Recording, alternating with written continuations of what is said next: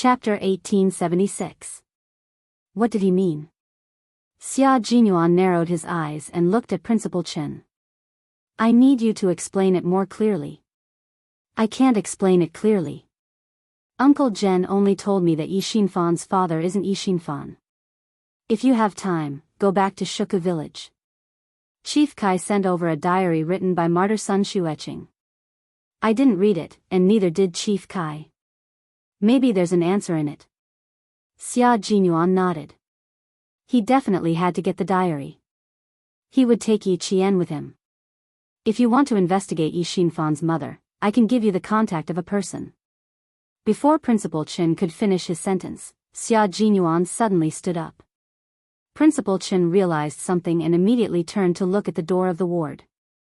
He saw Yi Qian. Yi Jian seemed to have not woken up yet. She stared at Headmaster Chen, who was leaning against the bed, with her dark eyes. Her look made Headmaster Chen very worried. He turned his head and quickly asked Xia Jinyuan, "This girl, did she hear anything?" "Don't worry." Just as Xia Jinyuan was speaking, Yi Qian seemed to wake up. The moment the door was pushed open, a figure rushed to the bedside like lightning. "Ayaya, you little girl. My old bones are about to be crushed by you." Principal Chen didn't know whether to laugh or cry when Yi Qian hugged him tightly. This girl rushed over in such a hurry and still managed to avoid his hand that was holding the syringe. Sigh, he had made her worry. It was not that Yi Jian had not woken up, but she was so surprised that she was stunned. She hugged Headmaster Chen's shoulders with both hands and did not want to let go. She said in a muffled voice, "You're so skinny that only your bones are left. At that time, you promised me that you would take good care of yourself, but now, you see. Uncle Chen, you went back on your words." She didn't cry because she knew that her family didn't like to see her cry. She didn't feel sad because she was afraid that her emotions would affect Principal Chen. It's good to be thinner. Thinner people are more energetic and healthy when they get older. You, on the other hand, have lost a lot of weight. You've lost so much weight that there isn't much flesh on your face. Principal Chen gently patted Yi Qian, who was trembling slightly. This child was so obedient that it made one's heart ache. She knew that he didn't like her and would cry at the slightest thing, but she had been holding it in, afraid that she would make him unhappy.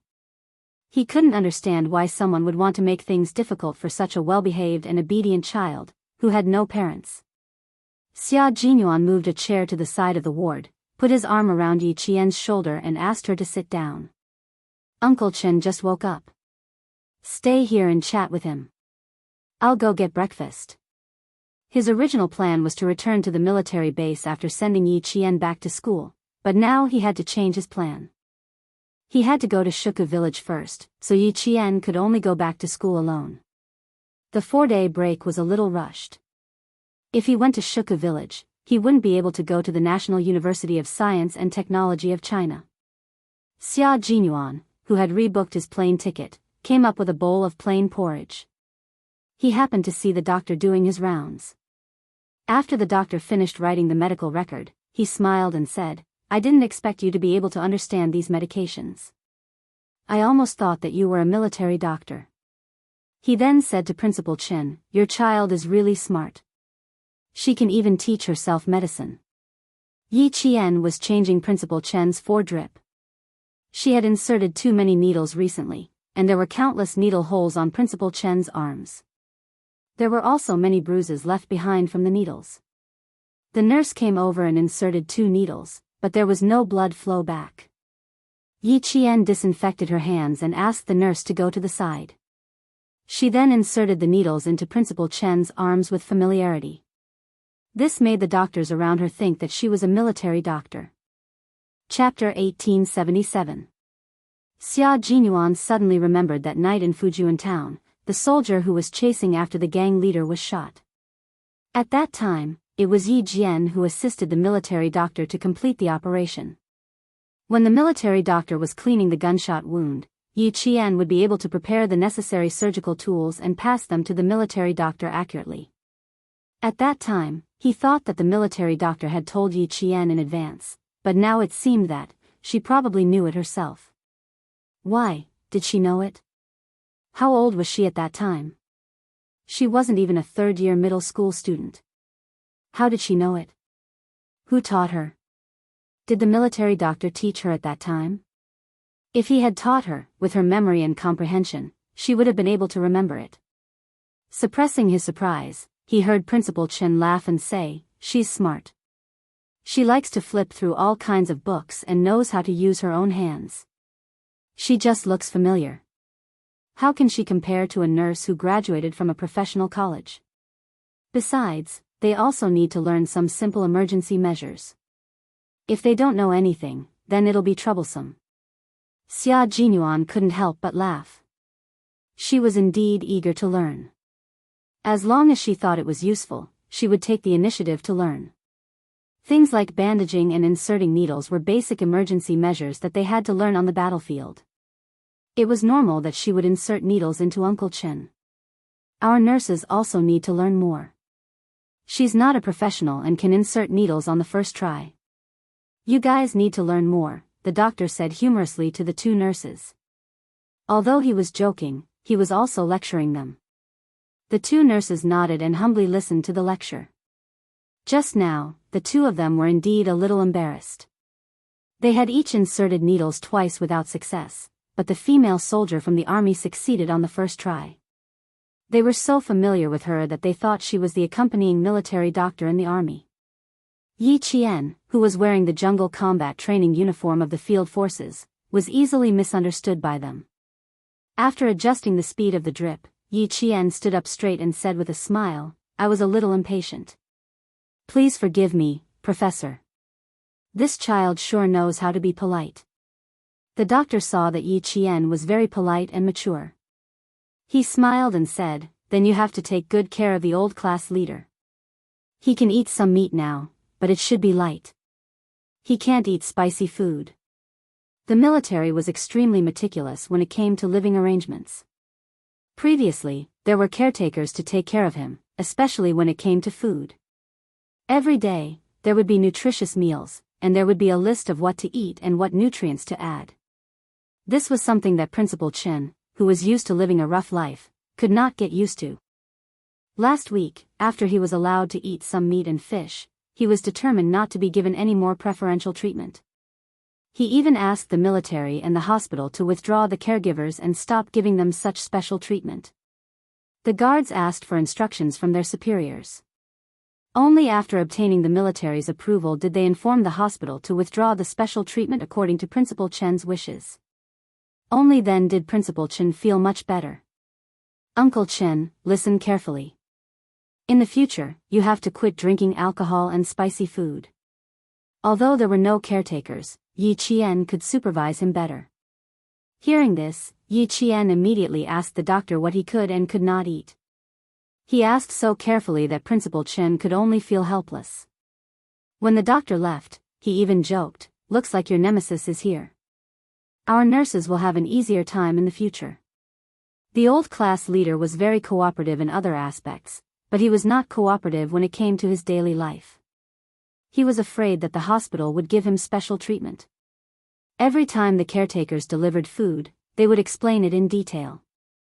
Sometimes, they would even ask the nurses. This caused everyone in the department to collectively tell them that the food was from the cafeteria every day. Chapter 1878. To Principal Chen, the food in the cafeteria was more than enough. He did not need to be served like an empress dowager. To him, the food in the cafeteria was more delicious and appetizing. Abstaining from alcohol and spicy food is not a problem. Just don't arrange for any caregivers. I already feel that it's too troublesome to arrange 3 shifts of guards to watch over me. I feel like I'm going to become a useless person if you arrange for more. Principal Chen, who was drinking millet porridge, said earnestly, "You've already caused a lot of trouble for the military. You can't be so meticulous about everything. Little Yi, remember not to make any requests." "Uncle Chen, I'm just seriously ill. I'm not crippled. I don't need anyone to take care of me. Don't treat me like a useless person. I don't like to be served like this." Yi Qian knew Principal Chen's temper. He had the same temperament as Uncle General. If the military needed them, they would be duty-bound to join the military. But when they returned to their daily lives, they would have to solve any problems on their own. They would never trouble the military. Uncle Chen was a strong-willed person and was once a world-class sniper. How could he accept a life of being taken care of everywhere? This kind of life might be good for others, but for Uncle Chen, it was denying his ability to continue contributing to the military. This was what Uncle Chen could not accept the most. Hearing this, Yi Qian smiled and said, "I'll remember what you said. I won't make any requests to the military." "But when you say return to the military, do you mean your second military service?" Otherwise, Uncle Chen would not say that he would return to the military directly. Instead, he would say that he would visit the military occasionally. Return to the military directly? Xia Jinyuan, who was putting a steamed bun on Yi Qian's plate, could not help but look over. "If you stay in the military all the time, you can. You'll be happier too." According to China's military service law, retired soldiers could not return to the military in principle.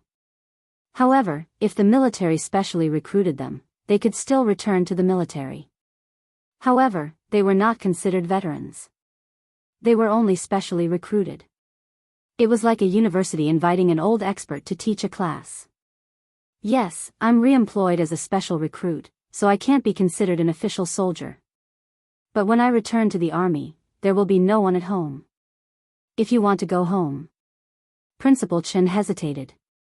He was worried that when Yi Qian returned to the village, the house would be too empty and cold. "Uncle Chen, I think it's pretty good. In the future, as my training and studies become more intense, I'm afraid that I won't be able to return to the village often. When I enter the army, it will be even more difficult for me to return. I think it's good that you've been specially hired to return to the army." Yi Qian interrupted him somewhat anxiously. She knew what Principal Chen was thinking, but to put it bluntly, she really didn't have much affection for Shuku village. It was probably because she had been hurt too badly by the rumors and slanders in the village in her previous life, and it was also probably because she had weak feelings for other people other than her family. So much so that even though she had lived 2 lives, she could not bear to part with the village that had raised her. If Uncle Chen was specially hired to stay in the army in the future, that would be perfect. In the future, during the holidays, she could directly return to the army to look for Uncle Chen. She could also train with the soldiers during the holidays. Yi Qian only needed to think about this kind of life for a moment, and the corners of her mouth curled up slightly. "It seems like you really want me to return to the army. All right, as long as you don't have any objections, then I've decided. In the future, I'll stay at the sniper base in the southern province. Shuku village. Yi girl, I'm afraid I won't be returning to the village in the future." Chapter 1879. Principal Chen was not a local resident of Shuku village. Being far away from his hometown, he was used to traveling around the world and was less homesick than others. He had been the principal of Fujian Town Middle School for more than 10 years, and even his house was arranged by the school. "If you don't want to go back, then so be it. I'll go wherever you go in the future." Yi Qian spoke so quickly and confidently that Xia Jinyuan couldn't help but raise his eyebrows. He coughed lightly and waited for her gaze to fall on him before he said calmly, "I heard that the sniper training base in Southern Province is very convenient to get to the airport. If you're free, you can actually come to Beijing for a short stay. My dad and grandparents will be very happy to have you here." I called my dad in the wee hours of the morning and told him that I planned to go back in the afternoon to visit him. Who knew that he would tell me directly that I didn't need to go back alone and that he would be happy to bring you back? Yi Qian, who was chewing on a steamed bun, blushed a little.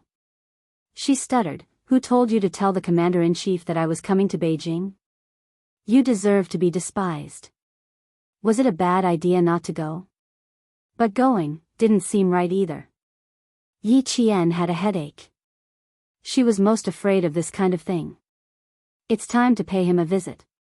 During this period of time, as long as Commander Xia has time, he will take the time to visit me in the hospital.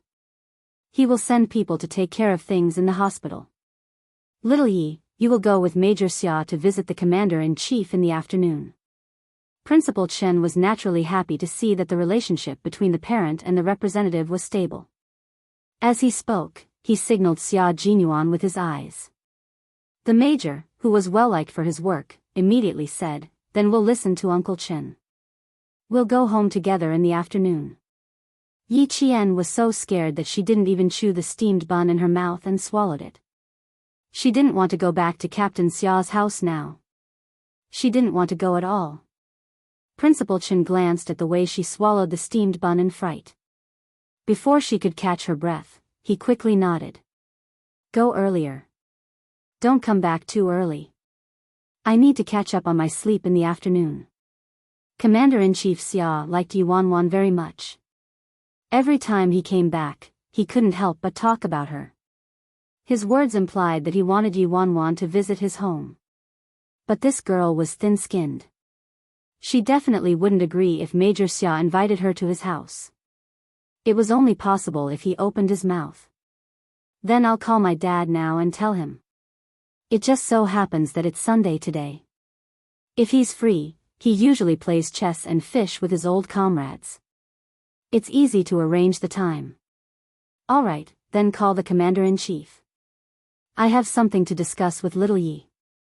Without needing Yi Qian to say anything, Principal Chen made the decision and instructed Major Xia, who had wanted to bring her home for a long time, to quickly make the arrangements so that Yi Qian wouldn't have a chance to recover from his shock. Yi Qian couldn't get a word in edgewise. By the time he caught his breath, everything had already been decided. Seeing Xia Jinyuan get up, she rushed over and tried to grab his arm. Don't, Little Yi, look at this medicine. Isn't it a little too fast? Why do I feel a swelling pain in my arm?" She wanted to stop him, but she had to see if Principal Chen would agree. Yi Qian immediately withdrew his hand and turned off the drip. He asked anxiously, "Other than the swelling pain, do you feel anything else? Does your heart beat faster? Do you feel any pressure when you breathe? Has something similar happened in the past?" Today's medicine was the same as a few days ago. However, with the same medicine, she didn't feel any discomfort at first, but later on, she felt uncomfortable. Similar situations had happened before. Yi Qian was a little nervous. Chapter 1880. Xia Jinyuan had already stood up gracefully and left the ward to call Commander-in-Chief Xia. Principal Chen, who was pretending to be unwell, saw that Xia Jinyuan had already left the ward. He instructed Yi Qian to sit down and said earnestly, "Why are you panicking? Sit down and finish your breakfast." Yi Qian, who knew that Principal Chen had done it on purpose, heaved a sigh of relief and said, "Uncle Chen, I can't stand being scared like that." He did not give up and turned to look outside. He quickly calculated in his mind. "Don't look anymore. It was my idea and my intention." Headmaster Chen's face was full of smiles. Relationships that don't aim for marriage are all hooligans. He had to keep an eye on them. So far, the Commander-in-Chief's son was indeed impeccable. Yi Qian did not have any other long-term plans. He only wanted to bring Yi Qian home. Not bad. Yi Qian was a dependable and responsible man. Even though Principal Chen had always been satisfied with Xia Jinyuan, he still had to observe him. He was quite satisfied with Yi Qian's performance today. Yi Jian had lost her appetite for breakfast. At this moment, her heart was filled with anxiety. "Uncle Chen, I'm not prepared at all. It's too rash of me to visit you all of a sudden. I was also afraid that I would be rude. You know that I really don't know much about relationships. There are some things that I don't dare to face. What should I do if I were to be rude?" Yi Qian was very anxious and nervous. She did not have her usual calmness. Her little face was so tense that even the expression in her eyes was very unnatural. Seeing this, Principal Chen could not help but sigh softly. They had taught Yi Qian how to be strong, independent and work hard, but they had not taught her how to deal with complicated relationships. Fortunately, Major Xia saw through Yi Qian's resistance to the outside world and had a deep conversation with him. After that, Yi Qian did not stay in a narrow circle. Major Xia personally led her. In about half a year, Yi Qian was able to get along well with the sergeants in the army. It was the same in school. She was no longer alone and had a few good friends. The little girl in the past had grown up day by day. Now, she was a female soldier who could shoulder responsibilities. In a few years, she would be at the age to talk about marriage. Looking at her fearful and uneasy appearance, Headmaster Chen gently patted her arm and said earnestly, "Girl, don't be too nervous. Don't be afraid of being rude. In Uncle Chen's eyes, you have always been an honest, trustworthy, and well-mannered child. How can you think that you will be rude? Even if you do something wrong, don't you have Major Xia? With him around, what are you afraid of? Or are you saying that you don't want to go because you've never considered that your relationship with Major Xia will last a long time?" No, I just wasn't prepared. She had lived for 2 lifetimes before encountering something like this, so there was always a sense of fear in her heart. She did not have the confidence and was afraid that she would not do a good job. Do you think that if I suddenly go over, Commander-in-Chief Xia will think that I'm not very sensible? The more she spoke, the more nervous she became. Seeing that she was about to twist her fingers into pieces, Principal Chen did not know whether to laugh or cry. Why are you so worried? You are not afraid of anything. Why are you afraid of going to the Commander-in-Chief's house? Besides, this time you are going there to thank the Commander-in-Chief for taking care of me. How can it be rude? If you come and don't go, it will be rude. Chapter 1881. The Commander-in-Chief is also looking forward to you going, which shows how satisfied he is with you. Little girl, although you are still young and Uncle Chen has never been married before and doesn't know how to get along with marriage, Uncle Chen is here to tell you that marriage is definitely not a matter between you and Major Xia, but an important matter between 2 families. If the Commander-in-Chief's family is satisfied with you, then that is a true marriage. If he is not satisfied, no matter how good Major Xia is to you, Uncle Chen will never agree to let you be with him. Go over today and thank the Commander-in-Chief for taking care of me. Tell him that I, Chen Dongfeng, have nothing else but to train a few more excellent snipers and not let the troops down." With this heart-to-heart talk, Yi Qian suddenly felt a lot less burdened. Meeting the parents was a very cautious thing. Although she knew that Commander-in-Chief Xia was satisfied with her, she was still afraid that her relationship with Du Jiayi would implicate the Commander-in-Chief. After all, Du Jiayi's father was Chief of Staff Du of the General Staff Department and was not on good terms with the Commander-in-Chief. If Chief of Staff Du knew about her relationship with Captain Xia and wanted to help his daughter, would he go against the Commander-in-Chief again? Wei Jieyue had said that Chief of Staff Du and his wife, Madame Li, were very protective. Don't feel burdened. Uncle Chen believes that you will do well. If the Commander-in-Chief asks you to stay for dinner, don't refuse, okay? It is not easy for Major Xia to come back to the capital. If you refuse to eat, he will definitely come with you. You want to spend more time with me, but you have to think from Major Xia's point of view. Who doesn't want to spend more time with their family? Especially since both of you are soldiers and you spend very little time at home. What you do is so dangerous. Your family will only be relieved if they see that you are safe. Girl, no matter how nervous you are, you have to go. There were no flowery words or grand principles. Headmaster Chen's words were simple and easy to understand principles of how to deal with people. Yi Qian nodded gently. Okay, I know. It was better not to think about it in her heart.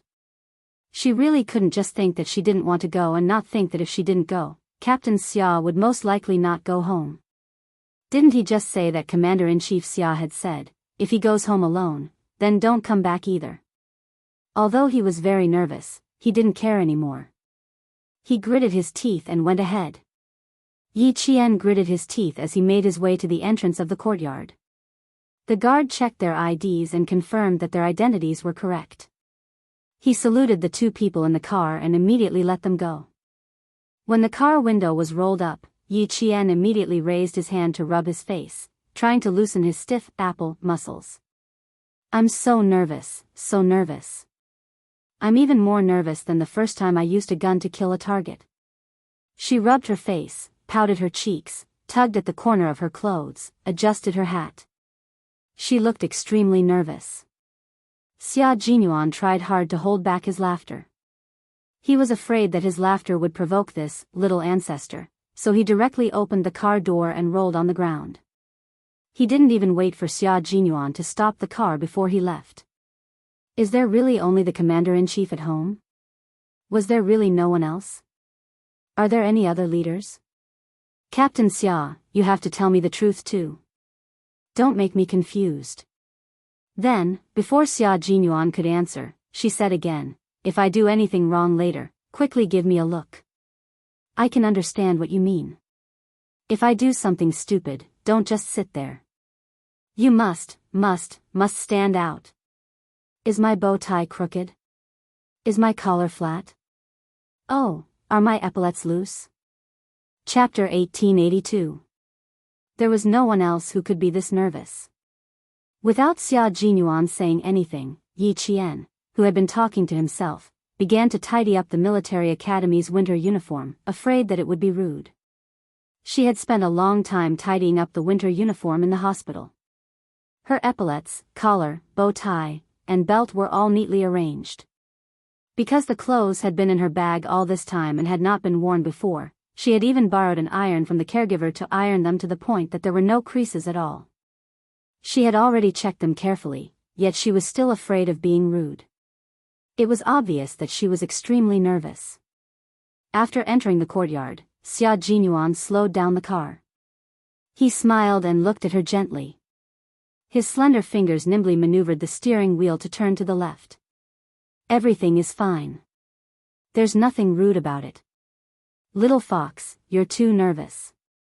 Relax. My dad isn't some evil spirit. Why are you so nervous? Besides, you've already met my dad. It's not like an ugly daughter-in-law meeting her in-laws. My dad was very happy when he heard that you were here. The good news came so suddenly that he wondered if I was deliberately teasing him. He only believed me after confirming it with me. You said you were nervous. Maybe my dad is even more nervous than you are.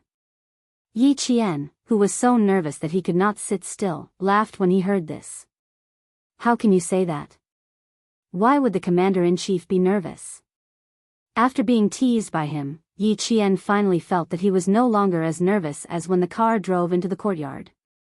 He patted his chest and continued to take deep breaths. Don't be nervous, don't be nervous. If you retract your head, you'll be stabbed. Just grit your teeth and you'll get through it. Xia Jinyuan's forehead twitched when he heard that. He was even distracted from driving.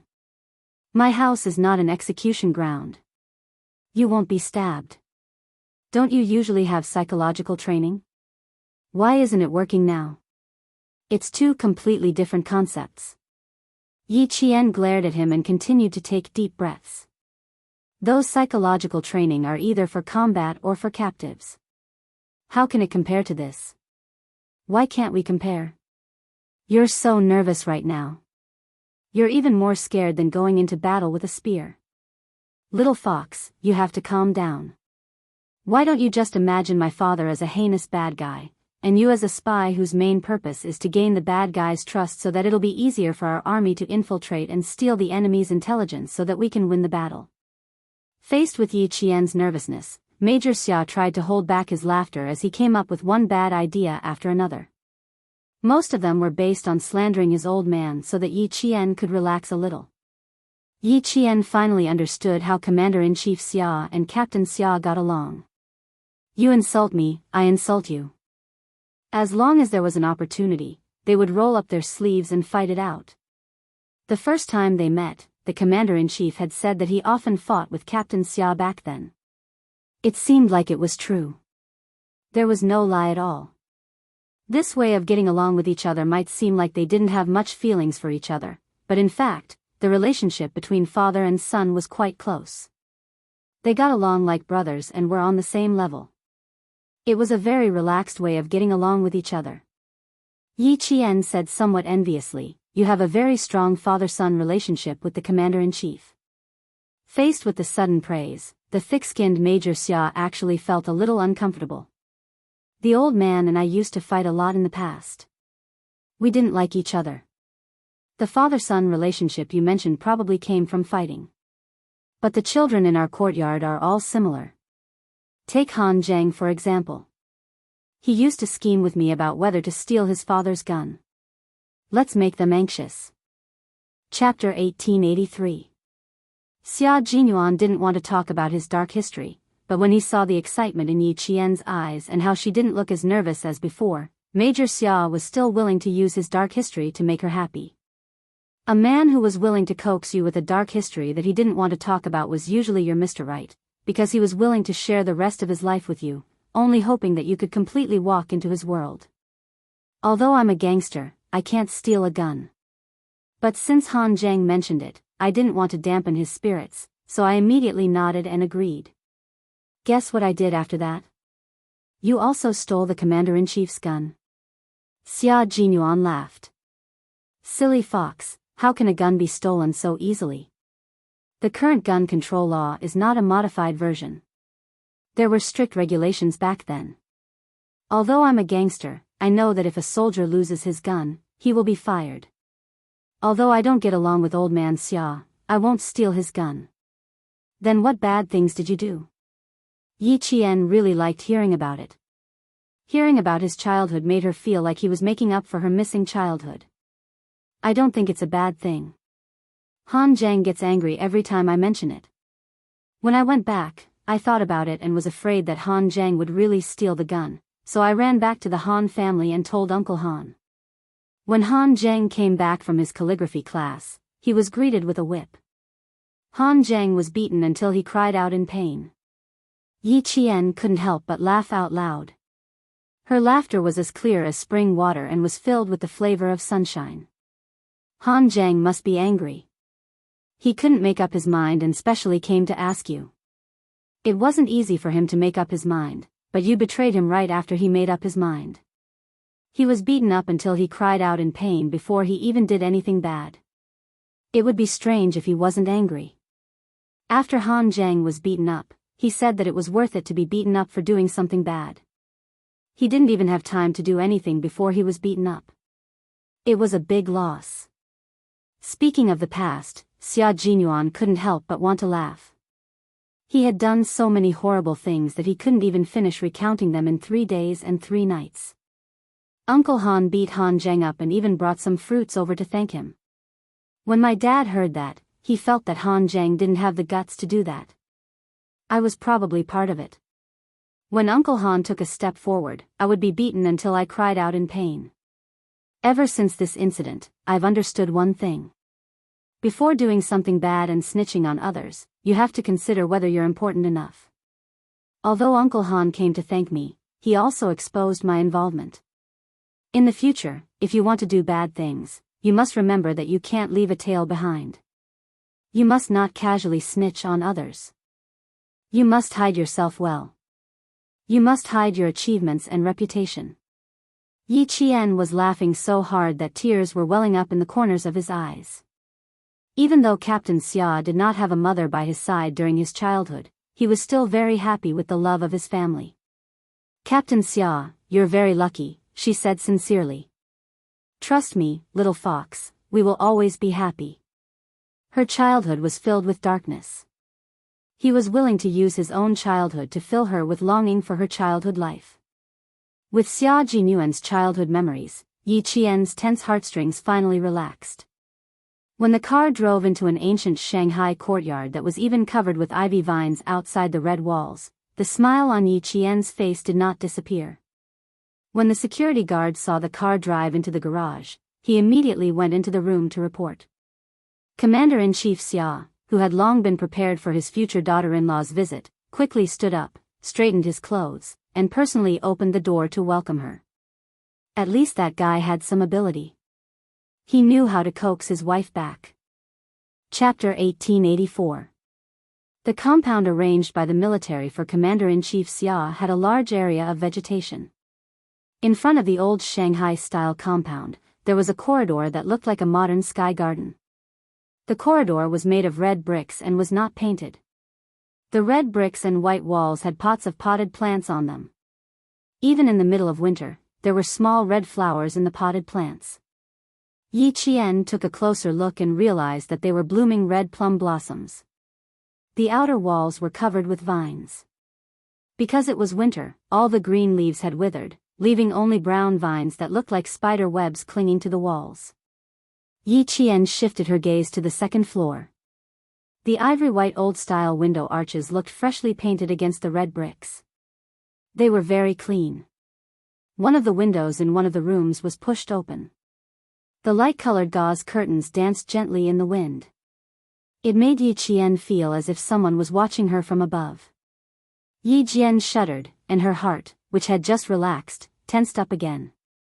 Just as she was about to speak, she saw a dark green figure pass by behind the pillars in the corridor. Yi Qian puffed out her chest and sucked in her stomach.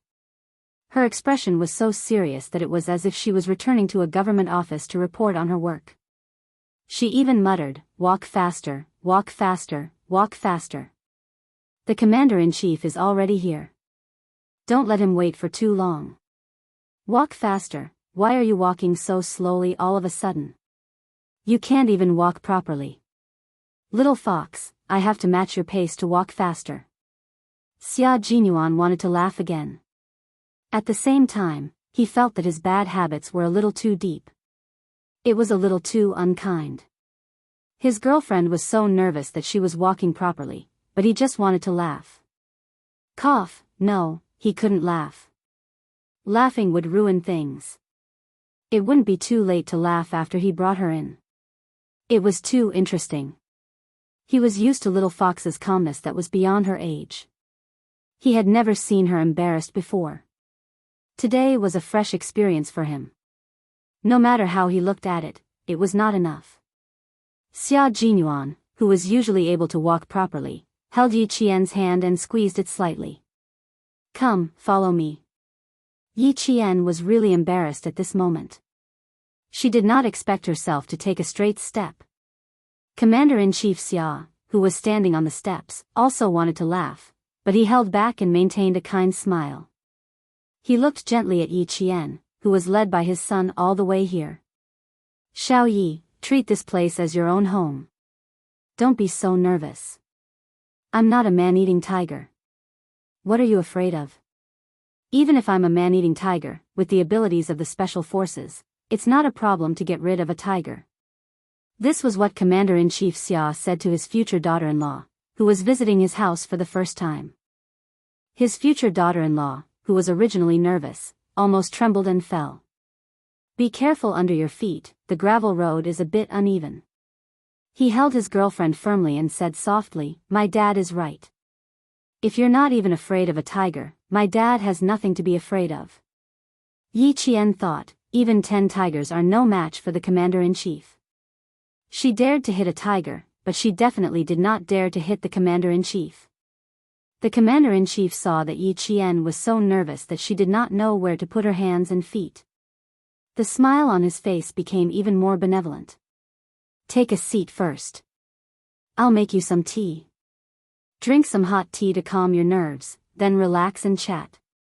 I won't trouble you. I'll go. Yi Qian, whose but had just touched the sofa, suddenly jumped up and looked like she was ready to make tea at any time. Commander-in-Chief Xia could not help but tease her. "Do you know where my kitchen is?" Chapter 1885. Where was Commander-in-Chief Xia's kitchen? He really didn't know. Yi Qian stood up and sat back down silently. He had already despised himself 100 times. When Commander-in-Chief Xia went to the tea room to make tea in a good mood, Xia Jinyuan came up to Yi Qian and said with a smile, "Don't worry, you'll know where my kitchen is after you come here a few more times. I'll also tell you where my room is later and invite you in to have a seat." At that moment, there was a little person dancing happily in the major's heart. When he saw Yi Qian's embarrassed state, he couldn't help but love him even more. He was too cute. How could he be so cute? He was so cute that he really wanted to kiss him. Xia Jinyuan glanced at the corridor leading to the tea room from the corner of his eye. He immediately seized the opportunity and kissed Yi Qian's cheek at lightning speed. "Give me a kiss so you can relax." Yi Qian jumped when he was kissed. He covered his cheek with his hand and quickly glanced in the direction where the commander-in-chief had gone. He glared at the man who still dared to be impudent. "You're even more nervous now. You need to stay away from me. Are you sure you want me to sit away? You don't want me to support you?" Xia Jinyuan raised his eyebrows. There was a deep smile on his elegant face. He pretended to get up and sit on the other side. "Then I'll really go over there. You can have a good chat with the old man while you drink tea." Yi Qian grabbed his arm and pinched it. "Don't you dare." He then asked softly, "How does the commander-in-chief usually settle his meals?" Family Xia didn't have any servants. There weren't even any servants to cook. There was no sign of a mistress in the house. Although the decor was warm, it was full of masculinity. "It's easy to settle. I usually settle it at the military headquarters. Occasionally, I'll come back early and call the guards in advance. The guards will take care of the meals." Sometimes, he would go to the North Sea to rest. Family Xia's old house is near the North Sea, so he would go back to accompany Old Master and Old Madam. Ever since Xia Jinyuan was admitted to the National University of Science and Technology of China, Commander-in-Chief Xia sent the old servant who had been serving him and his father to Old Madam Yang and did not hire another servant. "Then you should spend more time with the Commander-in-Chief when you're resting. You should also go back to the old mansion to visit Grandpa and Grandma often." Her voice was so soft that she had to prick up her ears to hear it clearly. Even so, Yi Jian was still worried that Commander-in-Chief Xia would hear her. Xia Jinyuan gently squeezed her hand and said with a faint smile, "You have to go back to visit Grandpa and Grandma. Are you blaming me for not taking you to visit them? Why don't we go to the old house tonight? Take a look at the two elders." "I didn't mean that." Knowing that he did it on purpose, Yi Qian could only hold it in for the time being. "Don't mention going back to the old mansion later. I can say that I'm here to thank the Commander-in-Chief, but if I visit the two elders, I'll become mute." He knew that she wasn't fully prepared to face his family, so how could he make her feel awkward? Seeing that she was so close, Xia Jinyuan lowered his head and pressed his forehead against hers intimately. He rubbed it a few times before looking up and smiling gently. "Okay, I won't scare you anymore. Don't worry. I won't take you back to the old mansion today. You have to be prepared. I have to give you time. But we'll definitely have to go back to the old mansion in the future. You have to be prepared in advance. The earliest is next year. Old Master will be celebrating his 90th birthday next year. If we have time, we have to be there." Chapter 1886. There was still a year to prepare, so Yi Qian felt that he would be fine. He nodded and said, "Okay, if I have time, I will definitely accompany you home." "Really?" Xia Jinyuan raised his eyebrows. There was a deeper meaning in his smile. Yi Qian didn't seem to realize that he had just agreed to something. He nodded and said, "Of course, I always keep my word." "Okay, I will remember." Major Xia smiled like a cat that had stolen a fish. No matter how you looked at it, there was a deeper meaning behind his smile. Yi Qian didn't know about family Xia's rules. If a man with a family Xia brought his girlfriend home to attend the birthday banquet, it meant that their relationship was stable enough that they could get married and have children at any time. Yi Qian, who didn't know, agreed to Major Xia's proposal. He believed that he was the wife of family Xia and Major Xia's wife. Major Xia was naturally happy that their relationship had changed so drastically. When the Commander-in-Chief came out with the tea, he saw the two of them sitting side by side on the two-seater sofa, their heads touching as they chatted. He felt very comfortable. In his life, he had lived up to the heavens, the earth, the country, and the people. But he had let down his only son. He owed him too much, so he didn't have the confidence to educate him. He had to straighten his neck and roar in order to feel a little more confident. He felt more at ease when he saw the young couple kissing each other. They seemed to be in a good relationship. Yi Qian heard footsteps behind him. He was about 2 fists away from Xia Jinyuan. He immediately stood up and greeted him. Commander-in-Chief, I can do it myself. Xiao Yi, don't be so formal. We don't need to be formal at home. You can call me uncle. I will be happier when I hear that. Commander-in-Chief Xia wasn't as rigid as he was at work. He was witty and humorous. However, he had been in the military for many years and held a high position. Even when he smiled, he still had a dignified aura about him. Commander-in-Chief Xia handed the steaming teacup to Yi Qian, who blushed when he heard his words. He added, "You're making me even more nervous." Hearing this, Yi Qian did not know how to respond without being rude. Come. Sit. Old Six, let little Yi sit down. Director Xia did not want his future daughter-in-law to be afraid of him. Although he was wearing a military uniform, he deliberately restrained his military might. He was afraid that she would be too nervous and not dare to come again after her first visit. Have a seat, don't stand on ceremony. In front of the commander-in-chief, Xia Jinyuan hid his bad habits very well. He did not do anything that would make Yi Qian feel even more unnatural. Even the way he spoke was much more normal. The tea was very hot. Yi Qian took a small sip and was about to put the teacup on the coffee table when a pair of slender hands reached over and took the teacup for her. Be careful not to burn yourself. After taking the teacup, Xia Jinyuan also took a sip from her cup before putting the teacup on the coffee table. Yi Jian, who was blushing, kept receiving the gaze of Commander-in-Chief Xia. She straightened her back and sat upright, not daring to relax at all. Go home and relax.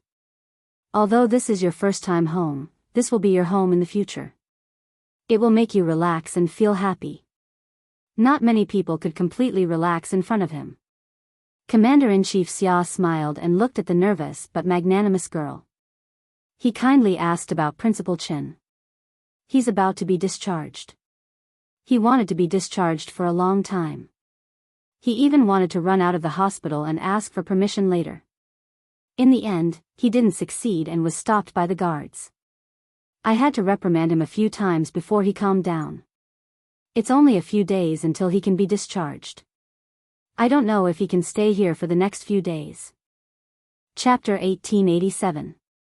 After taking a few sips of hot tea, Yi Qian gradually relaxed his stiff body and said politely, Commander-in-Chief, Uncle Chen's illness has caused you to worry. Thank you very much. If it weren't for your timely arrangements, Uncle Chen might not have been able to pull through. I don't deserve your thanks. This is what the military should do. He fell in a position to train talents for the army, so it's only right for the military to do its best to save him. Fortunately, he survived the scare without any mishap. Otherwise, it would be the biggest regret of the military. Xia Jinyuan became the guest. He stared at the girl he admired with a soft gaze. He watched her go from nervousness to calmness, and then back to calmness. Her thin and sexy lips were always slightly raised. His girl took this step for him, which meant that she approved of him and was willing to treat his home as her own. In the future, his home would be her home. It would be the home for both of them. We took his situation into consideration and combined it with the actual situation. In the end, we arranged for him to go to the sniper training base in the southern province. He will be specially recruited as a veteran and will enjoy the benefits of being in the army. Of course, his personal information will still be classified. His file will not be transferred to the southern province military region. And you will be able to be at ease. You won't have to worry about your family. You can focus on completing your studies without any burden. Even the guards were standing outside the living room. There was no one else in the living room. Yi Qian, who had relaxed, calmed down and faced the various questions from the commander-in-chief. After talking about Principal Chen, Commander-in-Chief Xia asked about Yi Qian's studies. You won't be staying in Beijing for long this time, right? I remember that the midterm exams for the National University of Science and Technology are coming up. How's your revision going? Did you miss your studies because of training? Commander-in-Chief Xia's intention for Yi Qian to come here this time was to introduce himself to Yi Qian. He didn't have any intention of inspecting Yi Qian. Therefore, he only asked about Yi Qian's current situation. Yi Qian smiled and answered seriously, "My revision is going well. During training, Captain Xia tutored me. I've already finished reviewing the important content. We'll rush back to school tomorrow morning and start the exam the day after tomorrow." She had to leave school on December 12 to start a 45-day training. After that, there were only 3 days left before the school's midterm exams. Calculating the time, it would be the day after tomorrow. Therefore, she had to return to school tomorrow morning. Military academies are different from high schools. Academic results are ranked second, while comprehensive physical fitness results are ranked first. Although you have 45 days to train outside, I believe that with your ability, you can do both at the same time and achieve good results in both your specialization and comprehensive physical fitness.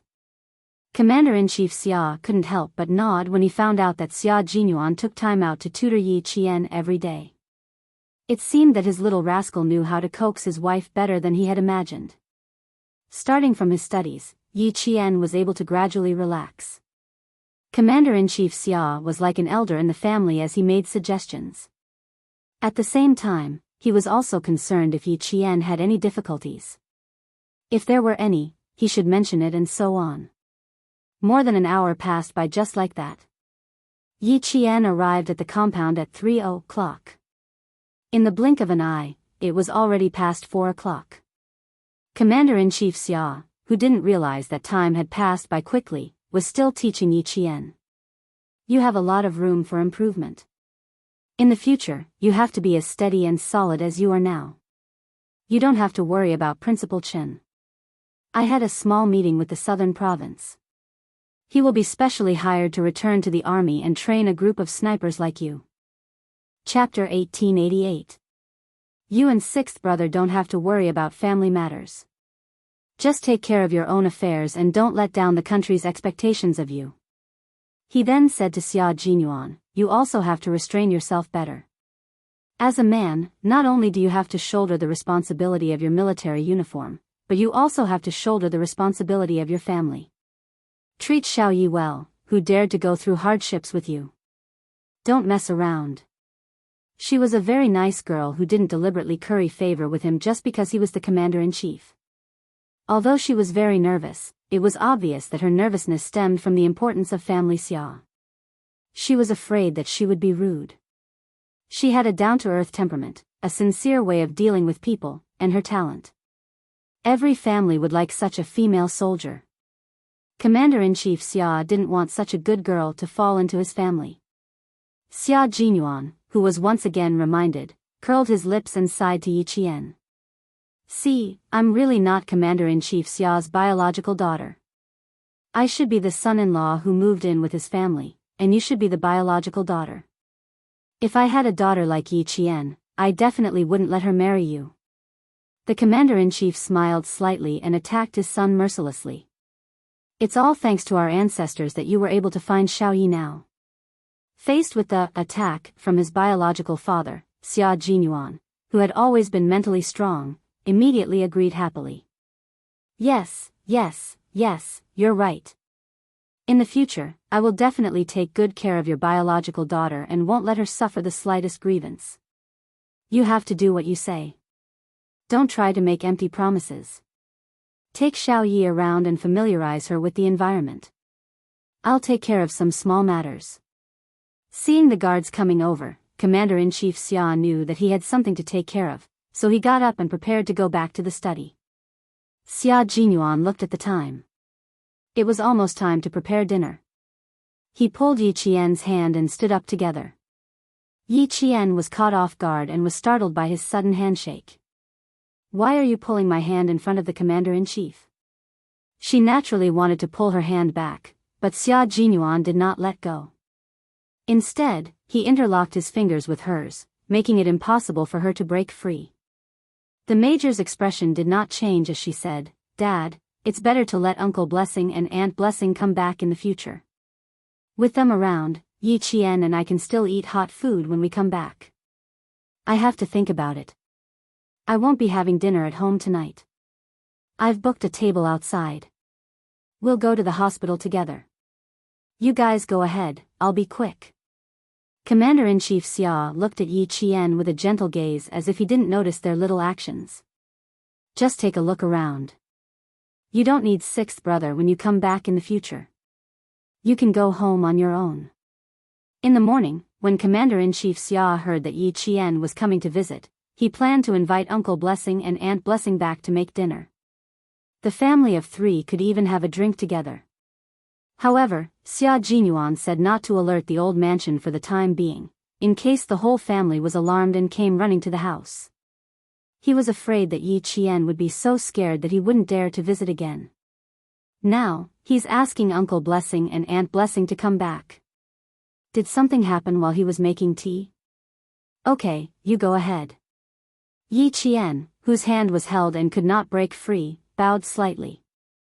Her ears were slightly hot as she watched the Commander-in-Chief stride away and go to the study. My dad will like to see the 2 of us holding hands. Struggling so hard, aren't you afraid of dislocating your wrist? Their fingers were intertwined. Xia Jinyuan looked at her red ears and bent down to get closer to her. Why are you still so shy? It's just holding hands. Chapter 1889. There's nothing to be shy about holding hands with, but in front of the Commander-in-Chief. Why? Shouldn't you be more reserved? Being around him was really a good way to train one's psychological tolerance. Yi Qian looked at their interlocked fingers and decided there was no need to shake them off. However, he still had to make things clear. I was shocked by you. I'm not used to holding hands in front of elders. She wasn't angry, but she was indeed not used to it. Xia Jinyuan kissed the back of her hand. Everything requires a process of getting used to it. I'll only hold hands and won't do anything else. How about that? He was so shy that he needed to practice. Are you sure? Yi Qian didn't believe him. He had already experienced Xia Jinyuan's insatiable nature. Xia Jinyuan immediately changed the topic. Let's go. I'll take you around. The old man is right. In the future, when I'm not at home, you can go home alone. Before they left, Yi Qian suddenly heard the sound of something slamming on the floor upstairs. Xia Jinyuan looked up. The sound didn't come from the study, but from the bedroom. Xia Jinyuan was a little worried. He frowned and said softly, "Wait a minute. I'll go ask the guard." Yi Qian, who was nervous again, quickly nodded and gestured for him to go take a look. He was angry.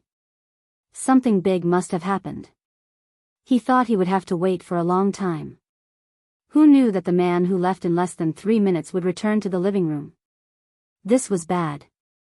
Even Xia Jinyuan, who had been smiling the whole time, looked a little gloomy. Yi Qian became more and more uneasy, but he knew it wasn't because of her. When Yi Qian walked out, he realized why his face was gloomy. It turned out that Commander-in-Chief Xia's ex-wife, Madame Xiao, came to the villa complex a few days ago but was rejected. This afternoon, she went directly to the family Xia's old mansion to disturb Madame Xiao's peace. Every time she comes back, there are a lot of things to do. She makes everyone unhappy, and then she leaves without taking any responsibility, just like before. After Xia Jinyuan said coldly, he looked calm again. Let's not talk about her. Let's go. I'll take you to the place where I used to go when I was young. One is the sports field, where the punishment is the most severe. The other is the banyan forest, where a group of people play a game of good guy and bad guy. He didn't mention Madame Xiao again, and Yi Qian didn't ask about it either. She smiled and asked a few more questions as she listened to his childhood. Soon, the man beside her was the handsome, smiling, and elegant young master again. Most of the senior officials and heads of state in Jing City lived in the compound. Most of them were senior generals in the army. Xia Jinyuan didn't take her too far. Because it was a Sunday, they met a few people who knew Xia Jinyuan. Fortunately, the 2 of them did not hold hands and only chatted as they walked. When they met someone they knew, Xia Jinyuan said that she was his junior from school and came to Beijing for an internship. He did not directly introduce Yi Qian as his girlfriend. Military school students should abide by the rules. They could be more presumptuous at home, but when they were outside, Xia Jinyuan was very careful about Yi Qian's reputation. He didn't want her to be criticized again. I'm not free tonight. My junior brothers and sisters from school are coming over, so I have to be a good host. Let's have a drink.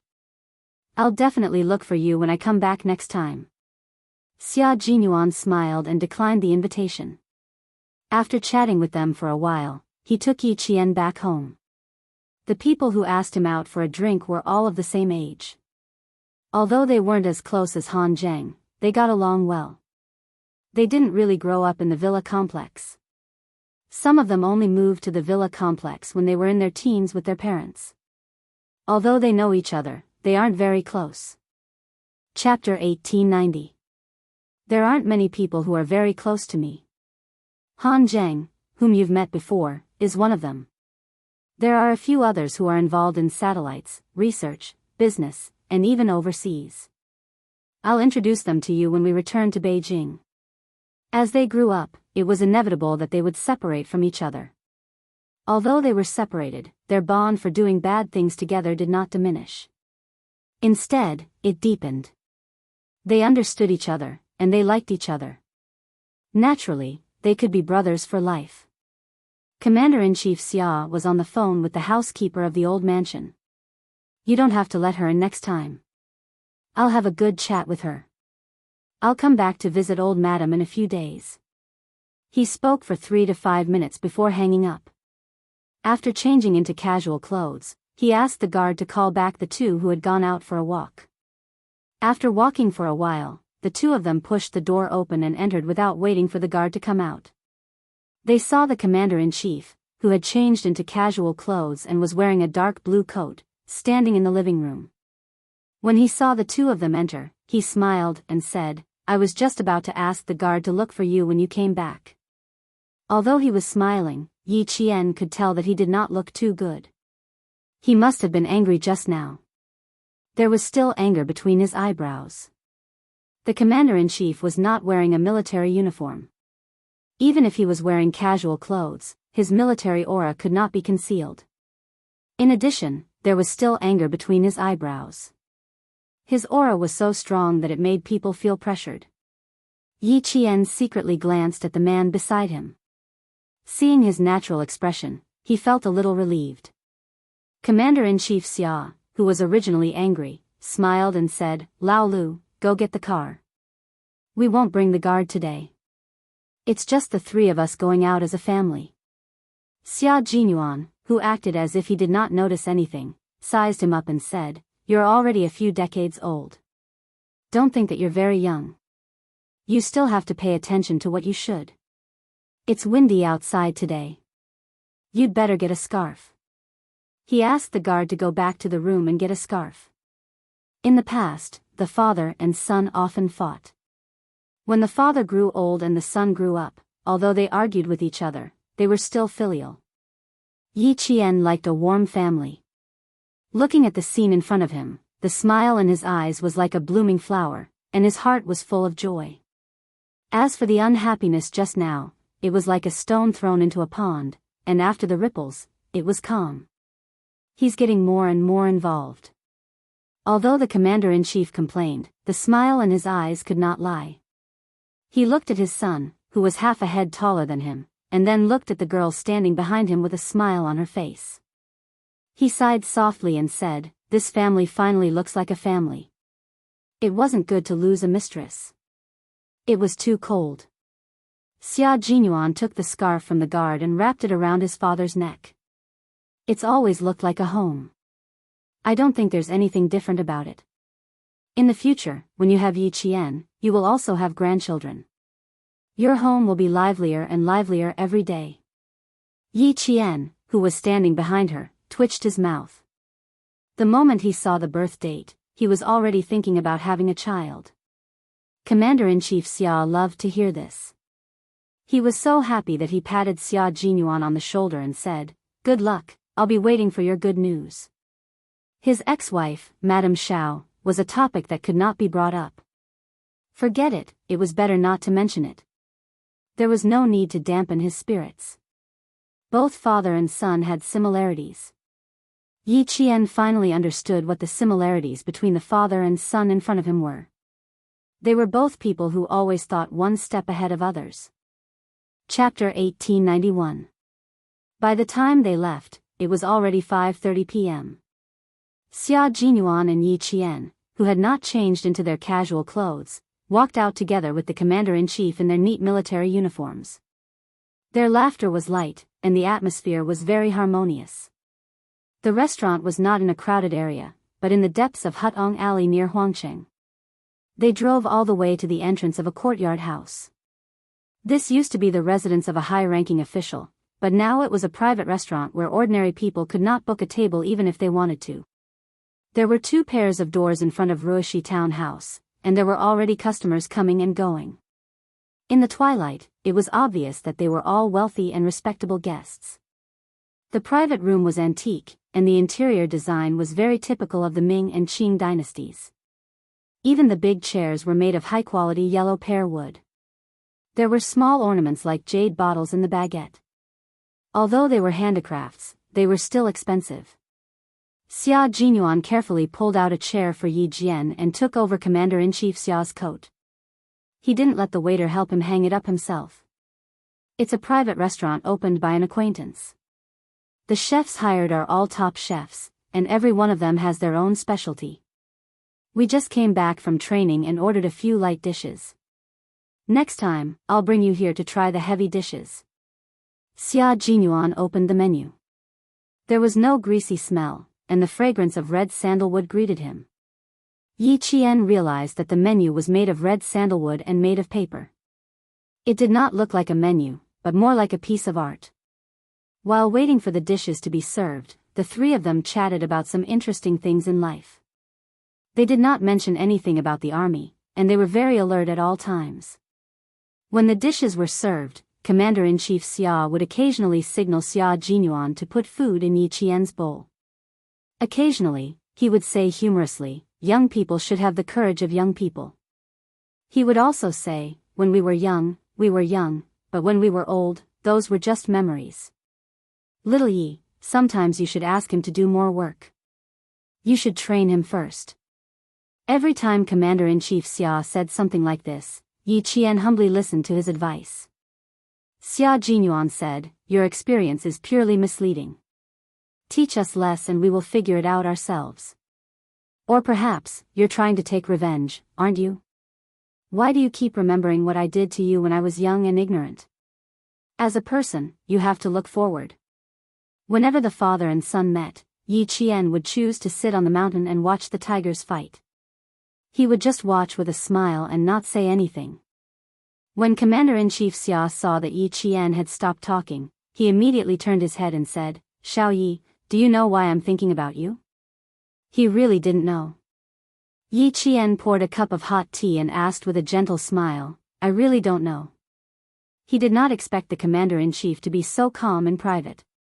She did not feel nervous at all. "Don't you remember? The old man couldn't win against the young man. I'll never forget this for the rest of my life." Commander-in-Chief Xia laughed heartily. This should be considered a dark history. He caused trouble outside, and I wanted to throw him directly into the juvenile detention center to discipline him. He was very capable, so he proposed to make a bet with me. Yi Qian accidentally heard a part of Commander-in-Chief Xia's dark history. This was the dark history of the top leader of the army, and she heard it without any preparation. The situation was similar to the last time when Xia Jinyuan mentioned Madame Xiao. She heard the whole story without any preparation. I had 10 bullets, and he had 10 bullets too. We made a bet that whoever could shoot perfectly would lose. The loser would have to run 3 kilometers around the field. At that time, I thought that there was no way I could lose. Even if I couldn't shoot perfectly, I still could. Chapter 1892. Later on, I did indeed score 9 out of 10. Compared to a kid who had never seriously practiced shooting, I thought that I would definitely win. What I didn't expect was that he would pick up the gun and shoot straight down. It was a perfect score. When Xia Jinyuan was 12 years old, the fights between father and son became technical. They would either do push-ups or hang on the horizontal bar. He always thought that the reason why he was so fit was all because of the fights he had with his father when he was young. I won, and he lost. The most hateful thing was that he still wanted to cheat. I gave up and cried at the shooting range. My father was afraid of losing face, so he had to agree. He was the one who started the bet, and he set the rules. In the end, he still cheated. Don't you think that makes me angry? Xia Jinyuan also remembered this incident. Although it was still fresh, it was still in the past. From the age of 14 to 26, a full 12 years had passed. I was the first to admit defeat to my son. At that time, I was the first to do so. No matter how I think about it, it's still embarrassing. In the end, I had to agree to his ridiculous demands.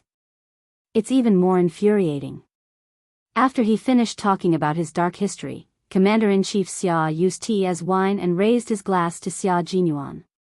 Don't be too proud. I'll wait for a grandson who is even more shameless than you to come and teach you a lesson.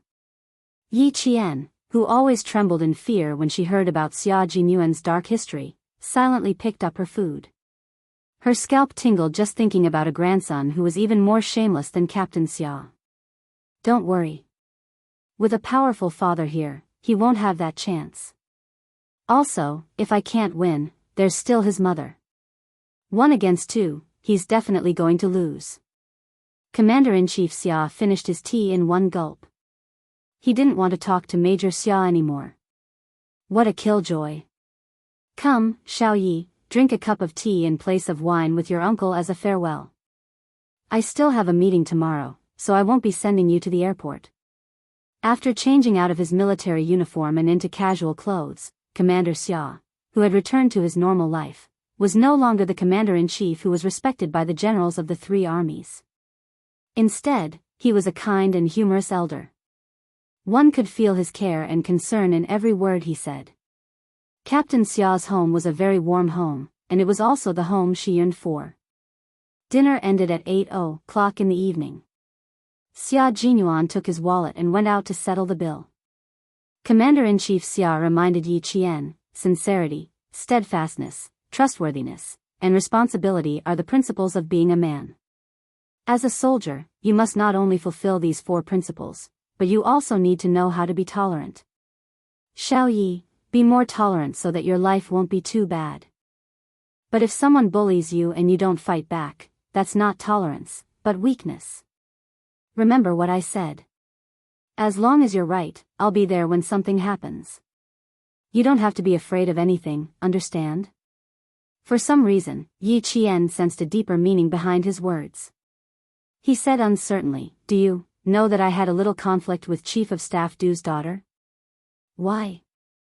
Are you afraid that I'll find out? Or are you afraid that I'll scold you? Commander-in-Chief Xia couldn't help but shake his head and laugh at his panicked expression. You have a point. Even if I know, what's there to be worried about? 6th brother should have told you about the matter between me and Chief of Staff Du had a conflict with his daughter. It happened. It's no big deal. If she dares to do anything, I'll naturally wait for her. Suddenly, an exasperated middle-aged woman's voice came from the private room. Xia Xinhui, are you in there? Commander-in-Chief Xia, who hadn't finished speaking, heard this and the smile on his face disappeared. He instantly revealed a majestic aura that no one could look directly at. Chapter 1893. Yi Qian suddenly felt that something was amiss. Since she dared to call out the commander-in-chief's name so rudely, it was obvious that she did not come with good intentions. Take a seat, I'm going out for a while. The commander-in-chief stood up with a gloomy face. Just as he reached the door, he said, I'll tell you about the old family matters later. This was an explanation to Yi Qian. He quickly stood up and said, do you want to invite her in to talk? Okay, you can go back with old Six later. I won't be going to the hospital. Say hello to Principal Chen for me. Commander-in-Chief Xia nodded slightly. The moment he opened the door and walked out, Yi Qian saw how dignified the commander-in-chief was. The military's prestige could not be violated at all. Yi Qian, who slowly sat down, felt a little restless. The commander-in-chief was a high-ranking military officer, yet the person who came was shouting and yelling without any regard for the commander-in-chief's dignity. She even said that it was an old family matter. Could it be? Could it be? Could it be? When she thought of Yi Qian on someone, she could not sit still for a moment. Madame Xiao, the commander-in-chief's ex-wife. She suddenly wondered if it was her. If it was Madame Xiao, it would be inappropriate for her to wait for Commander-in-Chief Xia to return to the private room before leaving. No, she could not stay. She had to leave immediately. She could not meet the Commander-in-Chief's private matters. A cold and deep voice came from outside. It was Commander-in-Chief Xia's voice. Xiao Shuman, you're getting worse and worse. He did not hide his anger, and it was like a sudden clap of thunder. Yi Qian, who could no longer sit still, stood up. She had to leave. The door was pushed open again. The elegant and handsome Xia Jinyuan walked over with a gloomy expression. Little fox, you can go back first. I need to help my father with something. Xia Jinyuan was in a bad mood. He didn't pay attention when he was paying the bill. He bumped into the person he didn't want to see the most. There was no trace of the smile on his handsome face. Only coldness could be seen on his face. All right, don't lose your composure and don't make a ruckus outside. If you have anything to say it behind closed doors. Don't let others see you as a joke. Yi Qian didn't say it out loud, but Xia Jinyuan knew what she wanted to say. Xia Jinyuan nodded. Don't worry, I won't give her a chance to make a scene. Let's go. I don't want you to get angry too. His biological mother, Madame Xiao, was definitely a weirdo. More than once, he had ridiculed Commander-in-Chief Xia for finding such a so-called talented woman back then. What talented woman? She was clearly a dull woman. He had a belly full of firewood, but none of it was real. Even if he chopped it up and burned it, it wouldn't make a fire. Madame Zhao's name was Shu Man. She was in her early 50s this year, 5 years younger than Commander-in-Chief Xia. She took good care of herself. From the back, it was easy to believe that she was in her early 30s. From the front, she looked like she was in her 40s. She had delicate eyebrows, cherry red lips, and a noble and elegant temperament. Yi Qian only took a glance at her before hurriedly leaving. Although she was Captain Xia's girlfriend, this was not an ordinary family matter. It was better for her not to know or hear about it. Xia Xinhui, I'm Ah Yuan's mother. How can you not allow me to see him? As a soldier, how can you be so overbearing? As he walked over, Yi Qian heard her complain.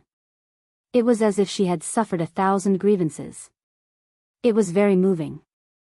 Then, another lady said softly, Old Xia, why haven't you changed your temper after so many years? You have to understand that Shu Man misses her son very much. No matter what, you can't stop Ah Yuan from seeing his biological mother. Do some calculations. How many times has Shu Man seen Ah Yuan since she divorced you? I'm afraid that Ah Yuan doesn't even know who his biological mother is. Yi Qian couldn't listen to it anymore. He suddenly stopped and said to Xia Jinyuan, Captain Xia, I'll go back to the car myself. Go and talk to this lady. Don't think that they're in the right. Chapter 1894. Yi Qian was also a protective person. She did not dislike Madame Zhao's words. After all, they were husband and wife. Even if they were divorced, their relationship was not something outsiders could casually comment on. When it came to matters between husband and wife, both sides had their own say. Since they couldn't live together anymore, it was better for them to get a quick divorce so that they wouldn't drag it out and become enemies. Even their children would be implicated. The reason why she avoided the matter between Commander-in-Chief Xia and Madame Xiao was because she felt that it was enough for the two of them to solve their problems. There was no need for others to interfere. However, this Madame's advice was interesting. Her words were pleasant to hear, but the meaning behind her words, She was clearly trying to drive a wedge between them. It was said that a good man did not fight with a woman. With Commander-in-Chief Xia's current status, it was even more impossible for him to fight with her. That madam had already convicted the Commander-in-Chief. Wasn't she just bullying the Commander-in-Chief because he was a man and his status made it inconvenient for him to argue with her? It was a pity that her current status was not very convenient. Otherwise, she would definitely argue with this madam.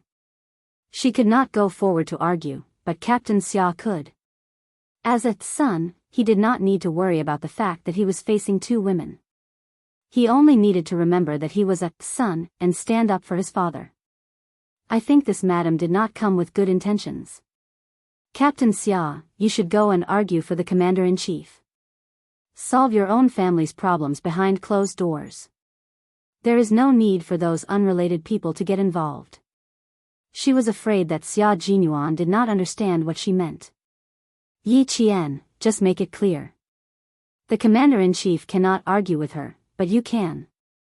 Yi Qian said softly and even pushed the man beside her. Go quickly. Don't let the Commander-in-Chief be at a loss for words. If my father knew that his daughter-in-law was so protective of him, he would be happy again.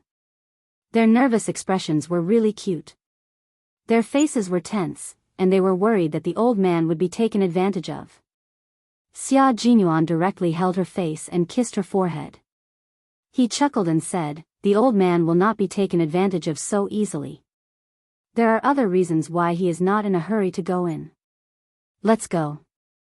I'll send you back to the car first. Yi Qian was worried. He wanted to insist on going back alone, but then he remembered that Xia Jinyuan had always insisted, so he nodded and quickened his pace as he walked out. Although he was angry, it wasn't the kind of anger that couldn't be restrained. Perhaps he was too nervous.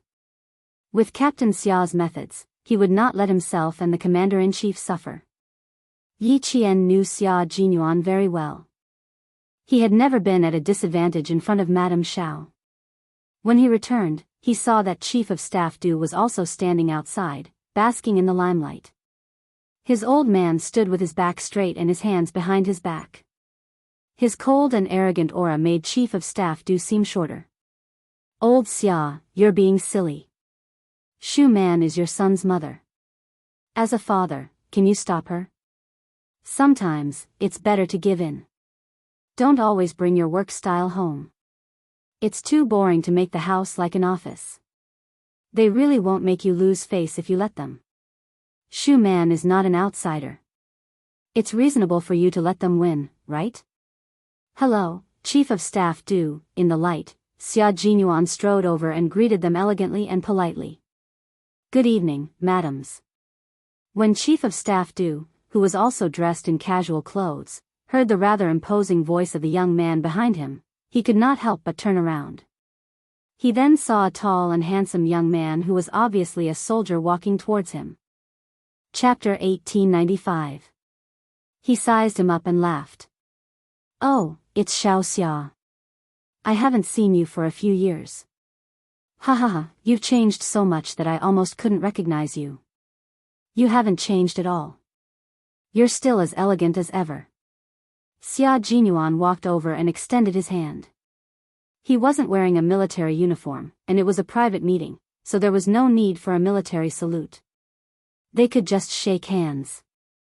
The moment the young and strong hand reached out, Chief of Staff Du's eyes darkened slightly. He smiled and said, No, I'm old. I'm 5 years older than your father, and I'm already in my 60s. If I continue to change, I'll become an old man. Chief of Staff Du was 64 years old. He got married early, and his eldest son, Du Kaiwei, was nearly 8 years older than Xia Jinyuan. Commander-in-Chief Xia frowned when he saw him coming over. Didn't he ask him to accompany Xiao Yi back to the hospital? Why did he come back? He glanced at his ex-wife, who was opposing him, and his frown deepened. She used to leave in a carefree manner, but now that she was old and envious of others who had children and grandchildren, she came back to look for sixth brother. Xiao Shuman, you've really been naive for a lifetime. Mrs. Xiao, who had been naive for a lifetime, hadn't seen her biological son for many years. At that time, she was so excited that tears were glistening in her eyes. Looking at her biological son who had grown so tall in the blink of an eye that she had to raise her head to see his appearance clearly, Mrs. Zhao's mouth trembled slightly. "Ah, Yuan, don't you recognize me? Although you didn't raise me, you still gave birth to me. How can I not recognize you?" In the dim light, Xia Jinyuan, who had just finished exchanging greetings with Chief of Staff Du, lowered his eyes slightly and looked at Mrs. Xiao, who had been searching for herself. He smiled faintly and said, "Don't think too much." Although he spoke politely with a smile on his face, there was an invisible wall of alienation that made Mrs. Xiao unable to get close to him. This discovery made Mrs. Xiao tremble slightly, and at the same time, tears burst out of her eyes. "Ah, Yuan, do you hate Mom, you?" Before she could finish her words, Xia Jinyuan had already looked away. Madame Xiao had no choice but to swallow her words and secretly wipe away her tears. The slender major stood in front of everyone. His innate noble temperament made him stand out even in front of the two senior generals in the army. "It's such a cold day. Dad, why don't you and Chief of Staff Du go back to the box and talk about our family matters? Mrs. Li, you should come as well. You've always cared about my family. With you around, Mrs. Xiao will feel more at ease." Before Chief of Staff Du could understand the meaning of his words, Mrs. Li's expression had turned cold. She said lightly, "Shu Man, your son is blaming me for being nosy.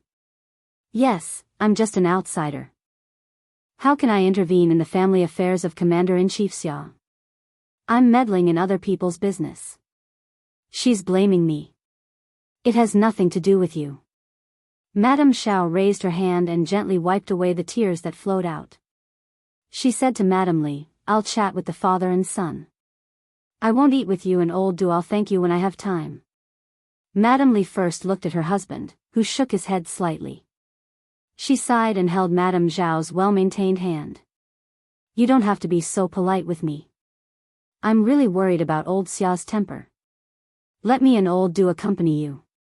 If anything happens, you still have us. I won't trouble you and old Du. Qinglan, you go eat first. I'll talk to old Xia." Madame Xiao was not moved. She refused Madame Li's company and said to Chief of Staff Du, "Old Du, I'll leave you."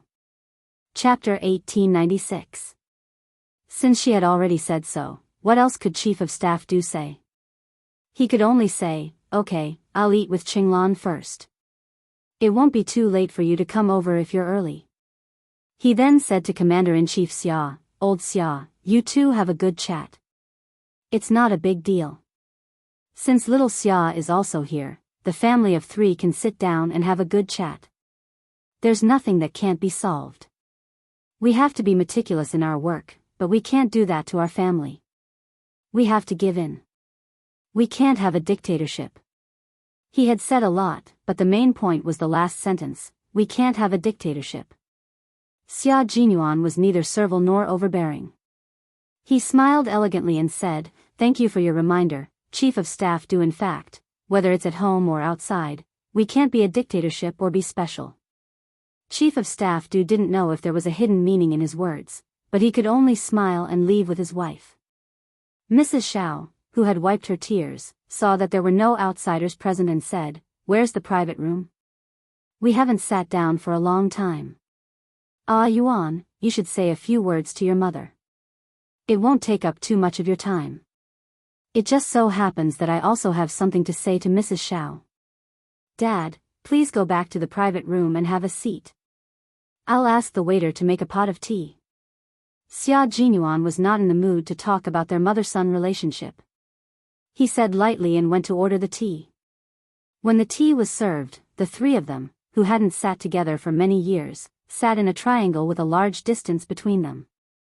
Mrs. Xiao looked at her son, who was unwilling to sit with her and didn't even look at her. She only felt bitterness in her mouth. She then looked at her ex-husband, who was sitting opposite her. Although he was old, he had more aura than when he was young. He had stayed in the army all this time and was now a commander-in-chief. She didn't dare to look at him more than a few times. Old, they were all old. Thinking back to the absurdity of their youth, they only felt that it was a dream. Every mistake was a mistake, and they didn't even have a chance to correct it. She didn't speak. Commander-in-Chief Xia was also calm.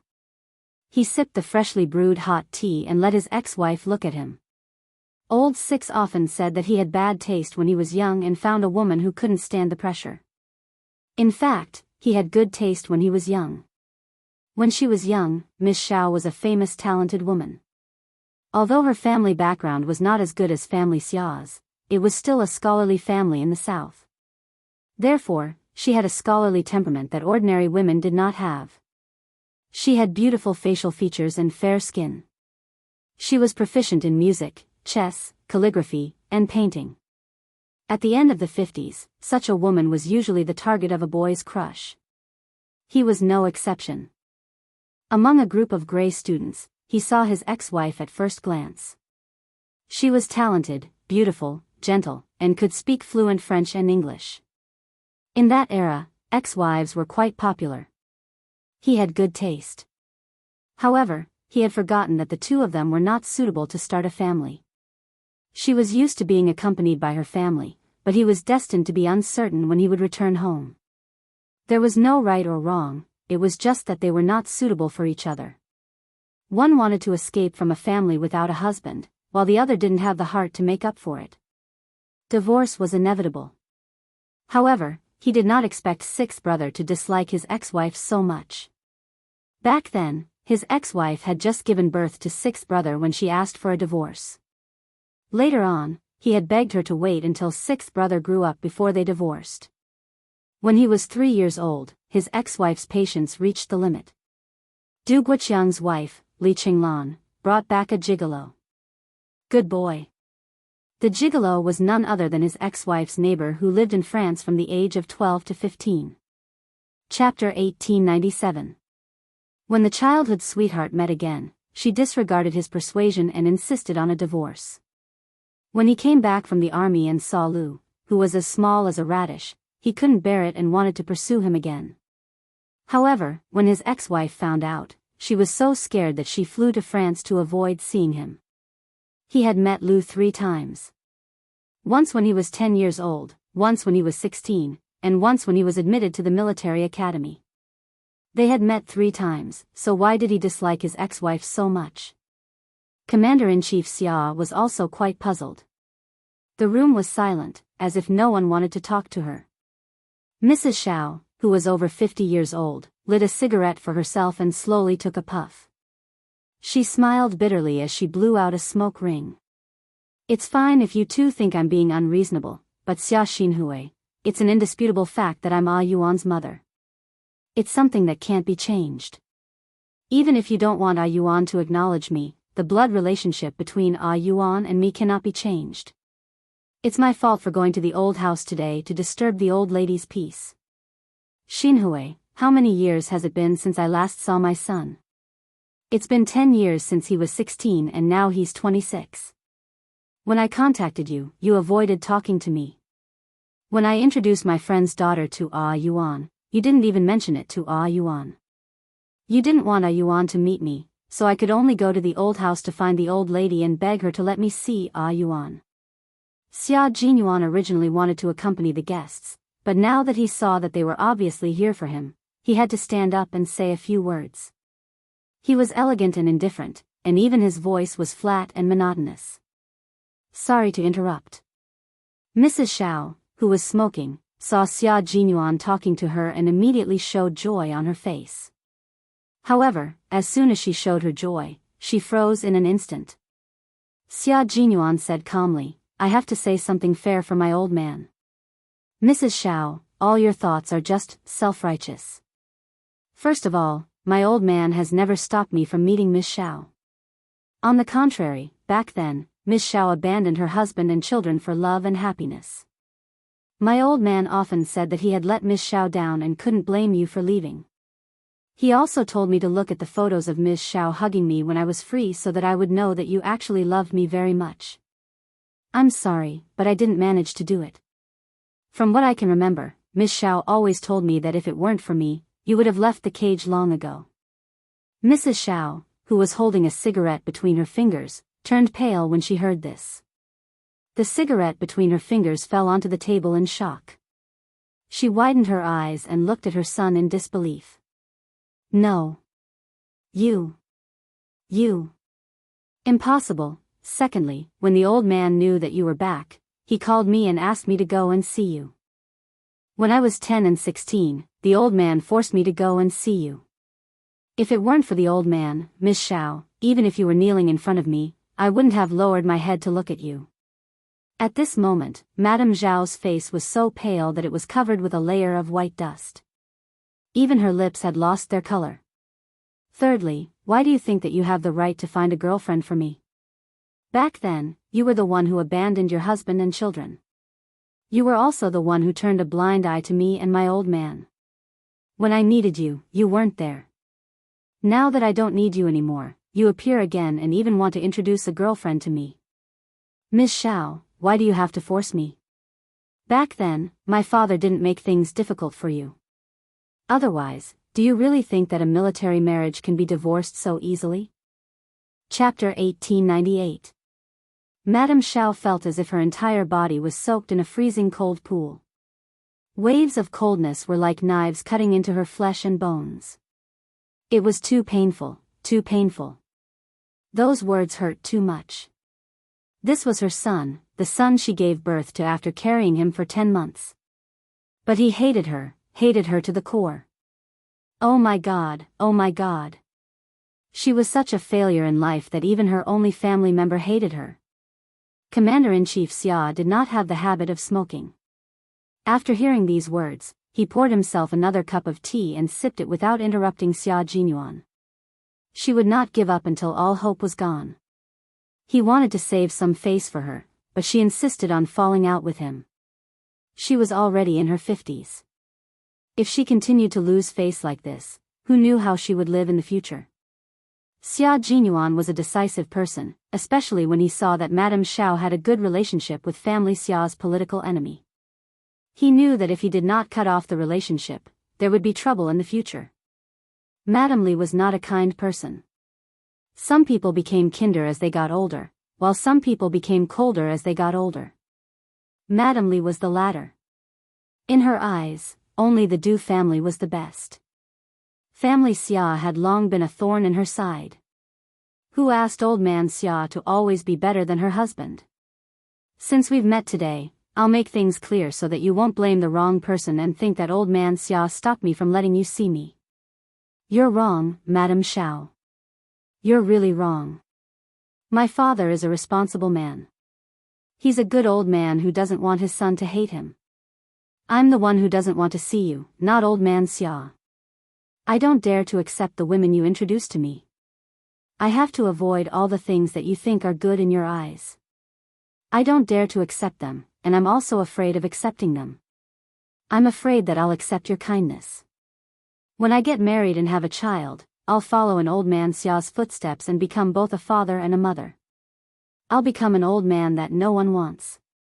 Yuan, don't say any more. It's Mom's fault. It's Mom's fault.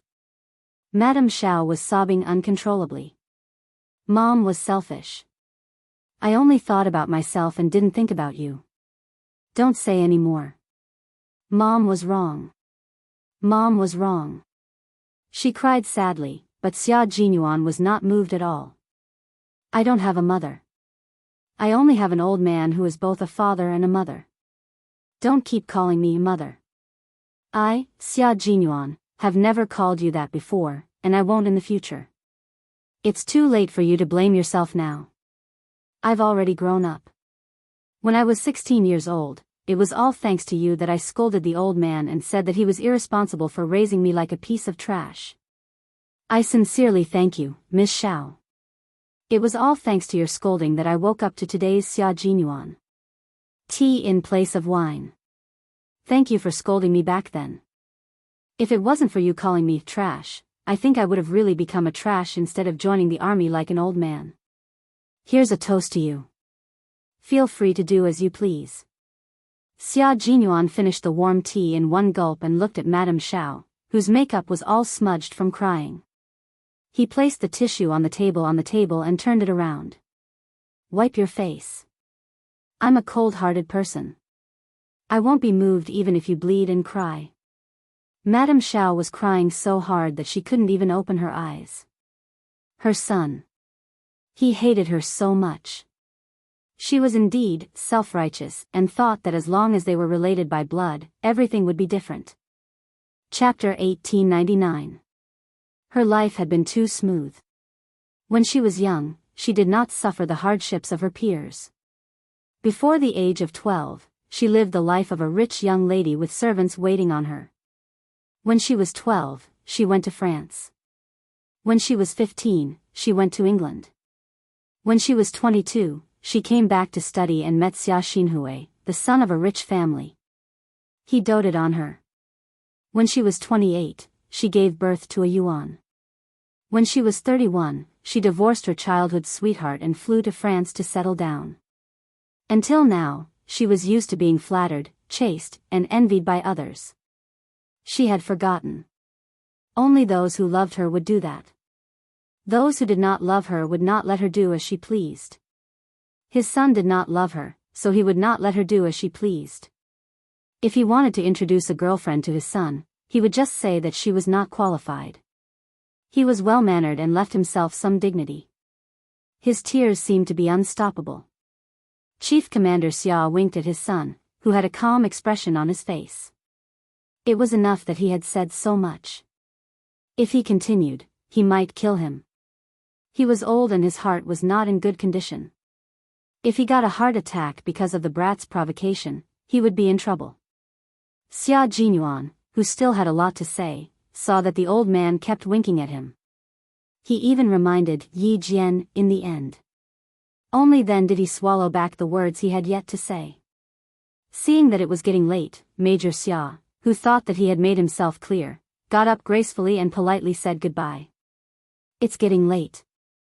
I have something to do. Excuse me, Miss Xiao. Have a good night. Goodbye. The old man had already given him a look. Fine, for the old man's sake, he would not say anything. He would leave Miss Xiao, who was over 50 years old, with some dignity. However, if she was still stubborn, she could not blame him for being ruthless.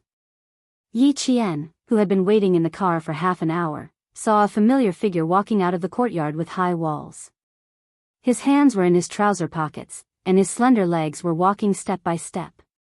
His posture was relaxed, as if he was taking a leisurely stroll after a meal. There was not a trace of gloominess on his face. Yi Qian, who had his hand on the door handle, retracted it. It seemed that his mood was not affected. Not only was it not affected, but his steps were also much more relaxed than before he left. It seemed that Ms. Zhao's appearance did not have any impact. Yi Qian, who was sitting in the front passenger seat, stared at the tall figure walking over. She had to observe carefully. Captain Xia was very good at hiding his emotions. Her gaze fell on the car through the windshield, causing the major to look over as well. There were street lamps in the parking lot, and the dim yellow light illuminated the ground. It also faintly illuminated the beautiful face in the car. Xia Jinyuan raised the corner of his mouth and quickened his pace. He didn't need another woman in his life. His little fox was enough. On the way to the hospital, Xia Jinyuan mentioned Miss Xiao. Yi Qian paid close attention to him and confirmed that his mood was not affected. Only then did he feel relieved. Xia Jinyuan's mood was not affected, and neither was Commander-in-Chief Xia. Before leaving, he graciously asked his ex-wife where she was going, and he sent someone to send her back. Miss Xiao had a villa in Beijing. Every time she returned to China, she would stay there. She had just been hurt by her own son, so she did not plan to go back early. She declined Commander-in-Chief Xia's kindness and said in a low voice, "I'll go find old Du, you can go first." Old Du was the chief of staff Du. Chapter 1900. Madame Xiao didn't think there was anything wrong with interacting with the Du family. She and Li Qinglan met in France and called each other Sister Lan. Later, they became closer and called each other by their names. They had known each other for 40 years. They had a good relationship and had close dealings with each other. Naturally, they were much closer. Commander-in-Chief Xia's face darkened when he heard that she was going to look for the Du family. He had to remind her, you know the relationship between family Xia and the Du family. Although Yuan didn't acknowledge you, you just said that you and Yuan's bloodline can't be broken. It's your freedom to make friends with whoever you want. I won't interfere, but I hope you don't do anything to hurt your only bloodline. Du family, you have to know your limits. Madame Xiao frowned when she heard her ex-husband mention her good friend. She nodded elegantly. The relationship between family Xia and the Du family has nothing to do with me, but since you mentioned Yuan, then I know. Although I didn't raise him, I gave birth to him after 10 months of pregnancy. When I was young, I said something that hurt his heart. He remembers and resents me. This is retribution from God, telling me that I can't be too presumptuous. The cycle of reincarnation will not forgive anyone. I swallowed the bitter fruit that I sowed. No matter how Yuan treats me, I asked for it. But if anyone wants to hurt Yuan, I won't sit idly by. You can rest assured about this. At the end, Madame Xiao mocked herself deeply. Her reddened eyes were faintly glistening with tears. Although she was over 50 years old, time was kind to her. She didn't worry, didn't ask about things, and was good at maintaining her appearance. It was possible to say that she was no more than 40 years old. The coquettishness of her youth had accumulated for most of her life and became calm elegance. She had black hair and gentle eyebrows. Although she lived selfishly, she lived with understanding. She always knew what she wanted and always knew that she wouldn't hurt herself. This kind of person lived with understanding more than anyone else. Unfortunately, they lived with too much clarity. The things they did would always intentionally or unintentionally hurt others. If they wanted something good, even if it was built on the basis of hurting others, they would still get it. It was rare to see such people who lived with clarity. His ex-wife, Xiao Shuman, belonged to this type of person. She would never sacrifice herself to help others. Commander-in-Chief Xia looked at his beautiful ex-wife and nodded gently. You know, I won't say much. I believe you can do it. As long as she understood, there was no need to worry. Sixth brother was her child after all. In the past, she abandoned sixth brother for her own happiness. Now that she was old, she knew that the fallen leaf had to return to its roots. She wanted to repair her relationship with sixth brother. Based on this point alone, he believed that Madame Xiao would not side with outsiders. One good thing about selfish people was that they always knew what was most important to them. Commander-in-Chief Xia did not offer to send his ex-wife back. He took his coat and nodded slightly at Ms. Xiao, who was still sitting there, as if saying goodbye. Then, he opened the door and strode out. Outside the gate, Xia Jinyuan instructed the plainclothes guard who had come forward. He said softly, Commander-in-Chief, the car is parked outside. All right, let's go. Mrs. Xiao, who had not moved, heard her ex-husband's authoritative voice. As the door of the private room slowly closed, all the sounds outside were cut off. Sigh, it seems that I'm really old. She poured herself a cup of hot tea and slowly took a sip of it in a refined manner. Even though there were wrinkles on the sides of her eyes that were once as bright as autumn waters, her temperament made the 54-year-old Madame Xiao age gracefully and calmly. Chapter 1901. She knew that she was a selfish person. Abandoning her husband and son was a treacherous thing in the past, but she never regretted it. It was useless to regret it now. After all, it was her own path. The only regret in her life was that she didn't expect that when she was old, she would want to talk to her son about life and listen to him talk to her. Unfortunately, her son was like her. He let go of things that he didn't want. She, as his mother, had been put down by him. He didn't need a mother's care in his world anymore. This was something she didn't expect. Shuman, why are you alone? Where's Xia? The closed door of the private room opened. Mrs. Li pushed the door open and entered. She saw Madame Xiao drinking tea alone. She was still as quiet as ever, as if she had never cried just now. She had a good life. No matter what, someone would stand up for her. This was where Li Qinglan couldn't compare to her. However, it was very different now. She had a son, but she didn't have one. Li Qinglan had 2 sons and 2 daughters. She had a prosperous family. She had a son to protect her family and a daughter to please her. Xiao Shuman could never compare to her in this aspect. Qinglan, come and sit with me. Yuan ordered black tea. It's quite to my liking. Madame Xiao smiled. She raised her hand elegantly and motioned for her friend to sit down and drink tea with her. Li Qinglan's eyes moved slightly. She sat beside her and said, "Did Xia do anything to you just now? Did he agree to let you meet Yuan? Although Xia has a bad temper and we can only let him do whatever he wants, he's still reasonable. If you communicate with him well, he'll definitely agree. If he doesn't agree, you can tell old Du and me. We'll go and find him.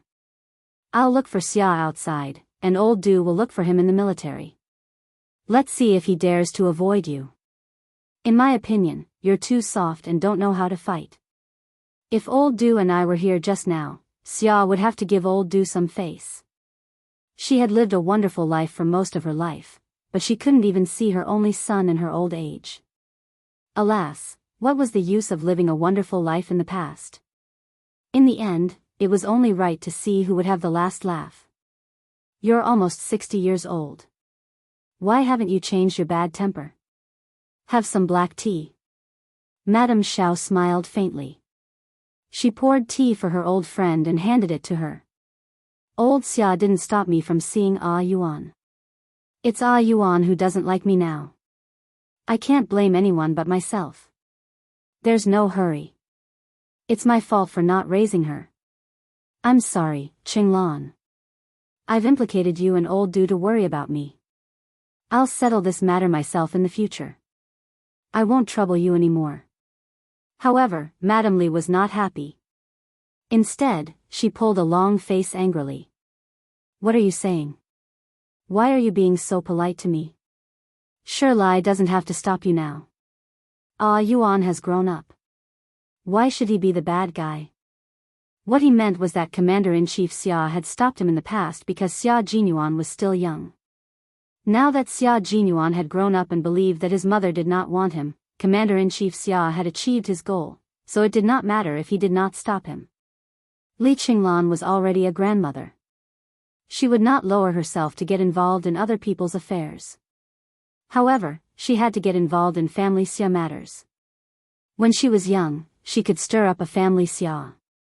Now that she was old, she still had the ability to cause trouble for the younger generation of family Xia. Chapter 1902. He sighed again. "Your business is my business. We've known each other for more than 40 years. You don't have any siblings, and you've also lost contact with your hometown.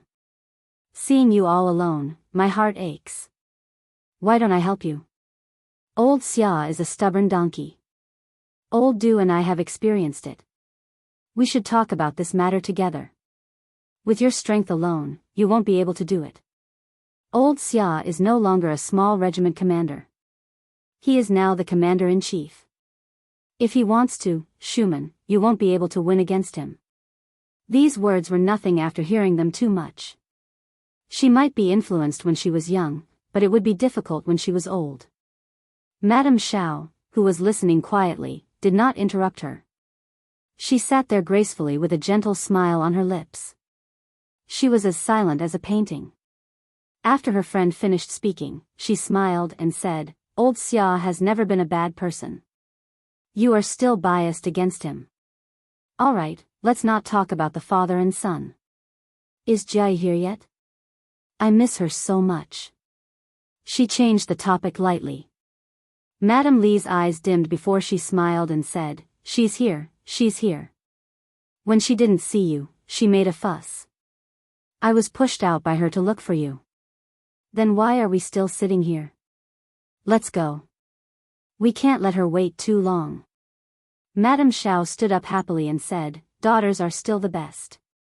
Daughters are their mother's intimate little jackets. Qinglan, you are so blessed. Who didn't like their children being praised?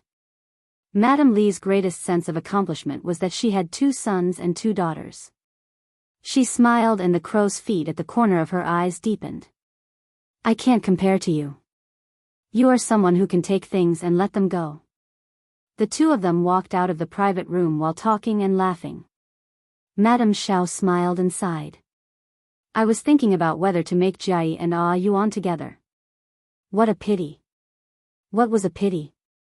Madame Xiao didn't say it. Li Qinglan smiled and didn't say anything. It was a pity that family Xia and the Du family had different political views. They were destined not to be in-laws. When they returned home, Madame Li told them everything. Chief of Staff Du's face was solemn. After thinking for a long time, he said, Did Xiao Shuman understand something when she suddenly asked us not to interfere? What does she want to understand? Old Du, Shuman is not stupid. She knows best when she is alive. Mrs. Li, who was lying in the massage chair and relaxing, said lightly, I've known her for 40 years. I know her and she knows me.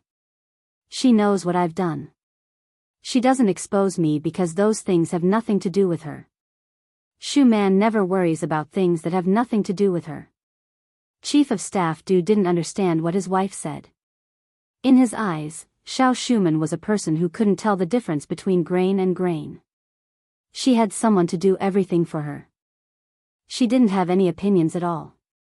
You said that she knows how to live, but I think she's just a muddle-headed person. I don't understand the things between you women, and I'm too lazy to figure it out. As long as Xia Xinhui doesn't have a chance to be promoted in the next 2 years, I'll be at ease. Women sought the hearts of the people at home, while men sought power outside. What Chief of Staff Du needed was power and power. I'll do my business, and you do yours. We're both grandparents. It's okay to be a little muddle-headed occasionally. Madame Li didn't say what she would do next. She closed her eyes as if she were sleeping. She was old and felt tired after a little effort. It was impossible for her not to worry about it. Chapter 1903. The mountain that blocked the Du family had not been dug out yet. She still had a son and a daughter who had not started a family yet. Even though her grandchildren had been born, she could not admit that she was old and had to continue to plan. As Madame Li was calculating in her mind, Xia Jinyuan and Yi Qian had returned to the hospital early and chatted with Principal Chen for a long time. They had not seen Principal Chen for several months, so they had a lot to say to him. Yi Qian mentioned what had happened in school, on the training ground, and with his classmates. As for the joint training of the 2 teams, he did not mention a word. Yi Qian knew what should be said and what should not be said. Fighting is actually a foreign thing to me. When I saw my classmate being bullied and forced into an alley, I rushed over. A group of motley crew thought that they were great. Seeing them made me angry, so I joined hands with a few boys to teach them a lesson. Yi Qian mentioned that before the joint training, Su Wen had been forced by several gangsters and then they had fought together. He mentioned Song Jiqiu. I didn't expect him to be Yang Heng's cousin. I met an acquaintance. Yang Heng. Is he the son of Director Yang of the Transportation Bureau? Xia Jinyuan was no stranger to Yi Qian's high school life. He knew all the boys and girls around her. Do you still remember him? Yes, he is Director Yang's son. Song Jiqiu told me that he has gone to Australia to study. Yi Qian said in a low voice. Her voice was as clear as the water in the mountains, tinkling happily. When she smiled, her eyes curved like the crescent moon above the treetops. Looking at her, Xia Jinyuan felt a little warm in his heart. He liked her smile very much. It was bright, pure, and full of hope for life. Principal Chen listened to her. His face was still a little gloomy, but the smile on his thin face never disappeared. This girl seemed to be living a good life. She completed her studies and trained hard at the same time. She achieved excellent results again and again. As Commander-in-Chief Xia said, she could shine by herself without any support. Talents were hard to come by, and an all-round talent like Little Yi was even harder to come by. The army had entered a period of reform, and the same was true for the grassroots companies. In the future, the soldiers would no longer have junior high school education as the main force. They would gradually develop towards high school and university education. Improving the quality of the entire army was part of the reform. Lassie had come at a good time, a good opportunity. The three of them had no choice but to stop when the doctor arrived at 11 o'clock. The two of them didn't stay at the hospital to accompany them. They were directly sent to the hotel by Principal Chen to rest. He said, "If the two of you sleep outside, you're clearly trying to make me lose sleep. Little Xia, bring little Yi to a hotel. She has an exam the day after tomorrow. How is she going to take the exam if she doesn't have the energy?" Yi Qian still had to take the exam the day after tomorrow, and her goal was to get the title of Outstanding Student directly after graduation. It wasn't easy to get this title. Her exam results and physical fitness scores had to be at the top. If she made a mistake, she would miss the opportunity. Xia Jinyuan moved 2 folding beds over and planned to stay with Yi Qian. Principal Chen obviously wouldn't agree. His face darkened, and he said to Xia Jinyuan, "Little Xia, if she's unreasonable and doesn't listen to advice in the future, just come back and tell me. I'll talk to her. She needs to be taught a lesson sometimes. She can only do as she pleases." "How can she? You can't just go along with everything she does. You have to persist in what you have to." Chapter 1904. Yi Qian was dumbfounded. He instantly thought that Xia Jinyuan would have someone to rely on in the future. Principal Chen's words tonight were definitely a big gain for Xia Jinyuan. He raised his eyebrows at Yi Qian, looking quite proud of himself. Seeing his proud expression, Yi Qian secretly clenched his fists. "Uncle Chen, you don't know how thick-skinned the guy in front of you is, and he has a lot of hands and feet. You're asking me to sleep in a hotel? You're sending me to the tiger's den." He was too embarrassed to say it out loud, so he could only scream silently in his heart. The doctor asked them to leave as soon as possible, but Principal Chen waved his hand to chase them away. Yi Qian had no choice but to take his luggage and go to the hotel. The hotels near the General Military Hospital were all busy, and the affordable rooms were already fully booked. As Major Xia had requested, they booked a luxurious suite that most people wouldn't be willing to spend money on.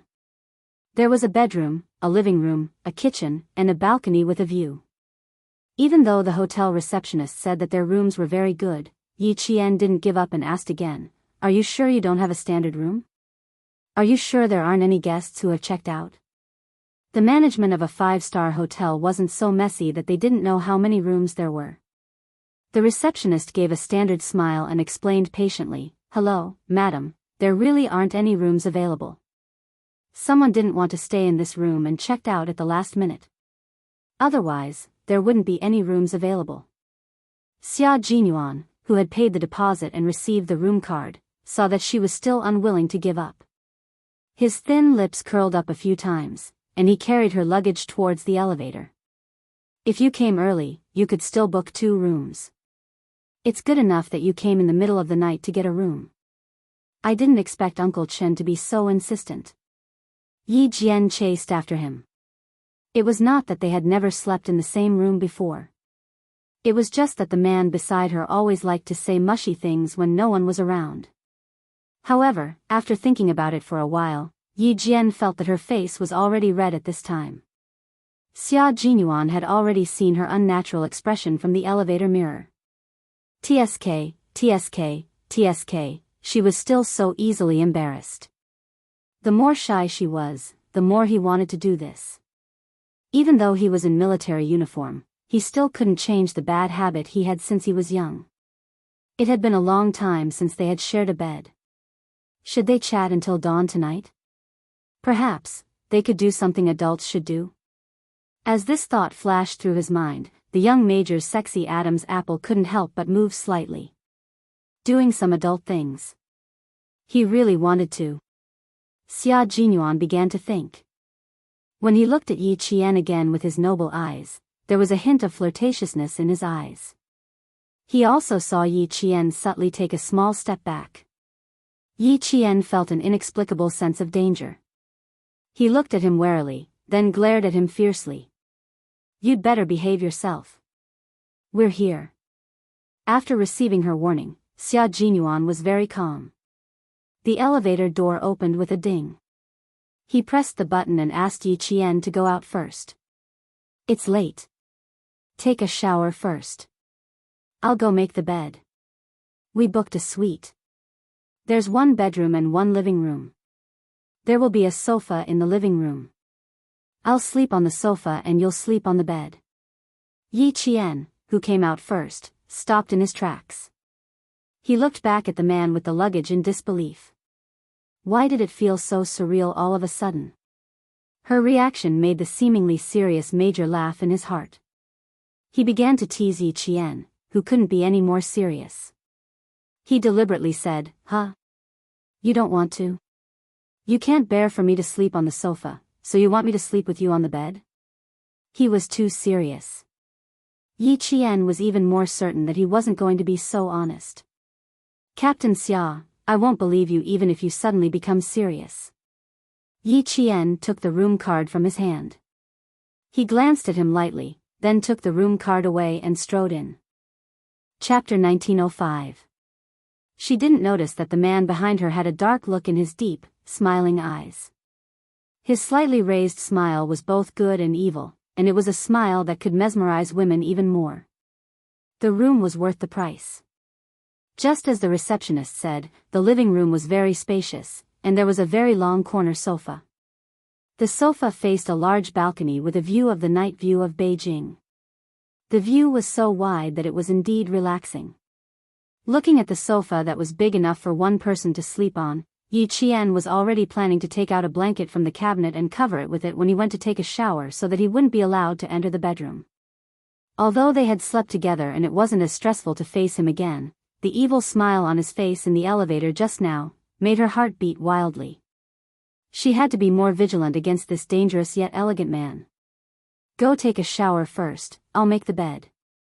Xia Jinyuan put down his luggage and took the initiative to find the cabinet. He took out 2 layers of spare blankets from the cabinet and carefully laid them on the sofa. Yi Qian watched as he came out with the blankets. He stretched out his long arms and familiarly shook off the blankets without her help. "Hurry up, I can make the bed myself." The major frowned slightly as he shook off the blankets, as if he didn't understand why she was still standing there. He simply threw the blankets in his hands onto the sofa, walked up to her, and asked in a low voice, "Is there anything else you want to talk to me about?" Yi Qian pursed her lips and pointed at the sofa. "You are taking the initiative. I'm still not used to it." After she finished speaking, she looked at him, trying to find something from his handsome features. However, the man standing in front of her was calm and composed, and his gaze was gentle and deep. It was as if there was a dark look in his eyes, but also as if there was nothing. Xia Jinyuan chuckled, and his sexy thin lips curved slightly. The evil smile that flashed past in the elevator was now on his handsome face. "Little fox, you're making things difficult for me. I don't know what to do to satisfy you. If you don't let me sleep on the bed, I won't sleep on the bed. Now that I've chosen the sofa, you're saying that there's a problem. Then tell me, what's wrong with me?" She wouldn't be standing here if she could. Seeing his face getting closer and closer, Yi Qian immediately bent down to pick up the luggage and avoided his kiss. "You make the bed. I'll take a shower first." "Forget it. Counter soldiers with arms, water with earthware." "Alright, do you want some water?" "I'll go pour a pot of water." "Sure." Yi Qian went straight into the bedroom and closed the door behind him. Even though the door was tightly shut, it could not stop Xia Jinyuan from looking at her in the dark. He might let her escape now, but later. He would not let her escape again.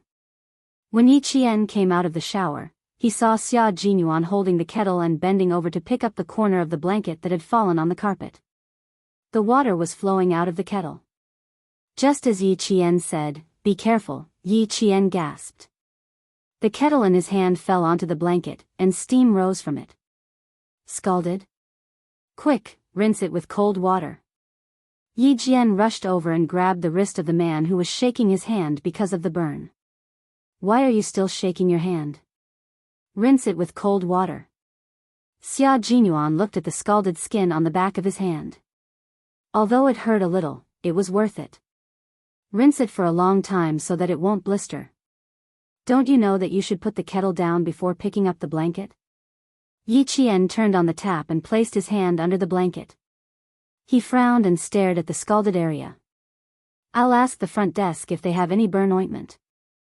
Chapter 1906. The front desk quickly sent a waiter to bring some burn ointment. When Yi Qian heard the door open, he motioned for Xia Jinyuan to continue rinsing the burn with water while he quickly went to open the door. After turning down the water flow, Xia Jinyuan saw his lover smiling and thanking the waiter. He glanced at the burn that was about the size of a coin, and his thin lips couldn't help but curl up again. Burn was really not part of his plan. His plan was to accidentally spill all the water when he bent down to pick up the quilt and wet it. If the quilt was wet, he would have an excuse to share the bed with her. He wasn't afraid that she would ask the waiter to bring another quilt. He would always have a solution. However, no matter how good his plan was, he still made a mistake. He didn't expect to burn himself. Although it hurt, it was worth it. Outside, Yi Qian declined the waiter's kindness, closed the door, and hurried back to the kitchen with the burn. It's just a small burn. You don't have to go to the hospital. Thank you. Burns were the most common injuries in life. Even the most cautious people couldn't avoid them. Yi Qian didn't suspect that Xia Jinyuan did it on purpose. When Yi Qian hurried back to the kitchen, he saw Xia Jinyuan wiping his hands with a dry towel. Before leaving the hospital, both of them wore a dark-colored coat in their luggage to cover their winter military uniforms. When they entered the room, they habitually took off their coats and hung them in the wardrobe at the side of the entrance. They were both wearing their winter uniforms. The tall and straight man was wearing a dark green military uniform that was tailored to his masculinity. He stood in the shadows of the spotlights. His unruly short hair, exquisite and elegant side profile, and the natural elegance that flowed out from his every move could inadvertently make people who were familiar with him fall into a trance. His hands were slender and didn't become tanned even after being exposed to the elements. After being rinsed with water, they were so fair that they looked like pearls. No one would think that these were a pair of hands that held guns, but rather a pair of slender hands that lingered on the black and white piano keys. Although his hands were beautiful, the burn on the back of his hand was an eyesore. Yi Qian frowned again. It should take 10 minutes to rinse. You only took 5 minutes. It's not serious. 5 minutes is enough. Xia Jinyuan set up the towel and turned to look at his lover, who was frowning. He laughed and said, "Don't look like that. It's not a big deal. It's just a small burn." Yi Qian retracted her gaze from his handsome face and took a deep breath. She calmed herself down before approaching him. This is a cooling ointment. Apply it first, then apply it again after you're done bathing. Remember to avoid hot water when you're bathing. Yi Qian held the pair of hands that countless women wanted to hold. He squeezed out a light green ointment that smelled cool and refreshing, and carefully applied a thin layer of it. He lowered his eyes and reminded her softly, "Next time, remember to put down the boiling water in your hands first before doing anything else. It's not too bad today. It's only a small burn on the back of your hand. Even if it leaves a scar, it won't affect anything. What if you burn your face? Captain Xia, even if you don't become a soldier one day, you can definitely rely on your face to make a living after you retire. You should take good care of such a good resource." As a woman, of course she was happy that her boyfriend was handsome. Everyone loved beauty, and she was no exception. Major Xia was speechless. "Little fox, I didn't expect you to care so much about your appearance. I've heard you tell me several times to take good care of my face." Chapter 1907. Of course I care. Since I've found myself a good-looking boyfriend, of course I'd like to look at a good-looking face every day. Yi Jian said confidently and raised her hand to touch his face. "Your face was born to make women commit crimes. Now I'm taking the risk of being stabbed by other women to take down the owner of this face. If you don't protect it well, you'll be letting me down." It felt good to be taken advantage of by his girlfriend. Even if it was because of his face, Major Xia thought it was because of his charm. His face was his, so naturally he was charming. Looks like I'll have to take good care of you. I'm afraid that if my face gets disfigured one day, my little fox will abandon me because of that. Yi Qian nodded seriously and said responsibly, that's right. In the future, we'll have to look at your face. If your face gets disfigured while I'm still as beautiful as a flower, wouldn't you feel inferior? Good Lord, she's getting bolder. She's making fun of me so skillfully. She was already smiling like a flower. She glanced at him from the corner of her eyes. Under the hazy white light of the spotlights, the girl with the fragrance of a bath really looked like a fox demon. She was so charming that she could hook people's hearts. Xia Jinyuan gradually stopped smiling. His dark eyes turned deep, like an unfathomable ancient well that locked the person who was reflecting the water. He suddenly took a step closer to her. His sudden action startled Yi Qian. She instinctively dodged to the side and pressed her butt against the counter. She looked at the approaching man warily. What are you doing? I'm just telling the truth. Could it be that, you're angry? There were too many unfathomable dark colors flowing in his eyes, and there were even specks of starlight flashing through them. The young major who had been so noble and outstanding just a moment ago was now filled with danger from head to toe. It wasn't the danger of pure darkness, but the danger of temptation. The dangerous major and the elegant man made her a little flustered. Xia Jinyuan calmly looked at Yi Qian, who had nowhere to run. His thin lips curved slightly as he took a step forward and instantly pulled her into his arms. His chest was very broad, firm, and gave off a sense of security.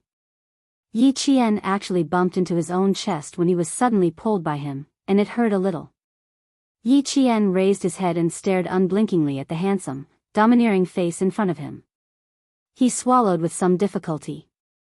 This kind of Xia Jinyuan, although dangerous, still made her heart race. She had to admit that the reason she had agreed to him on impulse in her third year of high school had a lot to do with this elegant face in front of her. Even though they had known each other for 5 or 6 years now, every time she looked at his facial features, her heart would race uncontrollably. Fortunately, she had good self-control. Otherwise, she suspected that she would have pounced on him in advance and made the first move to gain the upper hand. For a moment, Yi Qian was lost in thought as he stared at the major's handsome face. Do you like my face that much? Would it be more convenient for you to look at it if I stood closer? He lowered his head and leaned over. His deep voice sounded, and there was a deep affection for her in his sexiness, as well as the indulgence of a man towards a woman. Wouldn't it be more convenient if I looked at it like this? Or should we look at it while touching it? He held Yi Qian's hand and pressed it against his cheek. He asked her in a low voice, wouldn't it be more enjoyable? The palm of her hand pressed against his cheek, and the warm touch made Yi Qian shiver violently. Before she could fully recover from her shock, her heart melted from the adoration in his eyes.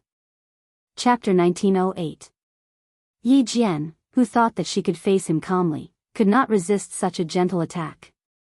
She wanted to resist, but what she got in return was his indulgence. I'm born with a pretty face. Can I only let you look at it? I won't show it to anyone else. Other than you, I won't show it to another woman, okay?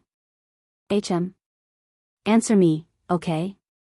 Captain Xia, where did you learn all these sweet nothings? It used to be mushy, but now it was even more mushy. Her ears felt like they were on fire just from hearing it. Yi Jian knew that she couldn't hold on any longer. His handsome face was getting closer and closer. His breath had completely surrounded her. There was no way she could escape. Slightly, what's wrong? Don't you want to have me all to yourself? He pressed her hand down and let her palm caress his handsome face, interrupting her words. Slightly what? Do you still need to think about it? His thin lips slowly curved into an unrestrained flirtatious smile. A clean knee, a clean face. Little fox, don't you want to have me all to yourself? I only belong to you, and I'm only willing to show it to you. Are you not willing? Willing. 10 million willing. Yi Qian nodded frantically. Something was wrong. Captain Xia was very strange tonight. His words were too profound. He was handsome, said sweet nothings, and looked at her with such deep affection. This was great. Even her legs were starting to turn to jelly. Yi Qian touched his face with her right hand and blocked his body with her left hand. She was trying to calm herself down. She pursed her lips and said softly, "You can say whatever you want, but you're too close. I can't see it clearly. Why don't you back away a little more? You don't have to back away too far. Just 2 or 3 steps will do." Her face was red, her heart was in a mess, and even her legs started to tremble. The Major's skills were improving day by day. Even if she chased after him, in the end, she still could not win. Xia Jinyuan did not believe it. Once this cunning fox in front of him realized there was danger, her first reaction would be to run. She wanted to run? Sorry, he didn't want to see her escape at all. The more she escaped, the more he wanted to make her stay. Let's see where else she could escape to. The kitchen is only so big. I can't retreat too far. The distance is just right. The Major, who had begun to reveal his hunter's nature, leisurely circled around his beloved prey. His waist bent a little more, forcing Yi Qian to stand on his tiptoes and lean back against the counter. It's hard to see clearly in this position, right? Why don't we change to another position to look at it? At 26 or 27 years old, he was so clean that no one would believe him. Tonight's main course won't be served, let's have a side dish. Young people were full of vigor and vigor. Being alone in a room with their beloved, it would be too abnormal for a single man and woman to not do anything. Yi Qian was extremely regretful right now. She clearly knew that the man in front of her was a dangerous man. She didn't have a high level of cultivation, but she still dared to flirt with him first. She brought this upon herself. What's more, changing a position. Although she was a little dizzy now, it was not to the point where she lost her rationality and her heart. Washing his hands in the kitchen or applying medicine, he could do all sorts of things. Changing the position, the sofa in the living room? The big bed in the bedroom? If they changed the position, there would be more tricks up his sleeves. How could she be fooled? Chapter 1909. Yi Qian, who sensed danger, tried her best to look calm. The corners of her lips curled up slightly as she blinked and said delicately, "I haven't been sleeping well recently, so my eyes are a little tired. Everything I see is a little blurry, so it's the same in another place." That was a good excuse, but for someone as thick-skinned as Major Xia, it was only a matter of time before her excuse was exposed. His brows furrowed slightly. His indulgence already contained a hint of heartache. His slender fingers caressed her eyebrows, and his slightly calloused fingers gently rubbed the side of her eyebrows. "I'll help you relax. You just have to close your eyes." Relax and close my eyes. Captain Xia, do you think I'm a 3-year-old child?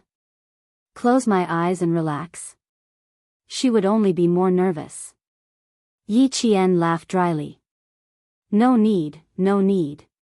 Go take a shower now. I'll just apply a hot towel to your eyes. It's almost midnight, Captain Xia. You can really go take a shower now. Yi Qian, who was pressed against the counter, moved sideways to the right. There was a door on the right, so she had to rush out. However, the two of them were too close, and she was tiptoeing.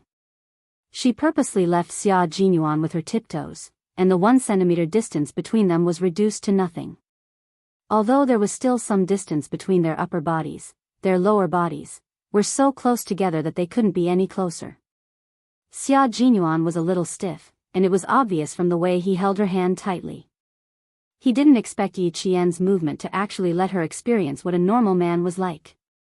He was indeed addicted to saying sweet nothings, but he still controlled the distance between their lower bodies very well, so as not to startle his little fox. He didn't have much self-control left when it came to her, so he used the last bit of self-control to control the distance between their lower bodies. Now, the last bit of distance between them was broken. Xia Jinyuan looked at Yi Qian, who was completely stiff, and his handsome face was slightly embarrassed. It's a normal man's reaction. Don't be too surprised. It didn't seem appropriate to call him a hooligan. Calling him indecent. It wasn't as if she had just found out that he was indecent. Calling him impatient didn't seem appropriate. She had told herself before that the word impatient had long been wiped clean from his dictionary. With the relationship between the two of them, it would be too pretentious to scold her. Yi Qian's brain spun as he used the hand that could still move to push against his chest. His lower body was really too close. He could feel even the slightest change in his body. It was very sturdy and full of manly strength. It was also very scary. He could feel the scorching heat through their clothes. Previously, when he had washed his hands by the stream after completing a mission in the southern province, he had also felt it when he rolled into the grass. However, that was in the grass. Now that he was in a room, his mood was different, and the changes he could feel were also different. Her gaze drifted away as she gently reminded him, "I'm not surprised. Go and take a shower first. Don't overeat, don't overeat." At this critical moment, Yi Qian stopped himself from saying the last words. He stopped so quickly that he even bit his own tongue. There was still a hint of blood and rust in his mouth. Unfortunately, although she only said the word overeat, it was still out loud, and the man opposite her instantly understood what she wanted to say. As soon as she blushed, Xia Jinyuan stood up. He was a thick-skinned person. His normal reaction was caught off guard by his girlfriend. He felt as if he had been caught red-handed doing something bad, which made him a little embarrassed for a moment. Chapter 19:10. Now that she was blushing, he let go of her. Blushing meant that she knew and understood. She knew that men were impulsive and understood that a man's body would change when he was impulsive. Was there a need for him to blush? There was no need at all. However, Major Xia did not continue to press against her. Forget about the kitchen. Both of them were newbies. They could explore the kitchen when they were more familiar with it. He took the initiative to distance himself from her and let go of her hand at the same time. He placed his hands on the countertop and locked her in his arms. "Are you trying to say that you shouldn't burst?" As he spoke, he let out a low chuckle. His mellow laughter was so sexy that it made one's heart go numb. "If it was that easy to burst, I would have burst several times in front of you." Yi Qian had the urge to knock herself out. How could she say such things, especially to him? She knew that he would take advantage of her. "No, I'm saying that you should stop messing with me. You can take a shower and sleep." The commander-in-chief had repeatedly reminded her not to let him take advantage of her. Otherwise, she would be the one at a disadvantage. Yi Qian composed herself and pretended to be scared. "Hurry up and take a shower. You smell like disinfectant." "I don't like it." His gaze was really scary. It was as if he wanted to eat her up. Xia Jinyuan raised his eyebrows slightly and smiled at his lover who was blushing. He smiled meaningfully. "Okay, go back to the room and wait for me." Go back to the room and wait for him? She was dreaming. Yi Qian smiled and nodded. "Okay, hurry up and go." Seeing that he was about to get up, he said, "You bit your tongue just now, right? Are you going to spit it out for me to see? Or should I put my hand in to check?" He always gave her a fright. Yi Qian took several deep breaths and suppressed the heat on her face. "No, I'll just swallow my saliva. I don't need to trouble you." Whether he spat it out or did something else, the result would be the same. Rejecting him was the best choice. Xia Jinyuan, who knew what was right and proper, did not press her any further. His little fox could not be pushed too hard. If he pushed her too hard, she might escape to the hospital to look after Uncle Chen. He would wait until he took a shower and went into the room before slowly grinding with her. He would leave the main dishes aside for the time being, but he would have to try the side dishes. "That's good. You check if the bite is serious. I'm going to take a shower." Finally, Major Xia Jinyuan withdrew his hands and stood up straight. Naturally, he also straightened his back. Yi Qian lowered his gaze and accidentally glanced at his most spectacular part. His heart skipped a few beats. He cleared his throat guiltily and turned to face the door. I got it. Go do what you need to do. I know what to do. Usually, she really couldn't see anything different, but now that she saw it, even her vision was severely impacted. It was simply too spectacular. Xia Jinyuan had always been satisfied with his figure and was quite confident in his masculine features. Looking at Yi Qian, whose neck had turned red, he took a deep breath. Although her gaze was insubstantial, he could feel the tenderness that brushed past him. It made him tremble slightly. She was really a torturer. Yi Qian did not know that he was a torturer. As soon as he stepped into the bathroom, she went back to her room and immediately locked the door. Yi Qian, whose back was against the door, was breathing heavily. There was danger tonight. She had to be on guard. Chapter 1911. How could she prevent that? That was a big problem. Yi Qian looked around the bedroom, then finally fixed his gaze on the two bedside cabinets. Picking locks was a piece of cake for Captain Xia, and he could do it easily. She couldn't prevent him from picking the door, but she had to prevent him from opening the door immediately even if he picked the lock. Yi Qian picked up one of the bedside cabinets and placed it behind the door. After confirming that the cabinets were firmly behind the door, Yi Qian clapped his hands in satisfaction. In this way, even if Xia Jinyuan picked the lock, it would be difficult for him to open the door immediately. Yi Qian only went into the bathroom to dry his hair after making sure that she could detect him in time and avoid him. Xia Jinyuan, who was also doing something, didn't expect Yi Qian to guard against him as if he was a thief. He blocked the water pipe with a towel and tightened the pipe. Xia Jinyuan, who was covered in foam, opened the pipe cage. Great, not a single drop of water flowed out. He didn't want to do something like picking locks that would ruin his image.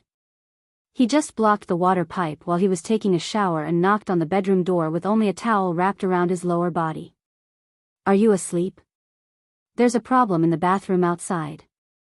There's no water in the shower. Help me check if there's any water in there. Compared to picking locks to break into a room, openly knocking on the door was much more upright. Even if he wanted to use tricks, he had to be more advanced. He couldn't use tricks that could be easily seen through.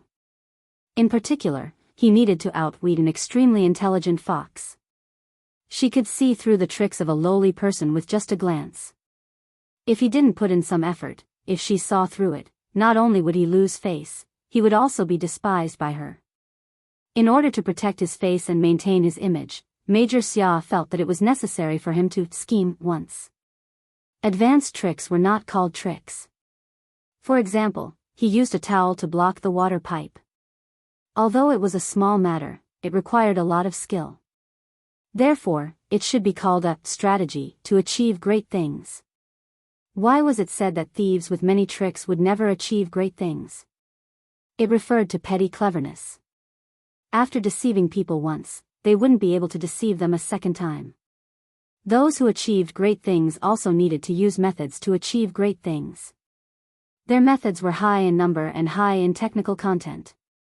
When they made a move, they would be able to shake the world and cause a storm. This was not a method, but a strategy. When Xia Jinyuan was young, he had done bad things and told lies as a spy. Master Xia had seen it all and only asked him if he wanted to be a thief or a great talent. He knew why the two of them had completely different reputations even though they used the same methods. From then on, he no longer disdained to use self-righteous little tricks. Either he didn't do anything, or if he did, he would do it without anyone knowing. Even if others knew that he had done something bad, they wouldn't have any evidence. At that time, Commander-in-Chief Xia didn't know that at such a young age, he already knew how to strategize, so he suffered countless losses. Fortunately, Master Xia did not know that his grandson was using strategy to achieve what he wanted to do. Otherwise, he would be so angry that he would whip him. Now, Major Xia, who was thinking about how to get a few side dishes, blocked the water pipe and calmly knocked on the door. He said, "Little fox, I'm covered in bubbles now. Open the door and let me in to take a look." There was no sound inside. Xia Jinyuan knocked again, but there was still no response. Asleep? Even if she was asleep, she should have been woken up by his knocking. Asleep? Or don't want to open the door? Are you afraid that I'll do something to you? He knocked again, but there was still no response. Chapter 19:12. With one hand on his waist, the Major narrowed his eyes dangerously. She shouldn't have not heard him knocking on the door. Did she really pretend not to hear him and refuse to open the door for him? Yi Qian, who was drying his hair, vaguely heard the knocking on the door. He turned off the hairdryer and leaned out. "There's no water in the bathroom outside. Check if there's any water in the bathroom inside." "There's no water in the bathroom outside?" She paused for a moment before hearing him say, "I'm covered in bubbles right now." "Little fox, you're not pretending to ignore me, right?" Yi Qian wanted to laugh. He turned on the tap and water flowed out happily. "That's not right. If there's water in the bathroom, there's no way there's no water outside." Could it be? Just as the thought popped up in Yi Qian's mind, she immediately stopped herself. She even slapped herself on the mouth and muttered to herself, "You're thinking too much, thinking too much. Although it was quite scary just now, there's no need for you to come here with foam on your body." After knocking on the door for about 3 minutes, Xia Jinyuan finally heard Yi Qian's response. He heard footsteps in the room again. It sounded like something heavy was being moved out from behind the door. Major Xia couldn't help but raise his hand and rub his forehead. A few appetizers. It's really not easy to taste. Blocking the door and locking it from the inside. Xia Jinyuan looked at Yi Qian, who opened the door, and frowned. He asked deliberately, "What were you moving behind the door just now?" Yi Qian, who felt a little guilty, lowered his head and opened the door. When he heard the question, he thought to himself, "I moved so softly. Did he hear me?"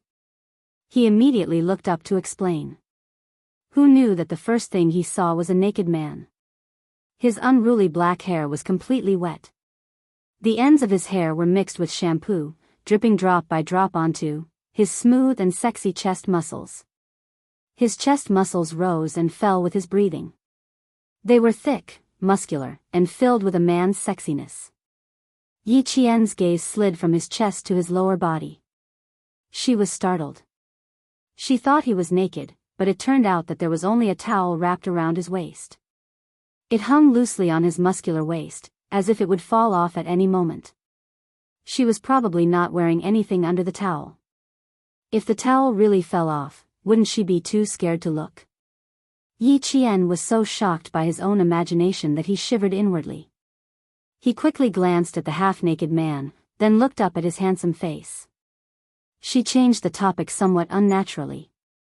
"There's water inside, but why isn't there any water outside?" The fragrance of the shower foam wafted into her nostrils, and the tiny bubbles of shampoo on her hair shone with various colors under the light. She had indeed washed to the side and wrapped herself in a towel. Yi Qian pursed his lips to suppress his laughter and stepped aside to let him in. "There's water inside. Go and wash up. What did you use to block the door? Little fox, are you trying to prevent me from picking the lock?" Major Xia, who had just entered, took 2 steps forward and stopped. He looked at Yi Qian with a half-smile, who looked embarrassed after being exposed by him. Taking advantage of her lowered gaze, he quickly raised his thin lips, then tightened them and said somewhat sternly, "Are you suspecting that I would force you?" He used the word "suspect" a little too seriously. Startled, Yi Qian immediately looked up and explained, "No. I did lock the door, but that's a personal habit. As for what I used to block the door, is there a need for me to do so?" No matter what, she could not admit that she used the bedside table to block the door. As long as he didn't see it, she would never admit it. Chapter 19:13. Xia Jinyuan nodded in satisfaction. "If you really used something to block the door, I would be very sad. How could he do such a sneaky thing? Doing things openly was his style of doing things." Looking at the back of the person who turned around, Yi Qian patted her chest lightly. I feel a little guilty, a little guilty. But Captain Xia, who was only wrapped in a towel, had a unique charm. He had broad shoulders, a narrow waist, and long legs. Just by looking at his back, one could tell that he was a handsome man. Yi Qian, who was standing at the door, glanced at the bathroom outside. In the end, she decided that although Major Xia was dangerous, he was still a gentleman. There was no need for him to lie to her. Therefore, the female soldier Yi Jian had lured a wolf into her house, and she was completely unaware of it. Yi Qian, who was lying on the bed flipping through her textbook, was preparing for her final revision. Just in case, she had to consolidate her knowledge before the exam the day after tomorrow. When the wolf came out of the bathroom, he stood by the bed and wiped his hair while saying, "The blanket outside is all wet. We'll have to squeeze in for the night." Yi Jian suddenly realized that something was wrong. Her eyes widened as she stared at the major who had entered the room and continued to lock the door with a towel wrapped around his waist. Then, he calmly returned to the bathroom to dry his hair. Yi Qian looked at the 1.8-meter bed, then at the bathroom. She touched the blanket again. Does this mean that we can't avoid sharing the same bed tonight? Why do I feel like I've missed something? Why do I feel like something is wrong?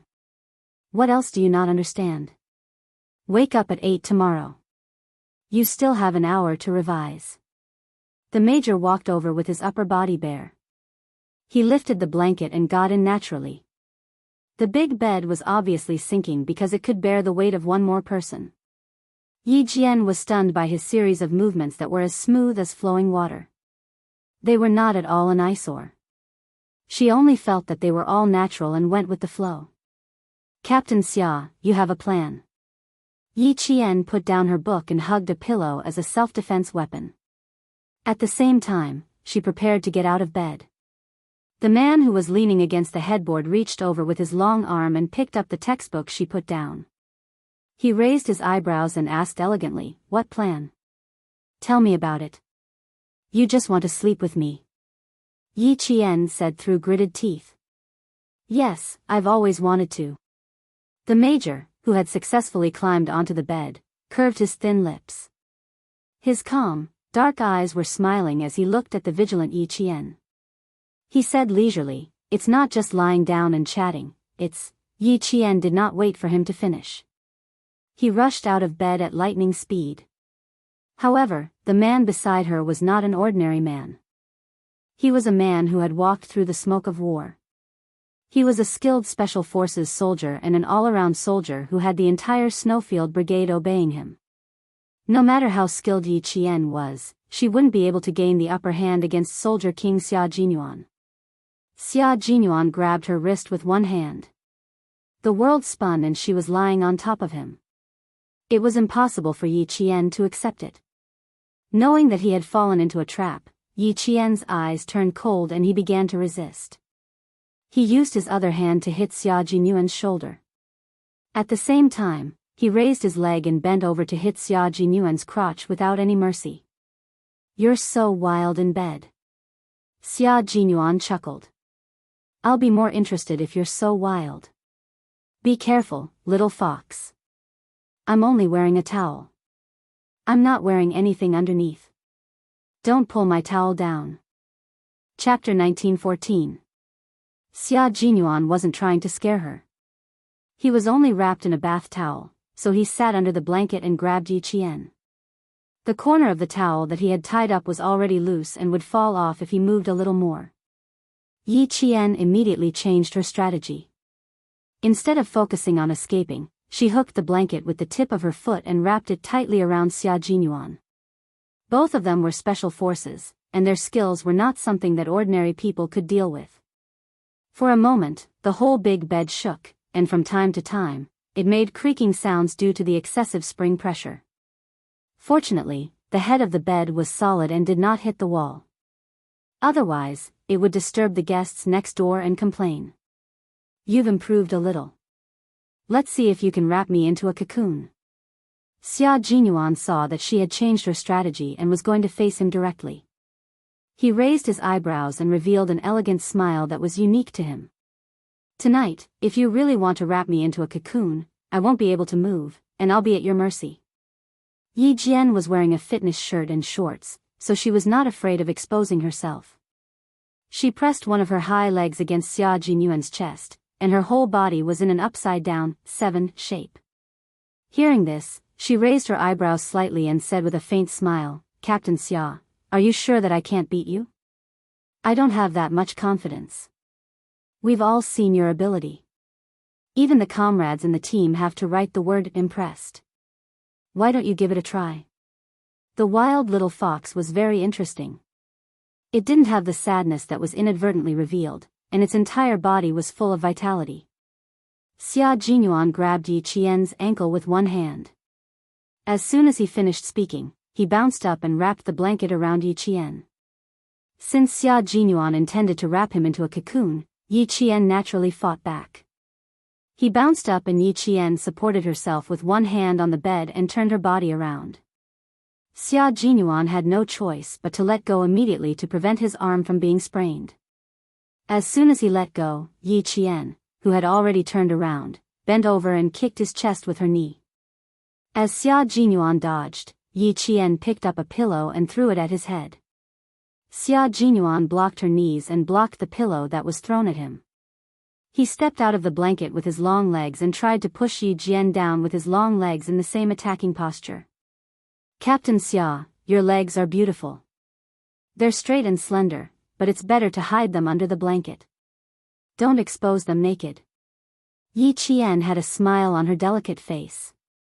She was as cool as water and had an unyielding determination. "Be careful not to catch a cold if you're naked for too long."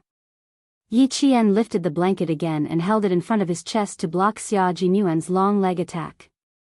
Fortunately, the room was expensive and the facilities were all of a high quality. The two of them attacked each other on top of the bed and shook it until it creaked and swayed from side to side. The entire bed didn't collapse. Xia Jinyuan, who had one leg wrapped in the blanket, laughed. There was a meaningful look on his handsome face. He didn't attack again and allowed Yi Qian to snatch the entire blanket from him. When she snatched the quilt, she also snatched the white towel along with it. Yi Qian's biggest worry still happened. However, she didn't look like she had seen something she shouldn't have. Instead, she looked a little angry.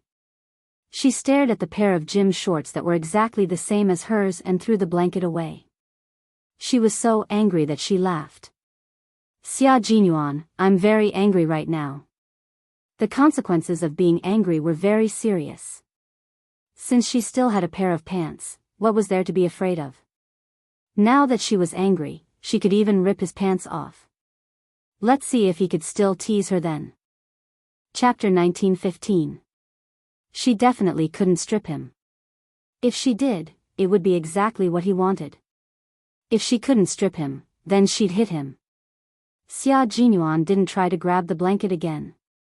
He wanted her to know that he was actually wearing pants and wasn't naked. Unexpectedly, the result angered Yi Qian. Just now, she was afraid that she would see something she shouldn't see, so she grabbed the blanket and showed her sharp claws. She attacked him from all sides. Yi Jian used the bed as a battlefield. She lifted her leg and slashed sideways, sideways, sideways, sideways, sideways, sideways, sideways. Only the sound of flesh hitting flesh could be heard. Combined with the strength of her fists, she looked like she wanted to beat Xia Jinyuan until even Commander-in-Chief Xia couldn't recognize him. It wasn't their first time fighting, so they had a certain understanding of each other's strength. When Xia Jinyuan saw her fighting style, he knew that she was going to fight for real. He also knew that she was really angry. At this moment, Major Xia was a little uneasy. He had made his girlfriend angry, so he should shrink his neck and admit his mistake immediately. After a few rounds, he only defended and didn't dare to attack. He was afraid of adding fuel to the fire. After all, not long ago, during training, he hit his girlfriend until she was hospitalized. Yi Qian didn't care whether he was defending or not. He only knew that if he didn't give him a good beating today, he would really tease her from time to time in the future. If he wasn't wearing pants, then so be it. He was obviously wearing pants, but he deliberately put on a bath towel to pretend that he wasn't wearing pants. That was how he teased her. Ha, fun? Then I'll play with him for real. Yi Qian was going to fight for real. Xia Jinyuan's heart skipped a beat when he saw her standing on the bouncy bed. Xia Jinyuan, who was afraid that she would step on air, blocked the incoming punches while getting off the bed. Yi Qian's eyes were fierce. He said coldly, "Don't you dare get off the bed?" Xia Jinyuan, whose feet were on the ground, quickly jumped back onto the bed. I don't dare, I don't dare.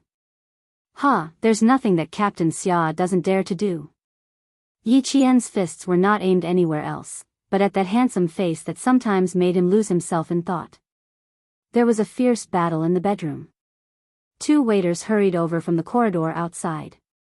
After confirming the room number, they pressed the doorbell.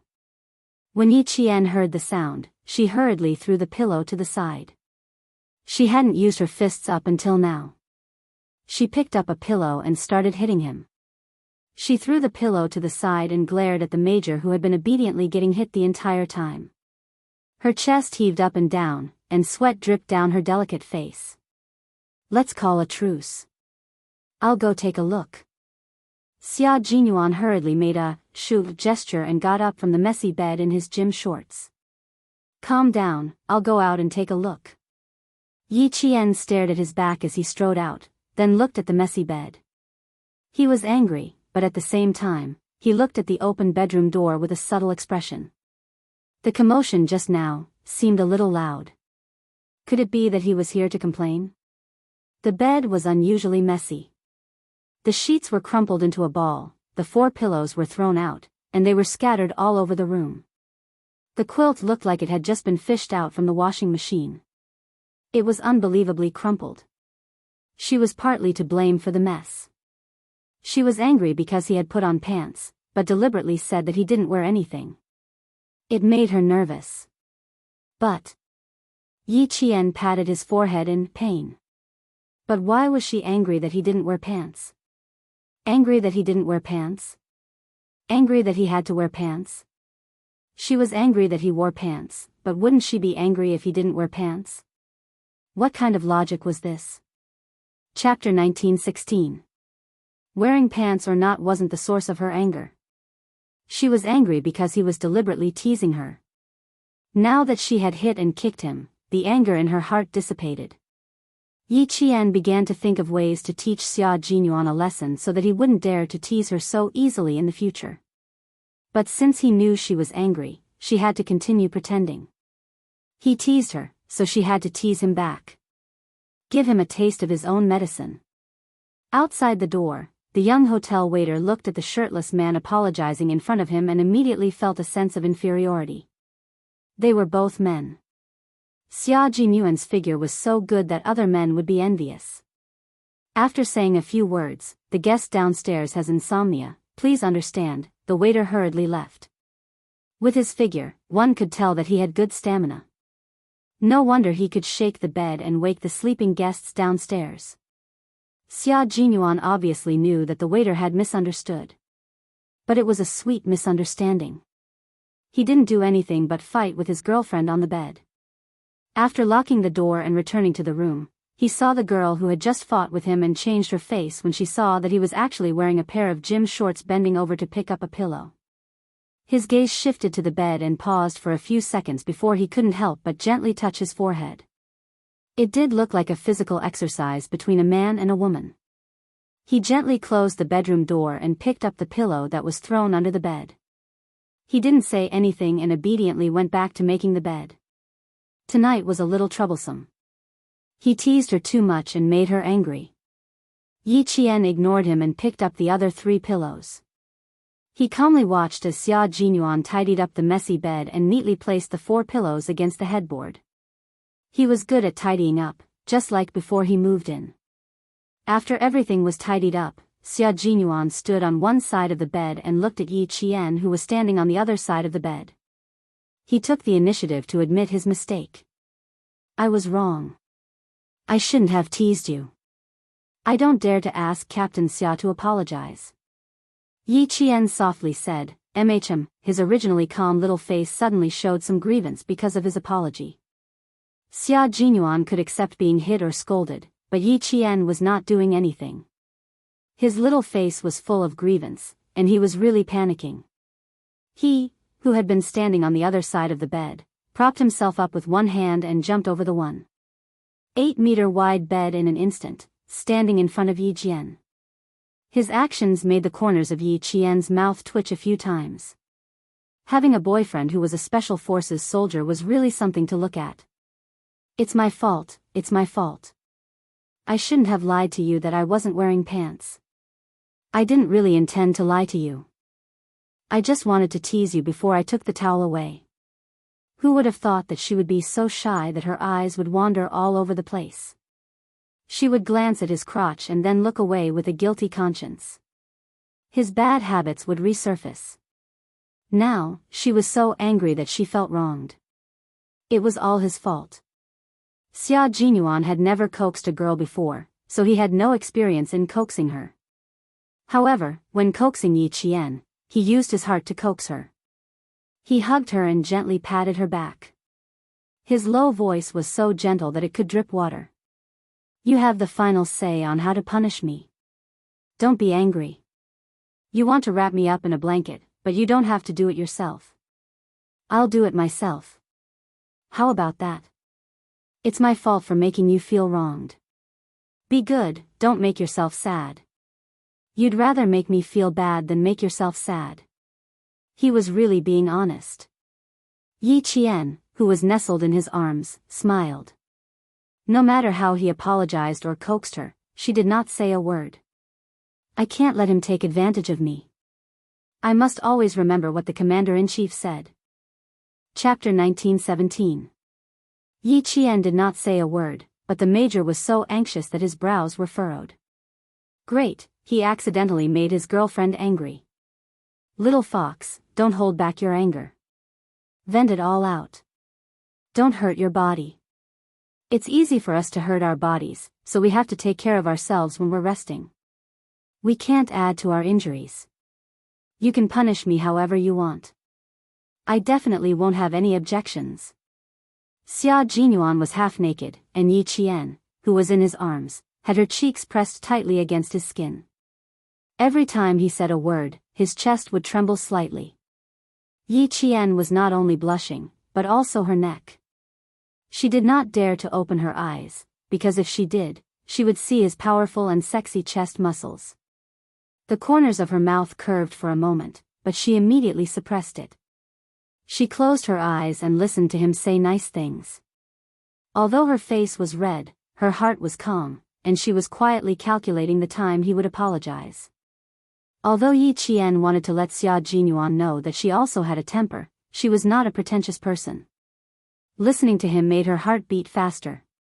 She wanted to solve the problem on the spot, so she lifted her head from his arms and said coldly, "You won't have any objections if I punish you?" Really? Really? Xia Jinyuan finally spoke. He let out a long sigh of relief and said sincerely, "I made you angry. You have to take responsibility. Okay, I won't punish you. Ask the waiter to bring 2 quilts over. Go sleep in the living room. You're not allowed to stay in the room and try to sleep with me." Since he wanted to sleep in the same bed as her so much, she would punish him by not allowing him to sleep with her. Xia Jinyuan felt as if he had been struck by lightning. He had put in so much effort to climb into the bed, but now he was being punished to sleep on the sofa tonight. Let's talk about it. Can we change the punishment? The Major asked carefully. She pressed her forehead against his and coaxed gently, "It's rare for the 2 of us to be alone. Don't reject me, okay?" His arms began to tighten slightly, hugging her body even more tightly in his embrace. They were so close that they were airtight. Let's change the method. You told me to sleep on the sofa, and I really tried my best to climb into the bed. It wasn't easy to climb into the bed, so I really want to stay. Yi Qian sneered, "Didn't you say I could punish you however I wanted?" Why? Did I tell you to sleep outside? No, that's my main goal, so I can't agree. As a man of principle, Xia Jinyuan believed that this was a matter of principle and could not be easily let go. They hadn't even started, yet she was already planning to kick him out to sleep. How could that work? Worried that she would be angry, Xia Jinyuan said softly, "Little fox, let's change the punishment. It can't be so cruel. We have to leave tomorrow, and we don't know when we'll see each other again. It could be a few months at the earliest, or a year and a half at the latest. Every minute is precious when I'm with you. I don't want to waste our precious time. I just want you to sleep on my arm." His voice was so gentle that it sounded like a lullaby. Yi Qian yawned slightly, frowned, and said firmly, "But Captain Xia, if you keep teasing me, I'll get angry too." "I won't tease you anymore. Don't be angry. Be good." Xia Jinyuan did not hear any trace of softening in her voice. He only felt that his heart was hanging. "I was wrong. I was really wrong this time." Chapter 19:18. Yi Jian, who was no longer angry, slowly reached out her hand and gently hugged the strong waist of the man who kept coaxing her.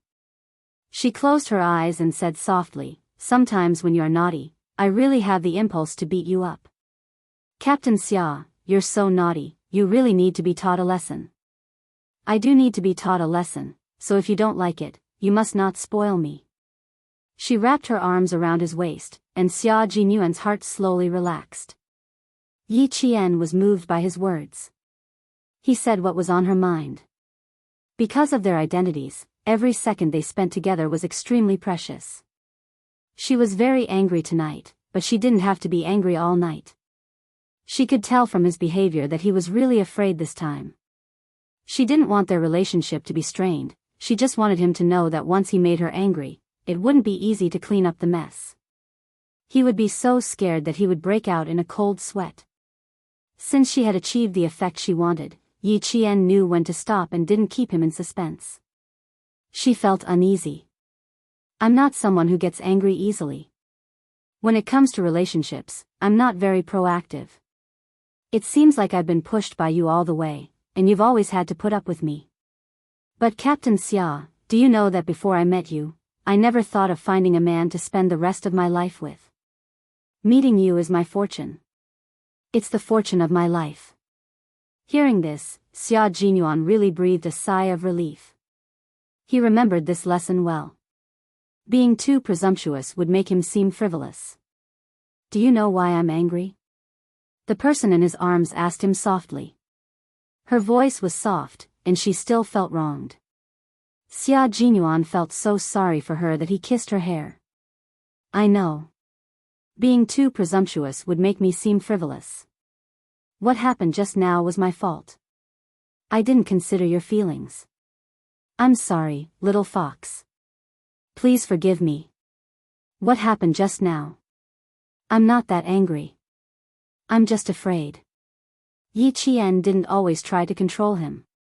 There was no need to use each other's faults as a weapon. Leaning against his broad chest, Yi Qian said softly with his eyes closed, "In the elevator and in the kitchen, you looked at me like you wanted to eat me. It made me a little scared. You came out wrapped in a towel and deliberately said that you weren't wearing anything underneath. I really believed you at that time. When I believed you, I panicked.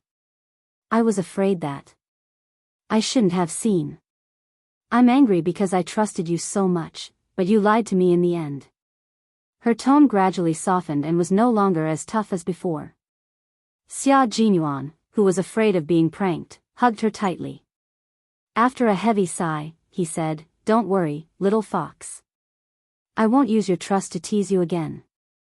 It won't happen again." After saying that, he kissed her hair carefully, as if he was kissing a piece of jewelry. "I did have some other thoughts tonight. It's impossible for a grown man to not have any thoughts when facing his girlfriend. Little fox, I have some thoughts about you.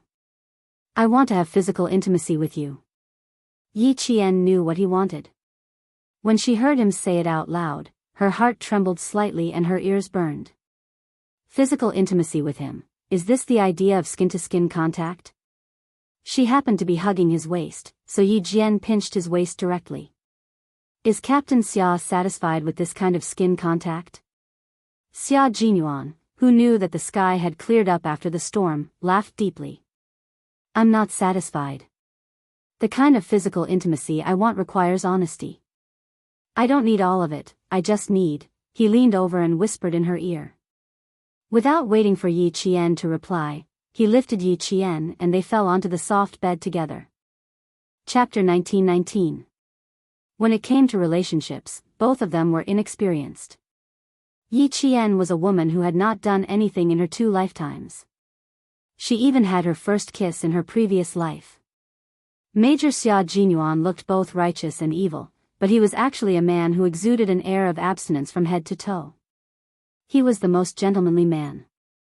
Relationships were also a foreign territory to him. However, men had always been good at understanding relationships. They were born with the ability to dominate. The two of them pressed down on the bed. Before Yi Qian could make a move, he had already trapped Yi Qian beneath him. His deep eyes stared unblinkingly at Yi Qian.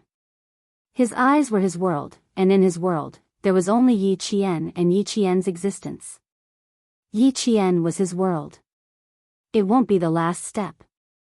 Just give me a few appetizers. I promise, it won't be the last step. You're still young. I need to consider your health. His scorching thin lips gently kissed the tip of Yi Qian's nose. As he spoke, he kissed her gently. His gaze was so gentle, and his actions were filled with tenderness. He treated her like a precious treasure. There was no aggression. He only told Yi Qian wholeheartedly that everything he did was built on the basis that he would not let her get hurt. Yi Qian did not close her eyes. She wanted to see his love clearly. Not only did she want to feel it, but she also wanted to see it clearly. The door to her heart, which had always been tightly shut, had unknowingly opened for him. She did not know when he had entered her heart, which could not accommodate anyone else. He was both a teacher and a friend. He was also the only man she had fallen in love with in her 2 lifetimes. It was too difficult for him to hold himself back. Even his handsome forehead was slightly sweaty. His increasingly heavy breathing spilled onto her face. This was the refreshing scent that belonged to him. She did not reject his scent at all. Yi Jian raised her hands that hadn't moved all this while and coiled them around his neck. Yi Jian smiled. Her clear black eyes were no longer cold and indifferent. Instead, they were like flowers blooming enchantingly. What are your appetizers? She asked him with a smile. Men took the lead in love affairs, but women were born to seduce men. That was why there was such a relationship. Yi Jian was a strong woman. She would not let Xia Jinyuan do whatever he wanted, as if he was molding clay figurines. The man in front of her was really attractive.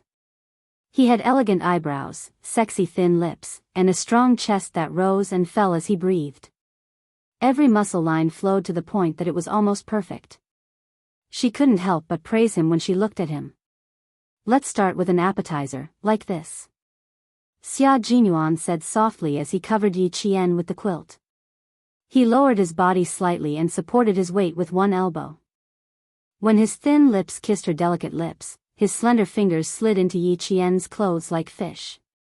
He sucked on her lips and gently rubbed and sucked. His voice was mellow and intoxicating like red wine. Like this, again, he asked her. His scorching palm had already quietly covered her slender waist and began to rub back and forth. Just like this?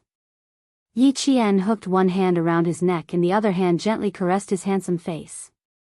Her fingers traced the side of his eyebrows, then the tip of his handsome nose. Her index finger pressed against his thin lips. Her dimples were like a flower, and her eyes rippled like autumn water. A woman's natural charm overflowed from the depths of her eyes little by little. She smiled faintly and said, Captain Xia, your appetizer can't be so simple and plain, right? Chapter 1920. Of course not. I still want to be like this. His fingers slowly caressed her slender waist, and then all the way up, slowly crawling. he didn't immediately climb to the top of the mountain. Instead, he went back and forth between the ravines, as if he was considering which peak to climb first and which to fully enjoy the scenery. Xia Jinyuan wasn't in a hurry to be lustful. Instead, he allowed her to slowly get used to him. Sometimes they kissed, sometimes they whispered, trying to achieve a high standard in one go. As a major who was strict with himself, he also had strict requirements when it came to matters of the heart. He didn't want to leave a bad impression on Yi Qian and cause her to lose interest in him in the future. Interest needed to be nurtured, so he had to take it step by step and enter the best state. Yi Qian indeed didn't like to be rude and unreasonable, and he believed that not many women would be willing to treat him that way. The joy of intimacy was a joy that couldn't be controlled when one was deeply in love. How could one be so impatient? When he placed his hand on Yi Qian's right side, she gently closed her eyes. Her face was as red as the rosy clouds, and it was even more gorgeous than the spring scenery. Her eyebrows and the corners of her eyes were like water, and there was also the charm of first love. A droplet of water dripped onto her eyelids. Yi Qian, who had closed her eyes, couldn't help but open them again. She saw his forbearance and restraint, and also saw the joy in his eyes. I couldn't sleep because I thought about it day and night. Now that my wish has come true. Xia Jinyuan saw her quietly open her eyes and let out a long sigh of satisfaction. The texture of your hand is 1,000,000 times better than what I imagined. This is the second small dish, and it's even stronger than the clear soup. She had secretly rubbed her fingers together and secretly wondered how big they were, and even wondered how it would feel to touch them. Now that she had gotten what she wanted, she realized that her previous fantasies were all nonsense. Her imagination couldn't be used as a reference. It had to be real. This is my first time, so I'm a little nervous. As his sweat dripped, Xia Jinyuan's dark eyes were like an ancient well, and there were already ripples in them. I didn't expect it to be so wonderful. I want time to stop here. He lowered his head and kissed her slender neck. Between heavy breaths, he said vaguely, the third dish is exploration. I want to explore all the way and see how different women are from men. Yi Qian's heart skipped a beat when he heard this. He wrapped his arms tightly around Yi Qian's neck and asked, "Are we done with the probing?" "No, there's one last side dish after that. It's called tasting. I want to taste it so that I can reminisce about it when I'm alone." He kissed her from her neck all the way down to her collarbone, and then lingered back and forth in her sexy bone groove, leaving behind a few bright red flower buds. Using his lips to explore gently, he began to touch her skin bit by bit. His slender fingers now felt the scenery on both sides, and his movements gradually became more and more complex. Unfortunately, Yi Qian was one of the more promising ones. Xia Jinyuan gave up after trying twice. There was no way for him to take over both companies. Light, bouncy, delicate and soft. You're not as hard as us men, and even feel pain when we bump into you. Xia Jinyuan said sincerely in the midst of playing. His voice was a little hoarse, because there was too much forbearance in it. Every word he said was scorching hot. Chapter 1921. It was lucky that both of them were able to hold themselves back. Both of them preferred to study first before making a move. Yi Jian was a little stiff at first, then her face flushed. In the end, she was already aroused. Xia Jinyuan. She moaned softly. Her moan was like a spell that trapped the man who was trying his best to restrain himself.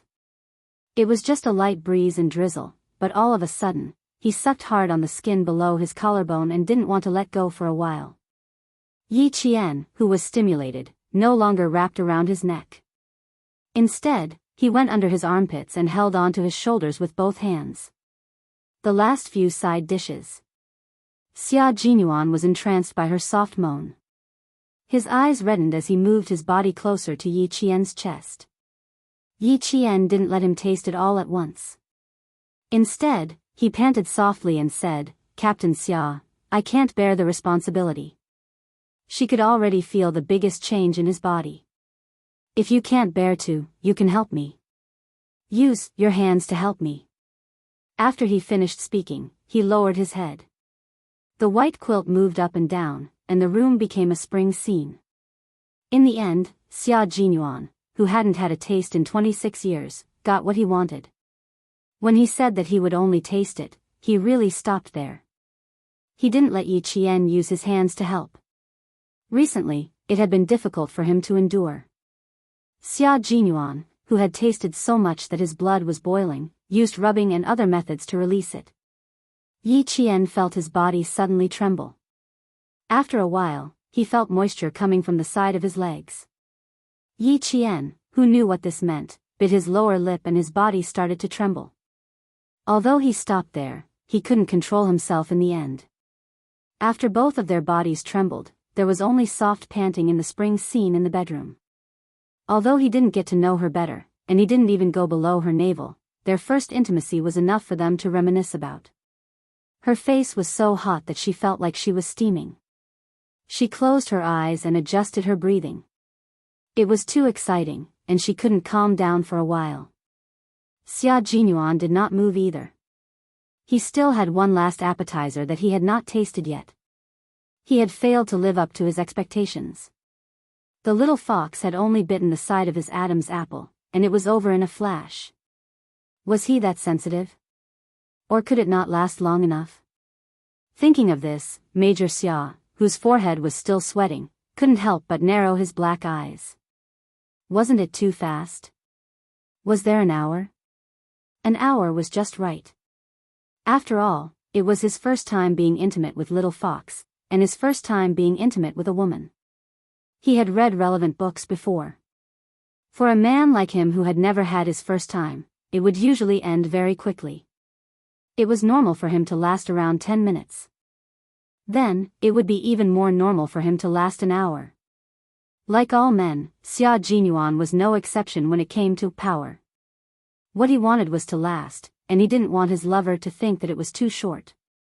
After a full 5 minutes, Yi Qian, who was sweating profusely, gently poked the man lying motionless on his stomach and said softly, "Aren't you going to get up and change your pants?" Xia Jinyuan, whose handsome face had yet to dissipate, did not move. He just lay there, looking particularly languid. After waiting for a while, he still did not move. Yi Qian poked his shoulder again. "I'm sweaty all over. I want to go and wash up. Even if you don't want to move, you should let me." Chapter 1922. Yi Qian didn't expect the man lying motionless on the bed to be thinking about two things. First, how long did he last? Not bad. Second, he was annoyed at himself for failing to live up to expectations. His last appetizer was to get Yi Qian's five-fingered lady to come out of seclusion, but in the end, he solved it himself, and it became the regret of the night. When Yi Qian poked his shoulder for the third time, he felt that the area around his leg was getting more and more sensitive, so he had to remind him again, "If you don't get up, the blanket we're using right now will be wet." "You." He bit his lower lip, and his voice got softer and softer. "Don't you feel uncomfortable? I'm wearing a pair of wet pants. I'm going to change first. I don't want to move, and I don't feel uncomfortable."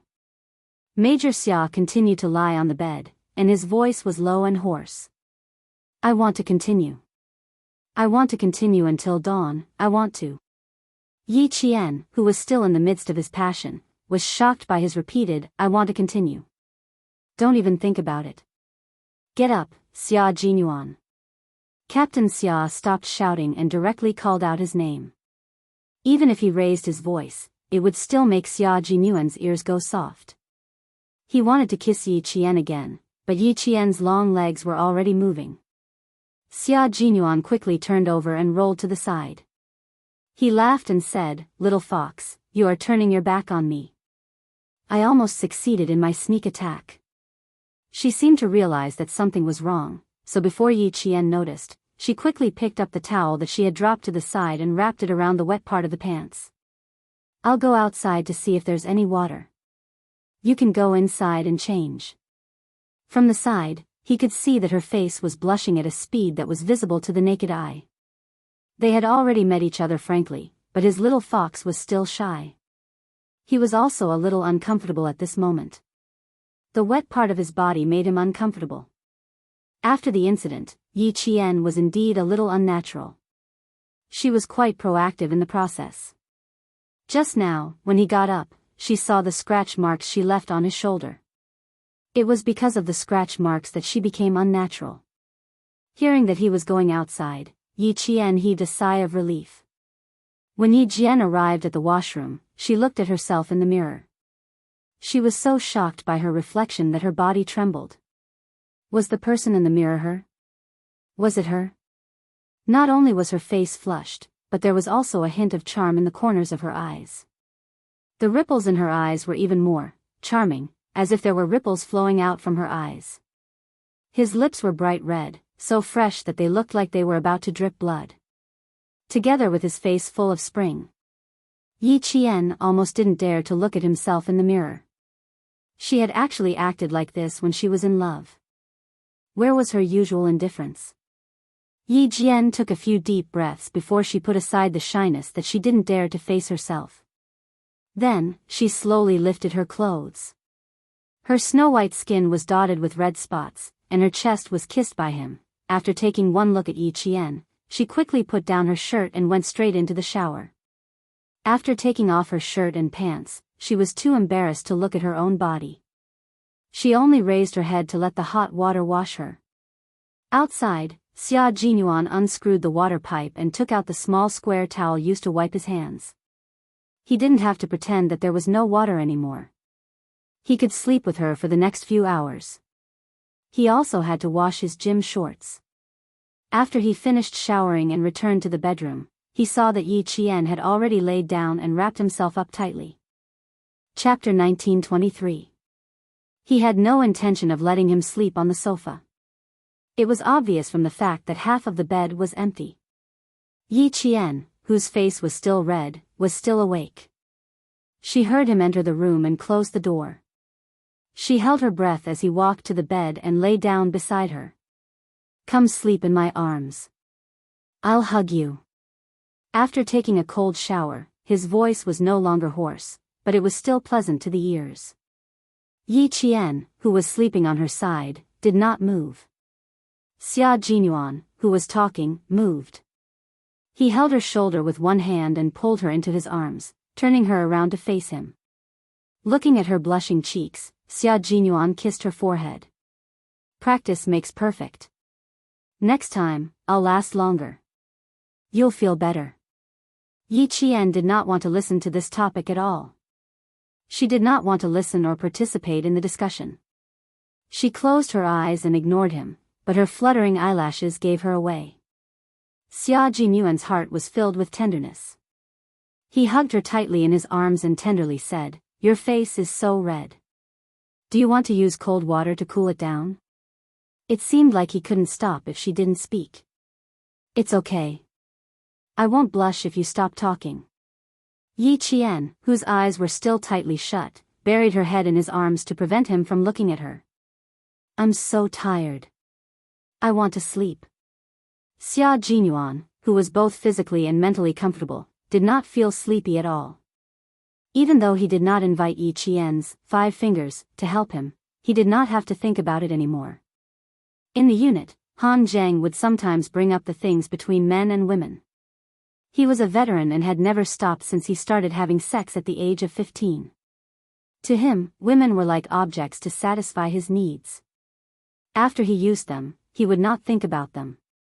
When he talked about feelings, he would also think about it. The person he was thinking about was none other than the girl sleeping in his arms. After all, imagination was imagination. It was completely different from reality. As long as one experienced it, they would know what it felt like to have sex. It was a feeling that made his cerebral cortex quite active. It was a feeling that made his soul float. He had only opened up 2 mountain ranges in his territory, and it had already made him feel this way.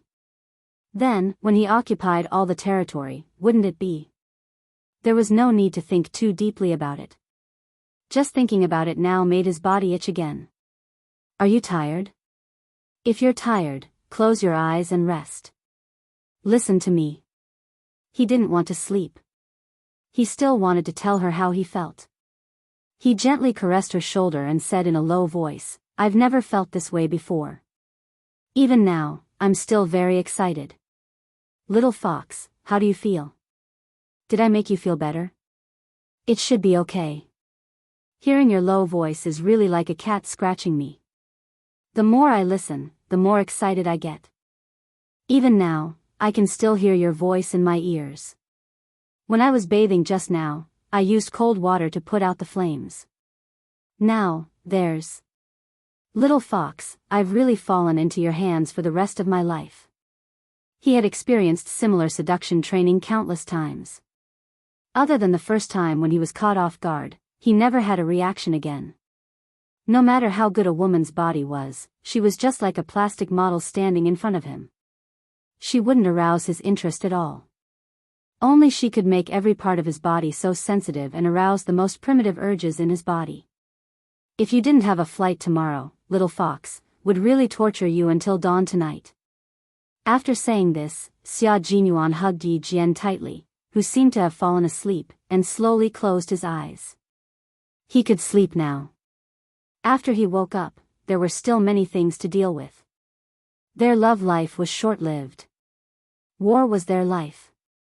Chapter 1924. By the time the two of them fell asleep, it was already past 3 in the morning. Xia Jinyuan was exhausted from leading the troops. When he finally fell asleep, he woke up to find that Yi Qian, who was supposed to be in his arms, was not there. The emptiness in his arms startled him for a moment. If it weren't for the burning scratches on his shoulder, he would have thought that last night was just a wet dream. There was still half an hour before 8. Yi Qian, who had gone downstairs for a jog and brought porridge, pickles, and bread from the hotel's breakfast room, gently pushed the door open and entered. He had no intention of waking up the exhausted man. Most of the troops that entered the highlands and mountains for training were led by Xia Jinyuan and assisted by Demon King Li. The entire training was high intensity and high risk. As the highest commander of the two troops, Xia Jinyuan shouldered a lot of pressure. It wasn't easy for him to get a good night's sleep. Yi Qian didn't have the heart to wake him up too early. He planned to wake him up at 7:50. For a soldier, 10 minutes was more than enough time to wash up. It wouldn't delay his work. Yi Qian put the breakfast on the coffee table. He was sweaty from his morning jog. He took out his winter clothes from the wardrobe and went into the shower outside. Xia Jinyuan, who was on the phone in the bedroom, had already noticed Yi Qian entering the room. As he put on his clothes, he said in a low voice, "Okay, I'll leave in 10 minutes. We'll talk more when we meet." The Major General of the army called. The Major, who hadn't had a chance to rest, had a new mission. They didn't have any so-called rest time. They were always on standby for a number of days a year. Once they received a mission, they had to rush back immediately, no matter where they were. After ending the call with the Major General, Xia Jinyuan opened the bedroom door and walked out. As he listened to the sound of running water in the shower, the coldness on his handsome face disappeared and was replaced by a gentle smile. "Little fox, I'm coming in." Knocking on the glass bathroom door, the major in military uniform smiled and said, "Draw the curtain inside, so I can't see." Yi Jian turned off the shower when she heard the knock on the door. After she heard what he said, she immediately raised her hand and pulled the shower curtain tight. "Go to the bathroom inside. I need 2 more minutes. All my toiletries are here. Also, I just received a call from the military. I need to leave in 10 minutes. It's a little urgent." Xia Jinyuan really didn't dare to barge in case she splashed water on him. Yi Jian knew that he needed to carry out a mission. She did not waste any time and let him in immediately. Half of the plain waterproof shower curtain was covered by the sound of running water. The major's slender, straight, and muscular legs moved from time to time. His Adam's apple moved slightly, and he let out a light sigh before quickly washing up. After he finished washing up, the sound of running water stopped. His gaze fell on the military uniform and bath towel on the hanger outside. The major's eyes darkened. He took off the bath towel and walked to the shower curtain that was less than 3 steps away from him. He said in a low voice, "Let me help you put on your clothes, okay? I can wear whatever I want you to wear. I can wear it myself. If I let you do it for me, I won't be able to get dressed for the rest of the day." Yi Qian's face burned when he heard that. He was so frightened that he even stuttered. After saying that, he felt a little weak and short of breath. He put on a straight face and said in a deep voice, "Captain Xia, you can go out and have breakfast first. I'll take care of my own business." Chapter 1925. It was not easy to dress someone else, but it was embarrassing to have someone else dress her. Yi Qian would not find another embarrassing thing for herself. Her face was still burning from what happened last night. If she let him dress her again, she would burn until her entire body turned red in broad daylight. Xia Jinyuan, who was holding a bath towel outside, seemed to understand something. He raised his eyebrows and looked at the dark green winter coat, the shirt, underwear, and so on. His little fox seemed to have misunderstood him. He smiled and pulled the curtain open a little. Yi Qian, who was behind the curtain, was shocked again. She thought he was going to lift the curtain and come in. She couldn't help but shout, "Xia Jinyuan, stand still. You're not allowed to." Before she could say, "Come in," a bath towel was handed to her through the curtain. His voice was soft and seductive as he coaxed her softly, "Wrap the towel properly before coming out. I'll take the clothes out and put them on in the room. Last time, you helped me put on the military uniform. This time, I'll help you put it on." Yi Qian, who was silently wrapping the towel tightly around her, finally understood. So when he said, "Put on the clothes," he didn't mean, "Help me put on the clothes one by one." Yi Qian knew she had misunderstood. She wanted to stick herself to the wall covered in water droplets. What nonsense did she say just now? Shameful, too shameful. Dressing your lover was an interesting thing to do. Xia Jinyuan draped one arm over Yi Qian's winter coat. His handsome features contained a gentle smile.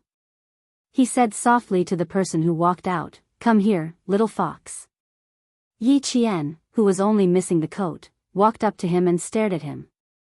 "You said something that made me misunderstand again." "You're the one who misunderstood. Don't you know that I'm leaving soon? How can I help you put on the clothes one by one? Just as you said, if I were to dress you one by one, you wouldn't be able to wear any clothes for the rest of the day." Xia Jinyuan laughed. When he went into the bathroom earlier, he did have some thoughts, but he still had a task to do, so he didn't have time to indulge in love. Hugging her gently, he kissed her forehead and said softly, "Sometimes I don't pay attention to what I say. I didn't mean to tease you. It's also my fault for leaving a bad impression on you. I have to change." His embrace was very warm, so warm that she sank into it and did not want to leave. She rubbed her cheek against his. "There's not enough time. When do you plan to dress me up?" He needed to leave, and she also needed to leave. It was time for them to leave, so even if she was reluctant, she had to accept it. This was their choice, and it was a choice that they would never regret. "Very soon, but I'll need your cooperation." He let go of her arm and gestured for her to turn her back to him. He put on the coat as smoothly as he put on his own clothes. He then walked to the front and carefully adjusted his collar. He lowered his eyes slightly to look at the girl who had come for him. His chest suddenly felt warm, and he couldn't help but lower his head again. A gentle kiss landed in front of her eyes. Her long, fluttering eyelashes swept across his lips and also brushed across his heart. "There are still 5 minutes left. I can't accompany you to the hospital to say goodbye to Uncle Chen, and I can't accompany you back to school. Southern province is not as good as the north. It's cold and there's no heater in the room. If the military doesn't have any arrangements for you after you go back, you can go to Beijing to accompany Uncle Chen, or you can go back to the villa complex." Chapter 1926. The clock never stopped ticking, and there were only 3 minutes left of the 10 minutes.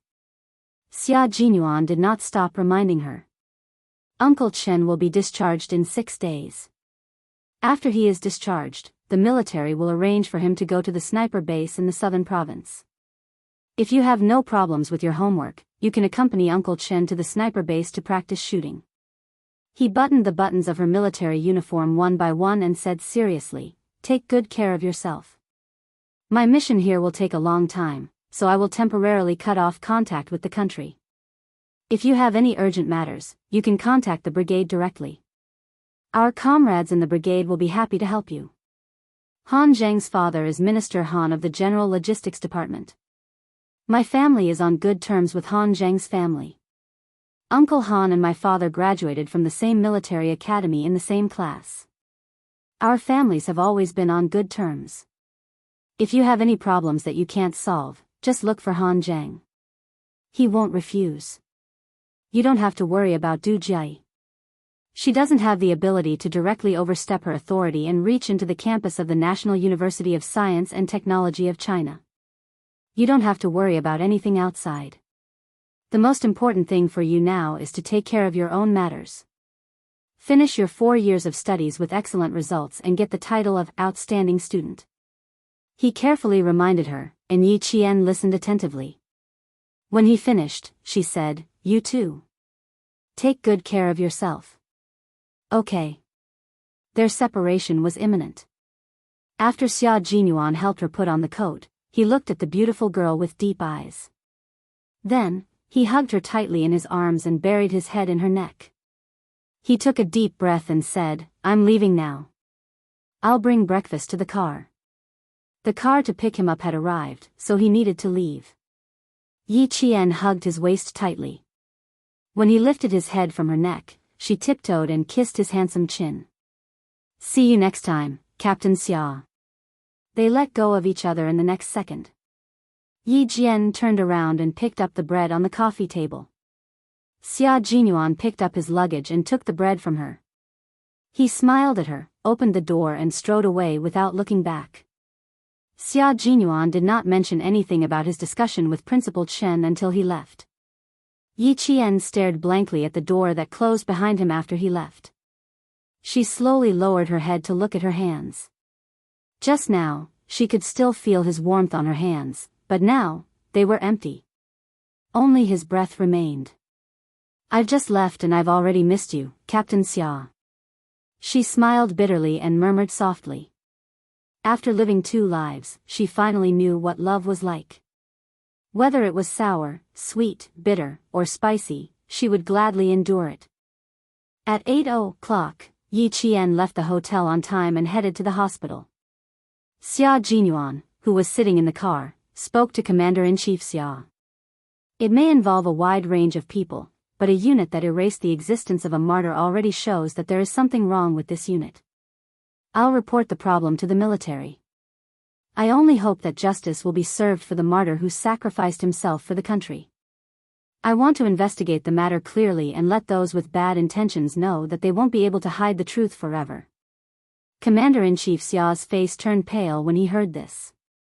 If Xia Jinyuan had not reported the matter, he would not have known that there was a unit that dared to erase the glory of a martyr's life. How dare they? At this time, I will report it to the military commission, but everything will have to wait until I have a certain amount of investigation results. If we want to make a move, we have to make a big move. A small fight won't hurt us, but if we make a big move, it won't have much effect on a few scapegoats. Chapter 1927. Hearing the furious Commander-in-Chief Xia close the document he was reading with a sullen face, the Commander-in-Chief, who had not been angry for a long time, slammed his palm on the desk and said sternly, "Tell Xiao Yi that as long as I'm here, I won't let her mother suffer any grievances after her sacrifice." How audacious! How dare they erase the deeds of a martyr? I'd like to see what kind of monsters are stirring up trouble in this unit. A martyr was loyal to the country, yet she was treated like this after her sacrifice. If the military didn't solve this problem, how could they face the soldiers who risked their lives to protect the peace of the motherland? The morale of the army was in chaos, and the country was in chaos. How could anyone disturb the morale of the army? Dad, I haven't told her about this yet, mainly because I don't want to affect her studies and distract her. I plan to tell her when I have some clues. Please keep it from her for the time being. Xia Jinyuan originally wanted to investigate it himself, but the mission cycle was too long. After thinking about it, he could only ask the old man in the military to do it. With him taking the lead, the investigation would be much faster. You investigate in secret first. I'm afraid that they'll be prepared. It won't be good if they bite back at us. He cautiously reminded him that it had been more than 10 years, and it was extremely difficult to investigate again. Some of the evidence had already been erased. The only breakthrough was that there were no records of Sun Xueqing's heroic deeds in this unit. You can contact Sun Xueqing's comrades in the unit first. Tongzhou Public Security Bureau Chief Kai is also secretly investigating this matter. He was a comrade of Yi Qian's mother, and he was the one who found out about this when he returned to the unit. Chief Kai should have investigated deeply. It was better to contact him directly to get the relevant evidence than to investigate from the beginning. Leave this matter to me. You and Yi Qian don't have to be distracted. I'll contact you if there's any progress. Commander-in-Chief Xia remembered this in his heart and said a few more words before hanging up the phone. A phone call had secretly stirred up a storm. However, at this time, there were still undercurrents, and the surface was still as calm as before. Those who were hiding in the dark did not know that the dusty past was about to be opened again.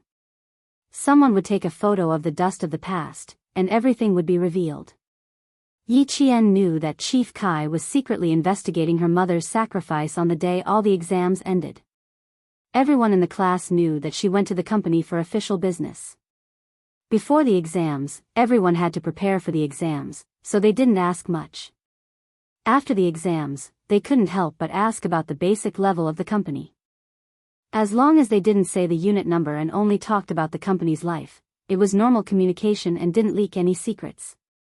After the exam, Yi Jian answered with a smile that she had gone to the company. The training was several times harder than the training in school. Su Wen ran over. Before she came close, her voice was heard first. Yi Jian, someone is looking for you outside. He said he is your mother's comrade. The guard has checked his ID and is taking him to the reception room. Then you go quickly, we'll come find you later. Seeing this, the students who were sitting around Yi Jian stood up and stopped bothering her. There was still a class meeting after the exam. It would not be too late to ask her then. Yi Qian was the only one in the class who went to the basic level of the company, so the students were quite curious.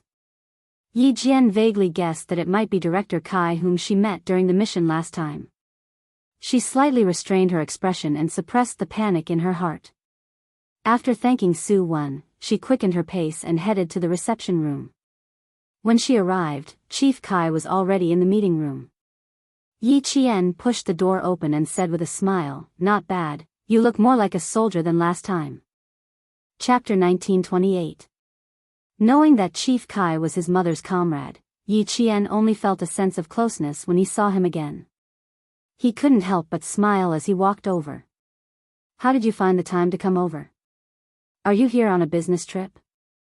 I've wanted to come and see you for a long time, but I was afraid I'd disturb your studies, so I decided to wait until your exams were over."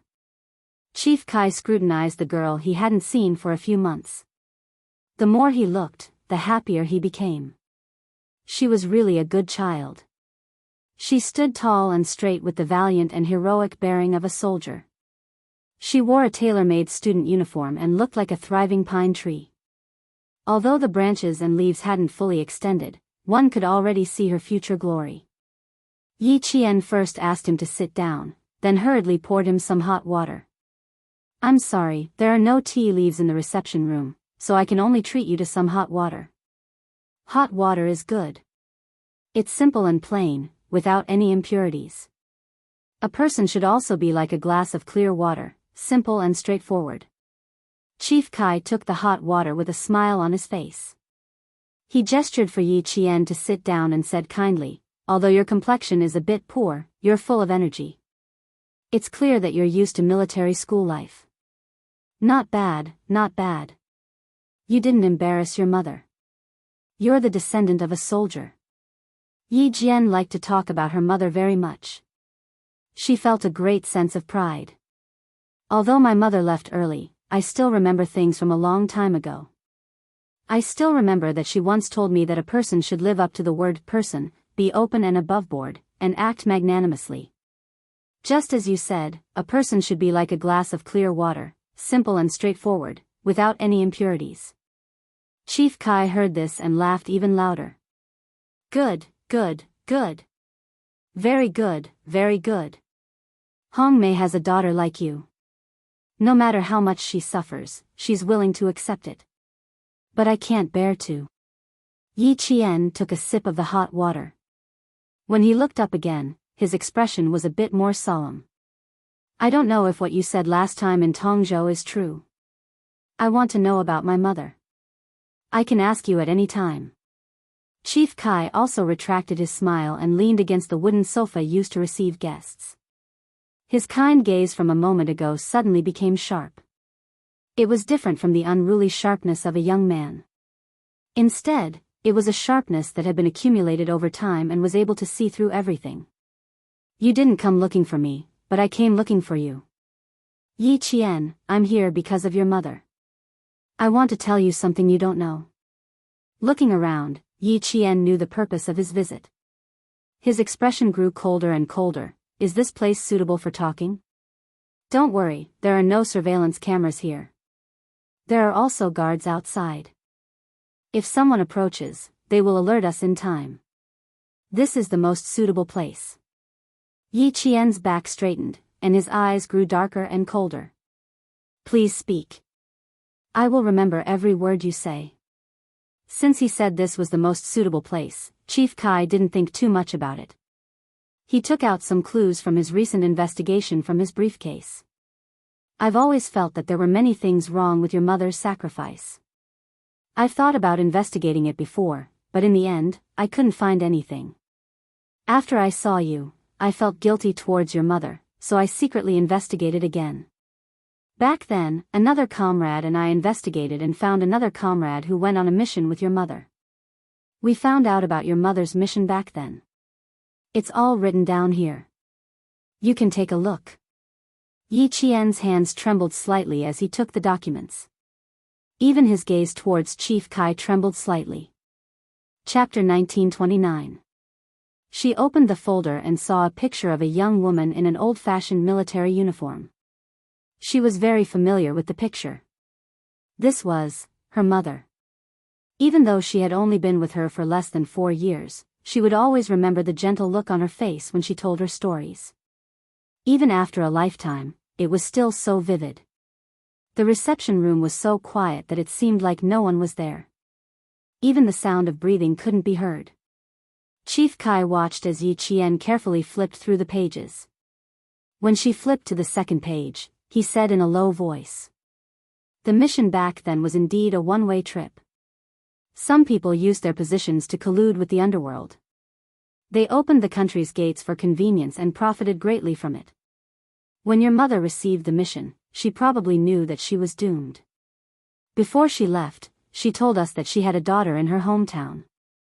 If she didn't come back, we would have to take care of her. Back then, we still can't find out who used their positions to open the country's gates and participate in smuggling and drug trafficking. These people are not people we can find out. Dirty linen should not be aired in public. The same goes for the country's dirty linen. Most of them were executed in secret. That was the era when everything was starting to emerge. Some people couldn't keep their conscience. They couldn't resist the temptation of money and started to violate their original vows. Step by step, they committed crimes. Look at what your mother's comrade said. He said that before your mother sacrificed herself, she shouted a person's name in her hometown's dialect. Then she was ambushed and shot in the chest. She died on the spot. This is what she sacrificed. Chief Kai suddenly stopped talking. He quietly took out a brown envelope from another pocket of his briefcase. He gently placed it on the coffee table and slowly pushed it in front of Yi Qian. Yi Qian, take a look. Yi Qian's outstretched hand seemed to realize what was inside. She suddenly retracted her hand. She glanced at Chief Kai, whose expression was dark. Yi Qian's outstretched hand clenched into a fist. When she released it, she seemed to have made a decision. She quickly picked up the envelope.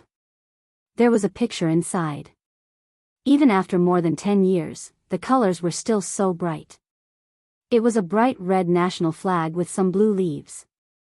Under the national flag lay. Yi Qian's eyes were already glistening with tears. Her lips moved. This is the picture of my mother when she sacrificed herself, right? She's the one lying under the flag, right? Yes, child.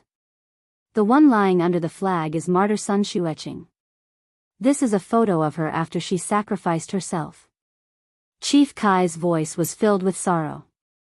After more than 10 years, when he mentioned his comrade who had once saved his life, the mention of her sacrifice still made him sad from the bottom of his heart. Tears slowly rolled out of her eyes, drop by drop. Yi Jian stared at the photo and sobbed in a low voice. The entire flag covered her mother from head to toe. She could only vaguely see the outline of her mother's body. She couldn't see her mother's face or body, but she could see, the red flag was stained with blood. Before martyr Sun Xueqing was sacrificed, one of her comrades said that she once shouted something in her hometown dialect.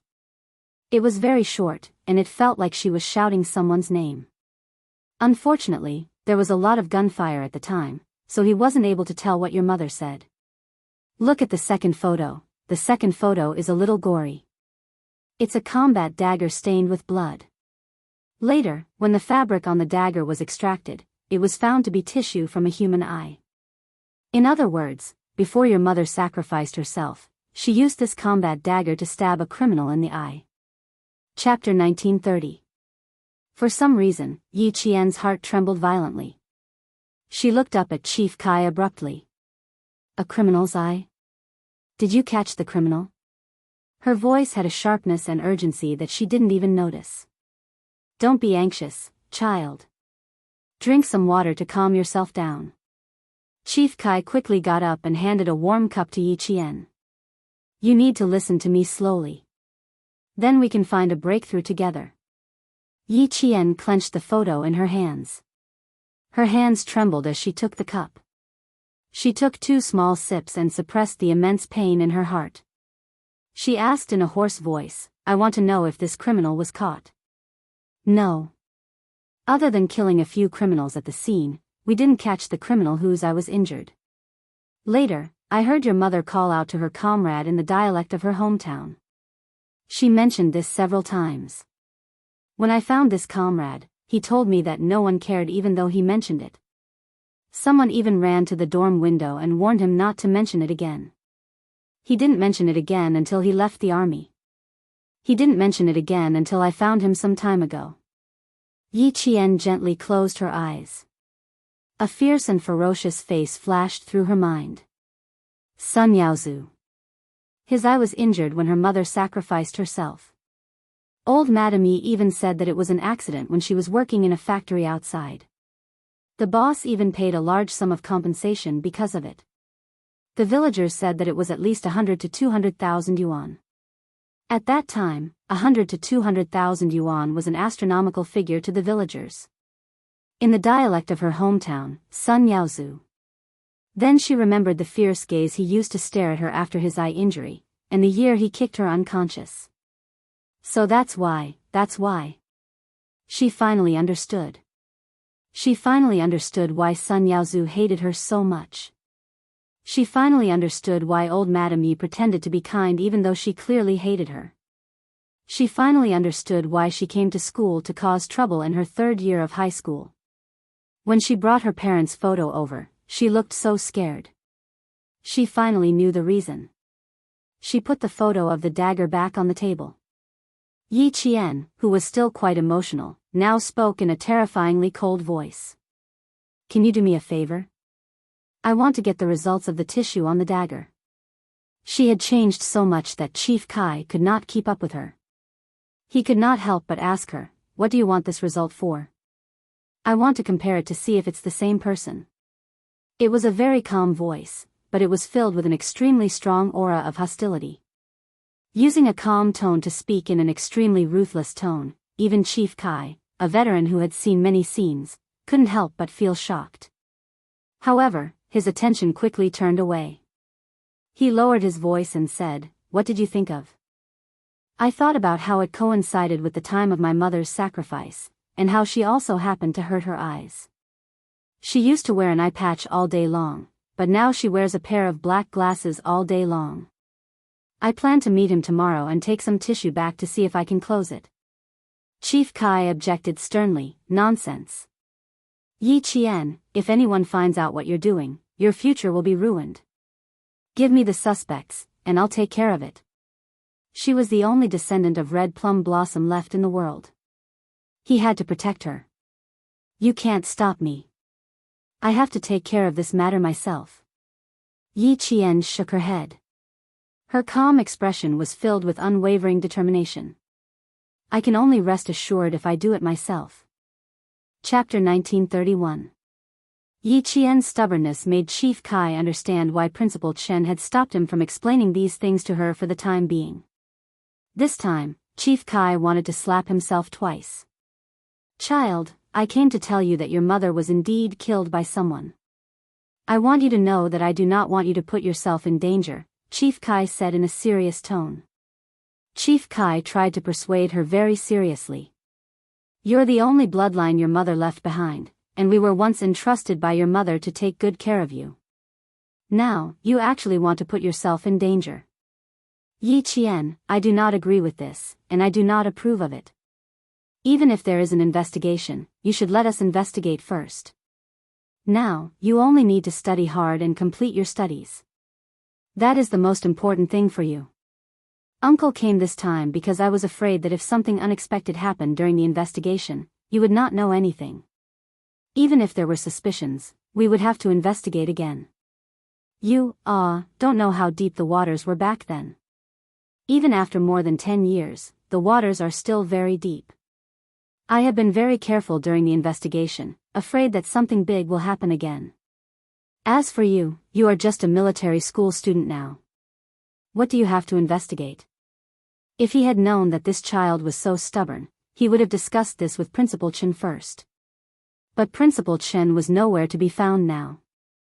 Old Chen, I wanted to discuss this with you, but in the end, I could not even find you." Even the villagers of Shuku village did not know where he went. Right, he almost forgot about this. "Yi Qian, do you know where Principal Chen, who has been taking care of you, is?" "I went to Shuku village this time, but I did not find him." Even the villagers said that they had not seen him for a long time. He was afraid that something would happen. After all, he had already investigated the death of Hong Mei, and handed some of Hong Mei's belongings to Old Chen, which was equivalent to bringing him into danger. Yi Qian could hear the worry in his voice, but it was true that he couldn't reveal too much about Uncle Chen, so he said, "Uncle Chen went on a vacation. I'm afraid he won't be back for a while." Yi Qian could tell that he was worried, and that there was something wrong with his tone. He asked directly, "You said that the situation was already very complicated 10 years ago, and it's still the same 10 years later. You also mentioned that you were afraid that there might be an accident during the investigation. Are you implying that if someone finds out that you're investigating my mother's death, they will kill you to silence you?" "That's right. That's why I stopped you." Faced with an extremely intelligent cadet, Chief Kai knew that it would be better for him to explain things more thoroughly. Yi Qian's expression was as cold as ice. "Since it's so dangerous, I can't just watch you and my mother's comrades take the risk. As her daughter, I must do what I should do. Don't worry about me. I won't be so stupid as to joke about my future. I have a way to get his eyes, and I also have a way to not let myself fall into his trap.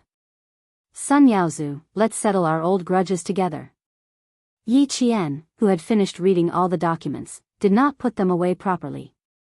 After memorizing each and every one of them, he destroyed them one by one in front of Chief Kai. "I've kept the 2 photos. I've already memorized the rest of the information. I can't keep them, lest they implicate you." At this point, Chief Kai knew that he had no way of stopping Yi Qian. He sighed and said, "I'll see if I can get my hands on the test report. If I do, I'll let you know immediately." Chapter 1932. Yi Qian didn't plan on leaving for Nan province immediately.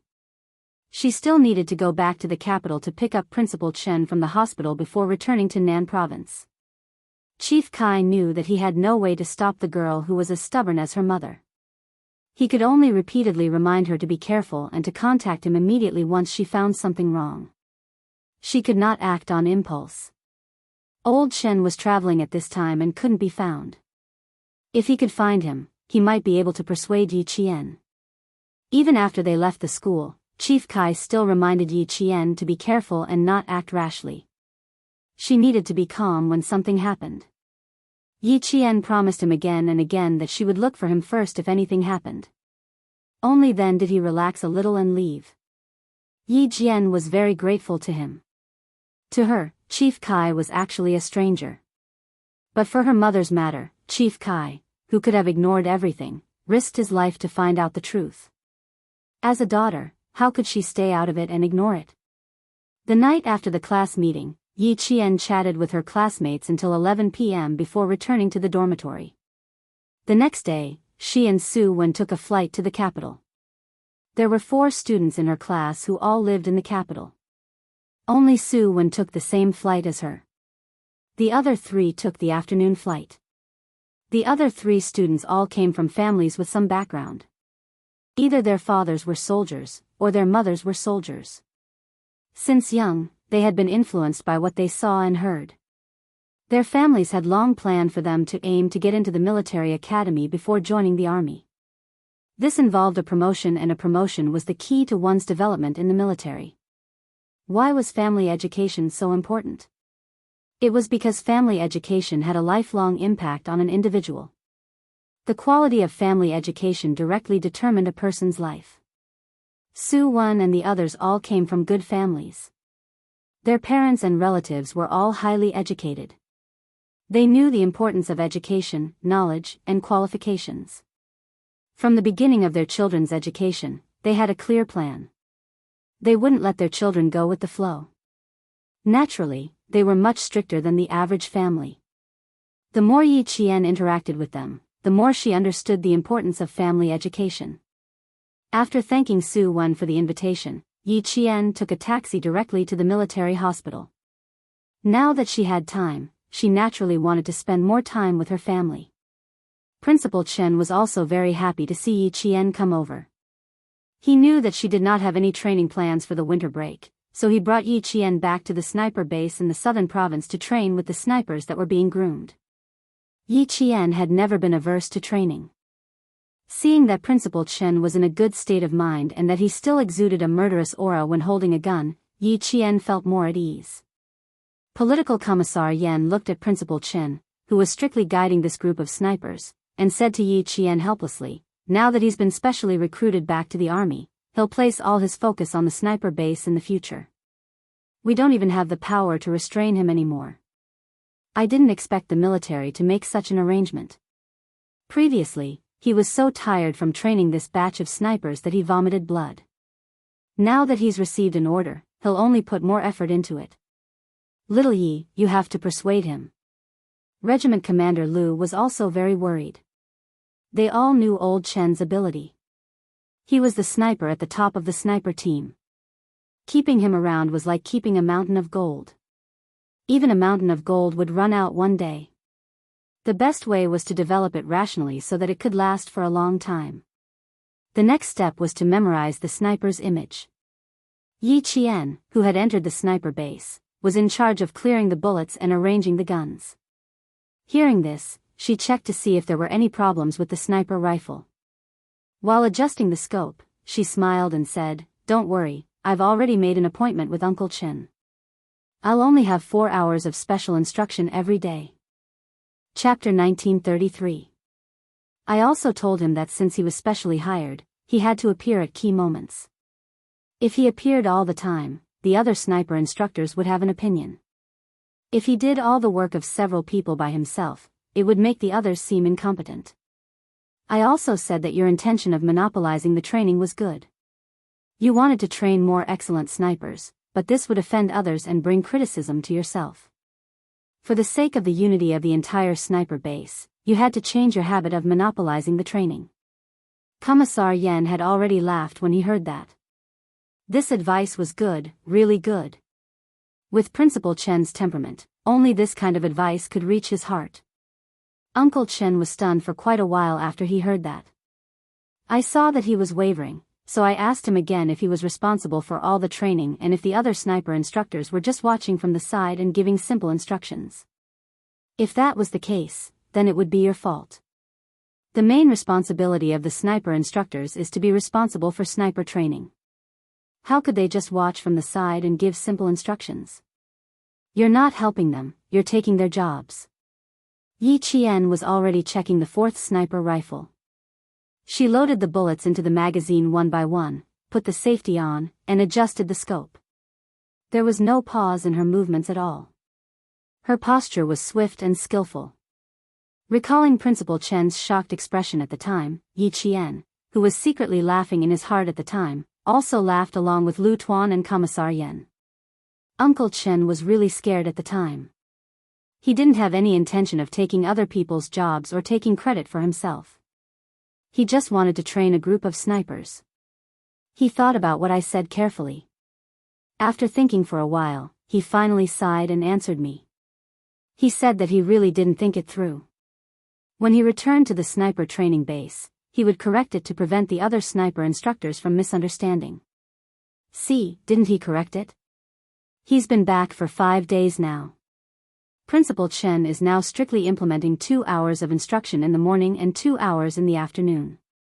The rest of the time, he has to communicate with the other sniper instructors or watch me train. Commissar Yen, who was laughing heartily, gave Yi Qian a thumbs up. You're still the best, girl. With just a few words, you made him stop working so hard. 4 hours of guidance a day is definitely enough. Some time ago, he stayed at the sniper base almost every day. He followed the soldiers during the day and night, and he also trained with them in the mountains. He stayed as far away as the soldiers could. Both Lu Tuan and I were scared out of our wits. Now, the two of us can rest assured. 4 hours of guidance, plus teaching the sniper instructor, and letting them learn together. In the future, old Chen will have more and more time to rest. Principal Chen, who was strictly training the soldiers, did not pay attention to this side. After finishing the camouflage training, he entered the range estimation, image memory training. A sniper soldier ran over to Yi Qian from the other end of the training ground and saluted Commander Lu and Political Commissar Yen. Then he said to Yi Qian, the instructor wants you to go over and do a demonstration. You've probably entered range training. The soldiers who entered the training were all soldiers who had excellent results in shooting during recruit training. In June, the Southern Province Military Region received an order from the military headquarters to train a group of excellent snipers for anti-terrorist operations. The Southern Province Sniper Base would select the soldiers. At the same time that the Southern Province Military Region received the order, Principal Chen also received a transfer order from the military headquarters.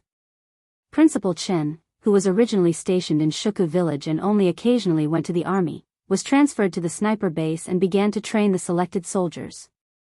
In the end, he was too tired and got injured. He was so tired that he had gastric bleeding and was hospitalized. Chapter 1934. Yi Qian had been here for 4 days and was already familiar with the newly selected sniper soldiers. Hearing this, he smiled at Lu Tuan and Commissar Yen, who had specially come to visit Principal Chen. I won't accompany you. I'll go and train first. Go. We also have something to do and have to go. Lu Tuan smiled and waved his hand, indicating that Yi Qian didn't need to entertain them.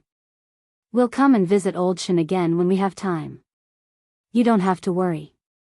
The sniper base was directly under the jurisdiction of the Southern Province's provincial military.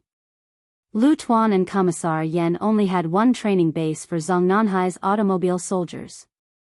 They came to take a look and left. They couldn't stay for long. They didn't let Yi Qian send them off. After she left, Lu Tuan smiled and sighed. From now on, this will be Old Chen's base. I'm afraid the troops in the mountains won't be able to invite him back. Yes, it's a pity. In the past, Old Chen would occasionally go to the army to guide the soldiers' shooting training. The shooting standards he brought out were quite high. In the future, well, we can only watch. Commissar Yen smiled and patted his partner's shoulder. We still have to rely on ourselves. Old Shen has already brought out a batch of soldiers for us. Let this batch teach the next batch. Old Shen's efforts won't be in vain if he teaches them batch by batch. After we leave, Old Shen and Little Yi probably won't be able to come back to the army. Let's go, Old Lu. Let's go to the old place for a drink. I wanted to mention something to Little Yi just now, but you kept winking at me. Now you want me to go to the old place for a drink with you. Why don't you ask Little Yi to come along? She's like our child. Now that we're leaving one after the other. I don't know if Little Yi will miss us. Commander Lu said in a low voice. Commissar Yen smiled and said, what's there to say? I told Old Shen to let Little Yi know. I'm fine, but you. In the howling cold wind, the two black-green figures talking side by side gradually disappeared into the distance.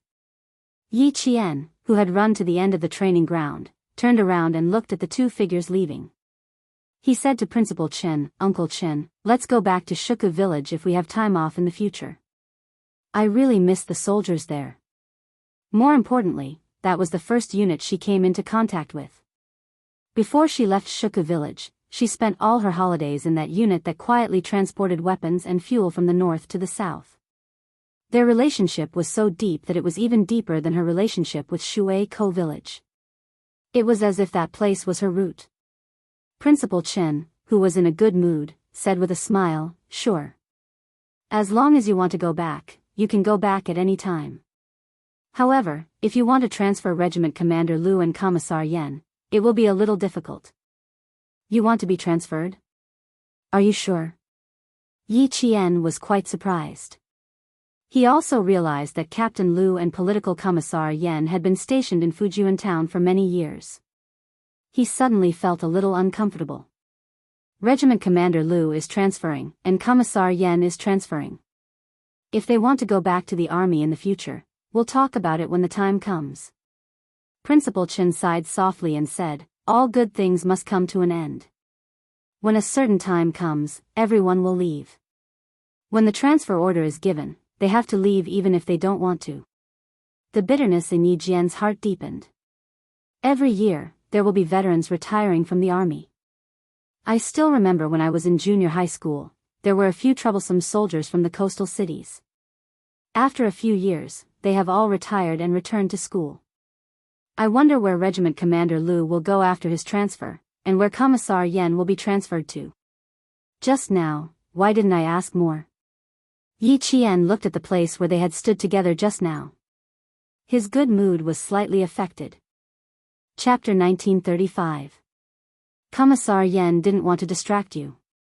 He didn't even plan to tell me in advance. He wanted to call me when he arrived at a new place. You should visit them more often in the future. After Principal Chen consoled her, Yi Qian's depressed mood improved slightly.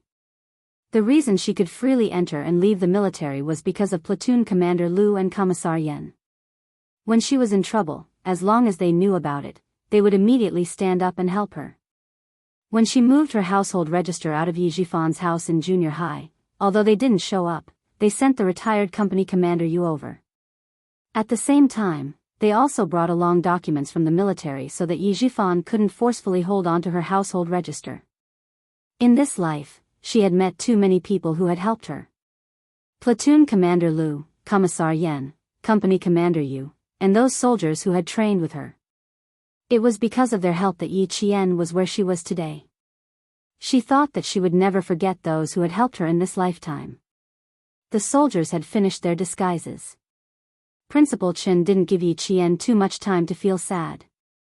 He calmly called out, Yi Qian, it's your turn. Then he immediately sent her into the training.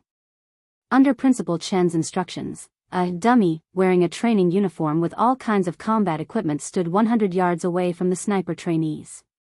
The sniper trainees were led by Yi Qian. They held sniper rifles and directly observed the dummy with their naked eyes without using the scope. Remember all the details of the dummy. Remember as much as you see. Remember everything you see with your naked eyes. Later, the sniper instructor will very likely ask for the specific location of a combat equipment on your soldiers. You need to shoot quickly or tell them.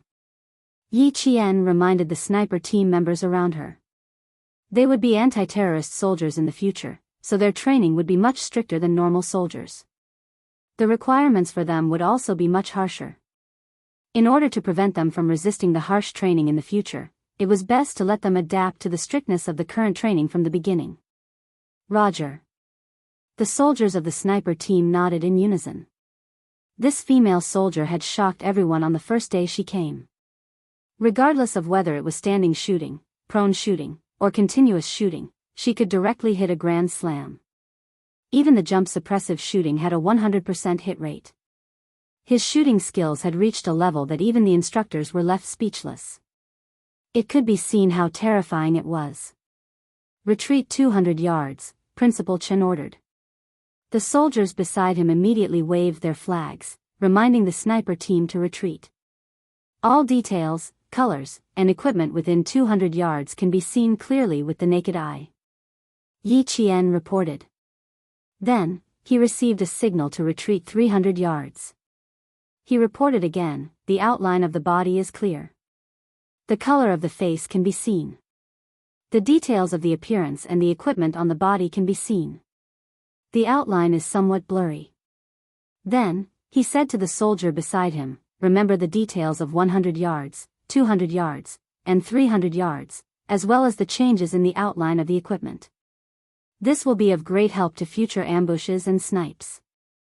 As long as there are similar outlines, we can immediately determine the result with our naked eyes.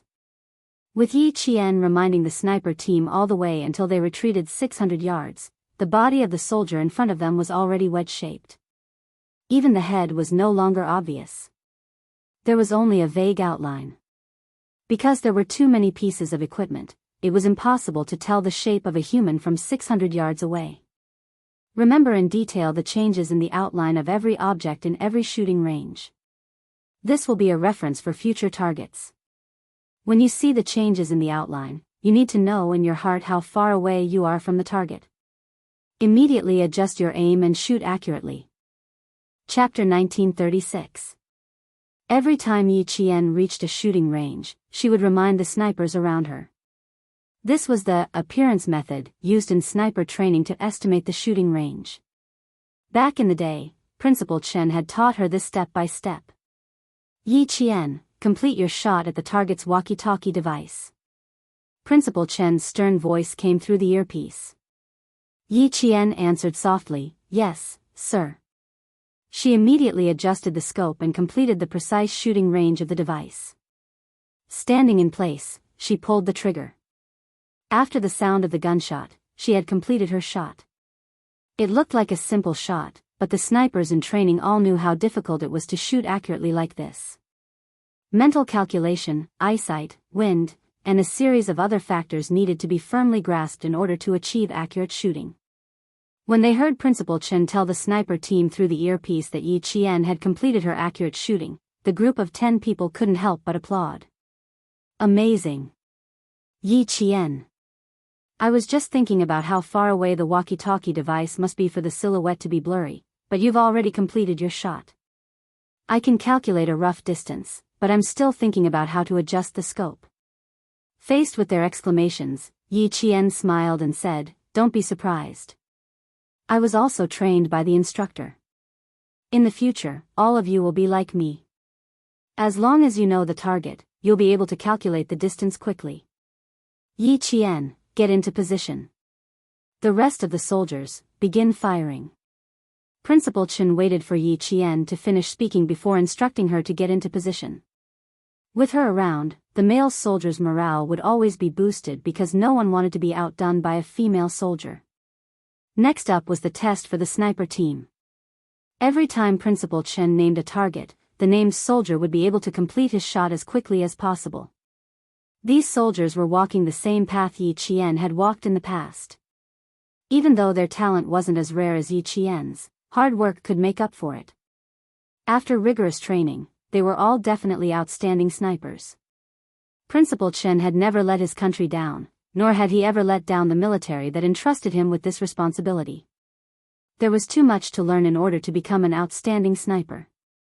Even though Yi Qian had already reached a relatively high level, she couldn't stop learning. The only way to never stop was to never be eliminated.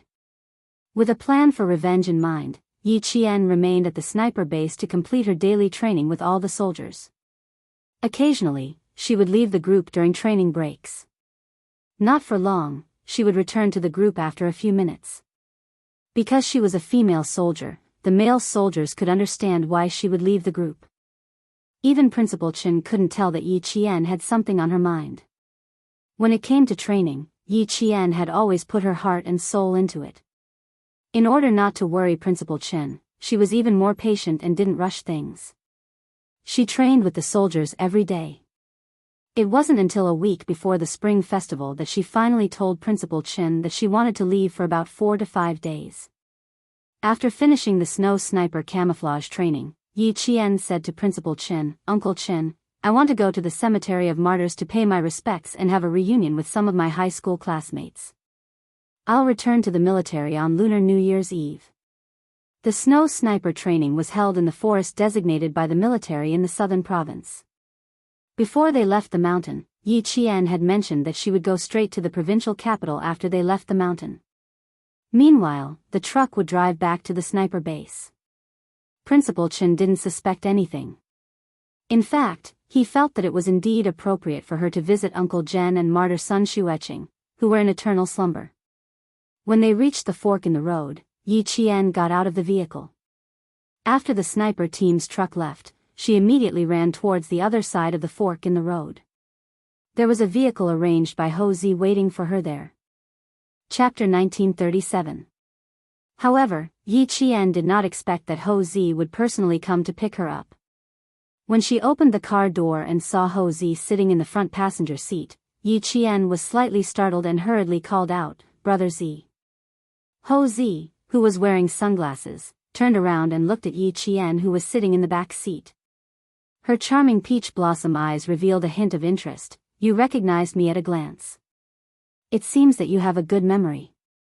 Until now, Ho Zi still admired Yi Qian's memory. She had never met anyone with such an extraordinary memory like her. Even if you put on makeup and disguise yourself as someone else, would still recognize you. Yi Qian replied with a smile. Ho Zi. She wanted to look for her in her previous life, but failed. In this life, she did not have such thoughts, but she just happened to meet her. How could she not have a deep impression of her? Ho Zi laughed even louder. "You said the same thing to sixth brother. I remember that when he was just a little older, sixth brother saw Yue crying when I quarreled with her. He came up and told me that if I dared to bully Yue again, he would not let me go. He also said that if I dared to let Yue down, he would be able to recognize me no matter what I look like. After 12 years, I heard something similar from you again. I say that you and sixth brother are really fated." Yi Qian also felt that way. In this life, she was indeed fated to be with Captain Xia. Ho Zi admired Yi Qian. Otherwise, she would not have accepted his call without hesitation. It was precisely because she admired Yi Qian that she would help him even if Xia Jinyuan was not in the middle. "Now that I am a law-abiding businessman, I can't deal with you as quickly as I did when you had a fight with a group of hooligans behind my hotel. I will lay out the front for you. You will have to take your time with the rest.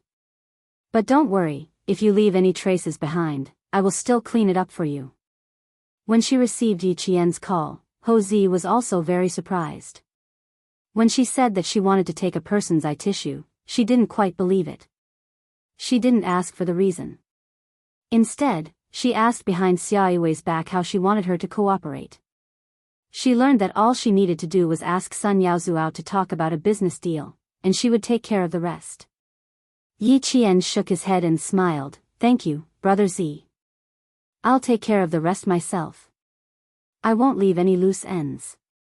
I'll just create an unexpected disaster." Unexpected disaster? Ho Zi was a little interested. Smart people always did things tactfully, and Lao Lu's future wife was extraordinarily smart. She had a high IQ and knew so much. If she said there was nothing, he would really believe her. Ho Zi, who was interested, also wanted to watch the whole process. Unfortunately, he was now a serious businessman. Although he wanted to join in, he could only endure it. After washing his hands in a golden basin, he would no longer stain his hands with blood. He still had to abide by the rules of the underworld. As the Chinese New Year approached, the southern province was less bustling than before. There was a hint of desolation.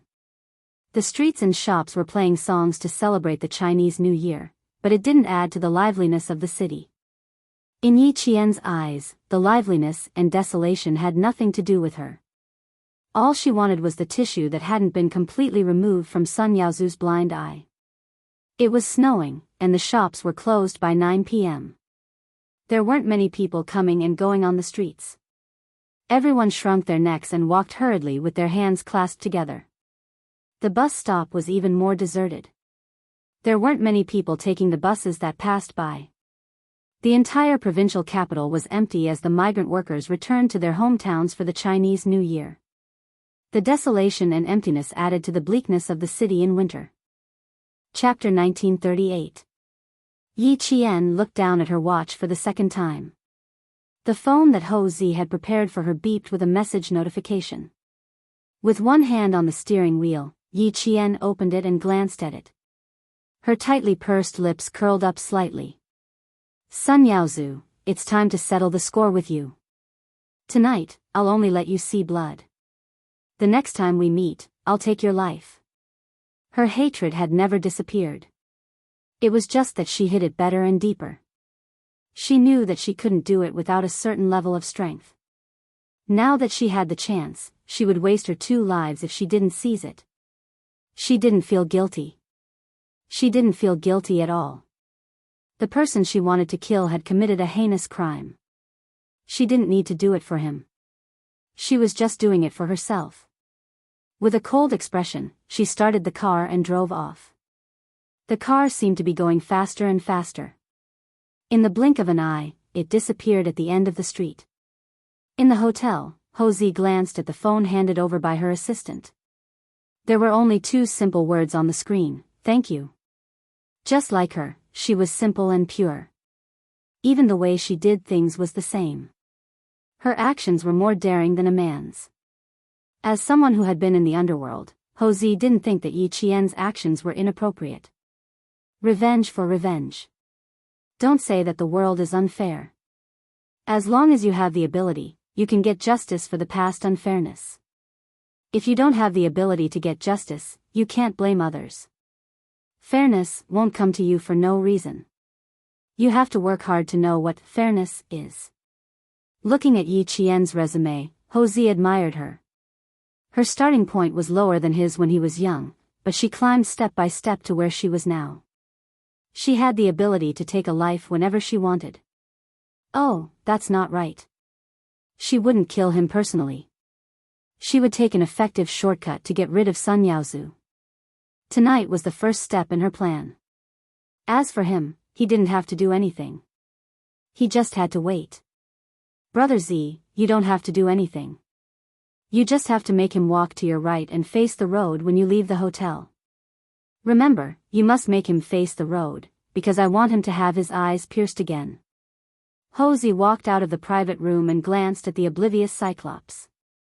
Yi Qian's words flashed through her mind. She chatted and laughed as she walked out of the hotel. Ho Zi calmly looked at the traffic on the street. After everyone left, he stepped in front of Sun Yaozu and slightly staggered so that Sun Yaozu was facing the road. He stretched out his hand and smiled. Mr. Sun, then we have a pleasant cooperation. I'm waiting for Mr. Sun to draft the contract to my assistant as soon as possible. I hope that after the Spring Festival, we can officially establish a cooperation relationship. Sun Yaozu, who was now proud of his success, saw the boss of the underworld that he didn't dare to offend politely shake hands with him. He pushed away the glasses that his assistant cum bodyguard handed to him and stretched out his hand with a smile. Well said, well said. To be able to cooperate with you, it's... Something shiny suddenly splashed as a car sped past. Sun Yaozu, who was facing the road, didn't even have time to finish his sentence before a flash of light flashed in front of his eyes. Then, he covered his eyes tightly and howled like a pig being slaughtered. Everyone didn't realize what was going on. Although Ho-Zi knew that something would happen, he didn't expect it to happen so suddenly. The black car sped past. Even he, who was closest to Sun Yaozu, didn't notice anything strange. The guy who was talking to him a second ago had his eyes pierced in the next second. Chapter 1939. The speeding car didn't attract too much attention. There was more than one car coming and going on the road. In the chaos, who would pay attention to a car?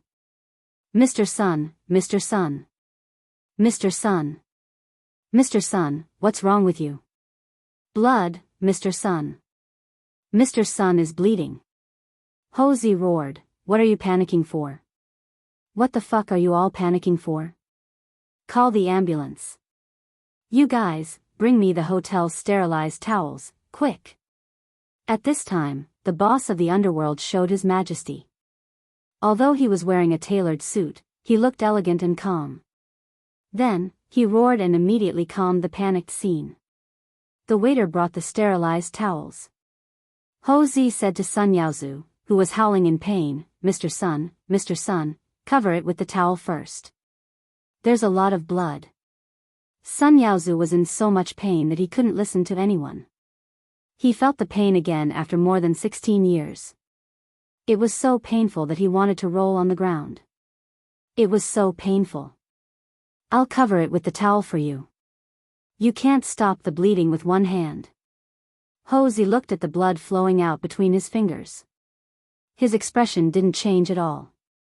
He was used to seeing this kind of blood.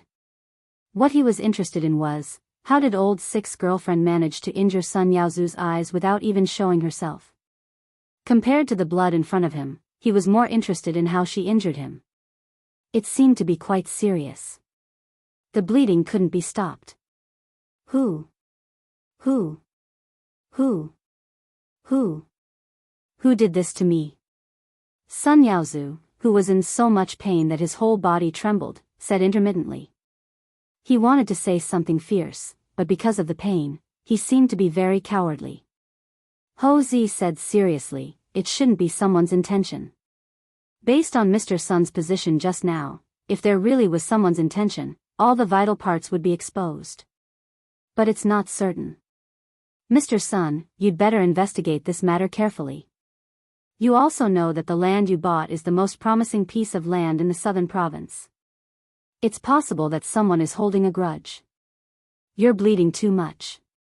You offended Mr. Sunday. After saying that, Ho-Zi grabbed Sun Yaozu's wrist and pulled hard. He saw a glass-like fragment embedded in his eye. In the light, the sharp fragment flashed a bloody light. Amazing.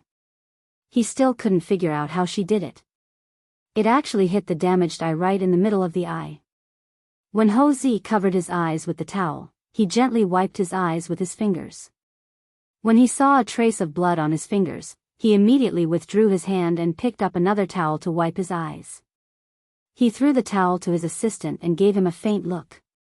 The assistant nodded slightly and held the towel in his hand. He then said to Sun Yaozu's bodyguards, leave 2 of you to guard CEO Sunday. The rest of you should go and take a look around. Whether it was an accident or premeditated, we have to find out. These bodyguards couldn't be compared to Ho-Zi's bodyguards who had seen blood, but they were all strong and powerful. 2 of them stayed behind to guard the door, and the rest quickly went to check the surroundings.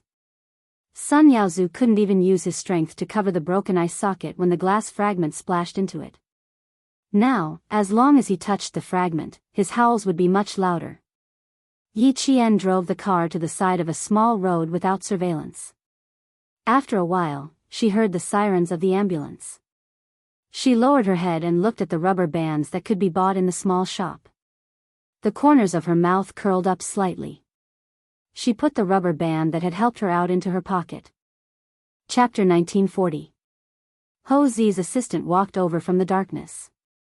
He obeyed Yi Qian's instructions and walked around the 2 intersections to the black car parked under the shade of a black tree. Miss Yi, Brother Z asked me to give this to you. He took out a towel with eye tissue from his pocket and handed it to Yi Qian respectfully. He knew about the entire plan. Because of this, he felt that the girl in front of him was terrifying. She didn't even show her face. She just drove over and injured someone's eye. He could drive over and kill them with a gun while he was at it. This was something he could do too. However, he couldn't hit the target with just a piece of glass. He had held a gun with Brother Z before. Yi Qian took the towel that smelled faintly of blood and said, "Thank you," in a low voice. He didn't stay any longer and immediately drove away. She needed to rush to the private hospital Ho Zi invested in and give the towel to the laboratory technician. She wanted to get the results as soon as possible. She didn't want to wait any longer. When the car started, Sun Yaozu was also carried into the ambulance. Ho Zi didn't leave and personally accompanied him to the hospital. The assistant didn't go with them. When he came back, he nodded slightly at Ho Zi to indicate that the matter was done. In the chaotic scene, no one would notice the secret movements and no one would notice the subtle communication. It was already past 3 in the morning when Ho Zi arrived at the private hospital he invested in. The assistant told him that old Six's girlfriend was waiting for the results and didn't want to leave. Ho Zi, who was dressed in a suit, walked into the room specially prepared for him to rest. He leaned against the window and teased Yi Qian, who was looking out the window. "It's the same even if you come over tomorrow morning to get the results. Are you afraid that my hospital will run away?" Yi Qian, who was in a daze, immediately reacted. He stood up straight and thanked Ho Zi. "Thank you so much, Brother Z. If it wasn't for you, it would have been difficult for me to take his eye tissue. Don't thank me. I didn't do anything. Since he got a few good pieces of land from Director Yi of the Construction Bureau, as a serious businessman, I have been thinking about cooperating with him. Your matter is just a matter of convenience, you don't have to thank me." Ho Zi closed the door behind her and sat on the chair. She crossed her long legs and placed her hands casually in front of her abdomen. She asked her with interest, "I really want to know how you managed to get the glass shard in his eyes. Even if you opened it with one hand, your other hand shouldn't be that strong. Humans have 4 limbs. Our hands can drive, and so can our legs. I just used my knees to control the steering wheel, and then I used a rubber band to shoot the glass shards into his eyes." Yi Qian did not hide anything. If he wanted to know, he could just tell him. He did not need to worry about exposing himself. Although it sounded unbelievable, Ho Zi, who had seen Yi Qian's abilities, believed it. She suddenly realized, "I see. That would explain it." She could drive with both hands and even drive with her knees. For a moment, Ho Zi looked at Yi Qian with a subtle gaze. Old Six, do you know what kind of girlfriend you have?" "Brother Z, I'm used to seeing all kinds of storms. When I first heard about it, I was a little scared. She was smart and courageous, and she was also very capable. It was best to be friends with someone like her, not enemies. After I get the results, I'll get someone to send you directly to the hotel. It's the same suite that old Six used to live in. It's always been empty." Ho Zi was satisfied with the answer. "I'll take care of the rest. He won't be suspicious." Chapter 1941. With Ho Zi's help, things would undoubtedly be better. While waiting for the results, Yi Qian carefully recalled what she did just now. She made sure that she did not leave any loopholes, but she did not reject Ho Zi's help. She could only sincerely thank her again. In the face of her politeness, Ho Zi couldn't help but laugh. "We're family, so don't speak like 2 families. You're being too polite with me." Seeing the girl in front of him become a little embarrassed because of his words, Ho Zi laughed out loud. She was a somewhat contradictory girl. She was very innocent when she smiled, but when she did things, her expression did not change at all. Only old Six would dare to find a girl like her. Ordinary people would not have such courage. Looking down at the time, it was indeed late. Thinking that there were still people waiting at home, Yi Qian did not bother being polite. "Iwei is still waiting at home. I won't wait with you." After sending Ho Zi off, Yi Qian waited until 5 o'clock to get the test results. When she returned to the hotel, it was already 6:30. She did not lie when she told Principal Chen that she was going to attend the Southern Province High School class reunion. There was indeed a class reunion. Under the lead of their homeroom teacher, Teacher Tong, there were 34 students in the class who were admitted to key universities and 19 who were admitted to second-tier universities. Among them, the 6 girls in Yi Qian's dormitory were all admitted to key universities. However, there were also some who made mistakes and failed the college entrance exam. The class monitor, Lu Xian, was one of them. He caught a bad cold before the college entrance exam and fainted on the first day of the exam. Unfortunately, he failed the exam. He was the first to arrive at the Venus Hotel, gathering place. The students who arrived one after another saw a figure in a military uniform from afar. After being stunned for a while, they immediately ran over. Class monitor, damn. Class monitor, you really joined the army. Damn, I thought you were just joking. The boy who came over hugged the former class monitor. Although they had only been separated for half a year, the sight of an old classmate still made his eyes red. Lu Xian had grown a lot taller and stronger. Although he had only been in the army for a month, he already had the temperament of a soldier. Hearing this, he laughed. Why would I lie to you? I told my family a long time ago that if I didn't get into a good university, I would join the army. That's amazing, class monitor. You're really willing. A boy who chose to repeat his second year gave him a thumbs up. You're better than me. Look, I'm still repeating my second year. I don't know if I can pass the exam next year. Since when did the gifted scholar in our class become so unconfident? Bring out the courage you had when you were competing with Yi Qian. Getting into a university won't be a problem for you. A tender laughter came from behind. Zhang Yuan, who had grown into a slender and elegant woman after not seeing her for half a year, was standing behind the boys with a gift box in her hand. She had delicate features and was much prettier than when she was in high school. The boys turned their heads and stared at her. A girl changes 18 times between childhood and womanhood. Zhang Yuan, you're definitely outshining the moon and putting the flowers to shame now. Zhang Yuan rolled her eyes at her former classmates. Although I was a little ugly in the past, I didn't get in your way, did I? You didn't vomit when you saw my face, did you? Ha ha ha, no. Let's go in together. Let the class monitor wait alone. He's a soldier now and can withstand the cold. Lu Xian pushed the boy who spoke and pretended to be disgusted. Go in. You're like a paper person. Don't catch a cold and I'll have to carry you to the hospital. Class monitor, are there any other classmates inside? Is Yi Qian here? Zhang Yuan wanted to see Yi Qian the most. After taking 2 steps, she turned her head and asked, does he know about our gathering? Chapter 1942. She'll come. She's just not here yet. LV Xian looked at the time. It was 4 o'clock in the afternoon. There was still an hour until 5 o'clock. If she comes from her hometown, she'll probably be a little late. You guys go in first. They didn't expect that their most anticipated classmate, Yi Qian, was actually staying at the 5-star hotel across the street. The meeting time was 5 o'clock in the afternoon. Yi Qian slept until noon when she came back from the hospital. Since the Venus Hotel was right across the street, she wasn't afraid of being late.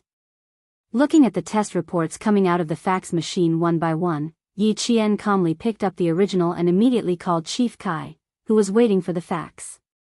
The test reports had already been sent. All that was left was to wait for news from Chief Kai. As long as the 2 test reports could be combined, Sun Yaozu's good days would come to an end. When Chief Kai received the fax and saw the test report, his face darkened. Yi Qian, how did you get the tissue from his eye? Where is he? He was worried that Yi Qian would take his life. Don't worry, I won't dirty my hands for someone like him. He's still alive and lying in the hospital right now. Yi Jian explained. Her originally indifferent expression suddenly tightened the corners of her mouth, revealing a murderous aura that was as sharp as a blade. She looked at the portrait she had just drawn and continued in a calm voice, "There's one more thing I want to trouble you with. Is there a wanted criminal named Sun Yaozu in the police system? The eye tissue belongs to Sun Yaozu. Is he from your hometown?" Chief Kai, who had been in the military and criminal investigation, sensed that something was wrong. "So, when you saw the photo and the information, you immediately thought of this person, right?" Yi Jian didn't think that she could hide it from Chief Kai. She replied softly. There was coldness in the depths of her eyes as she replied in a low voice, "At that time, I thought of him. I was very suspicious, and even certain." When Chief Kai heard about Sun Yaozu, his expression turned serious, but at the same time, there was a hint of excitement. However, this excitement did not linger for too long and was immediately suppressed by caution. "Yi Qian, you have to listen to Chief Kai this time. If the test results match, you must remember to calm yourself down. We need to thoroughly investigate how he came into conflict with your mother back then. Before your mother sacrificed herself, she said something in her hometown dialect. It's very likely that she knew this person's identity, or rather." Chief Kai lowered his voice, and Yi Jiansheng, who was listening, shuddered. "Or rather, your mother has always been in contact with him, or rather, she trusts him." If what Chief Kai said was true, what kind of role did Sun Yaozu play back then? "Mother, if you believed Sun Yaozu back then why did you believe him?"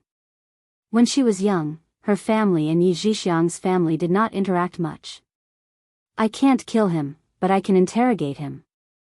If the test results match, I want to interrogate him," Yi Qian said softly, with an aura that did not allow them to question him.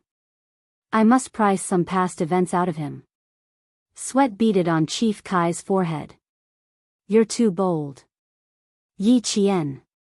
Don't forget, you're a military academy student now. You can't tolerate any dirty military academy students. I'll take care of this. As soon as the test results match, I'll immediately come to Nan Province. Why is Sun Yaozu safe and sound, and why is your mother's life completely erased?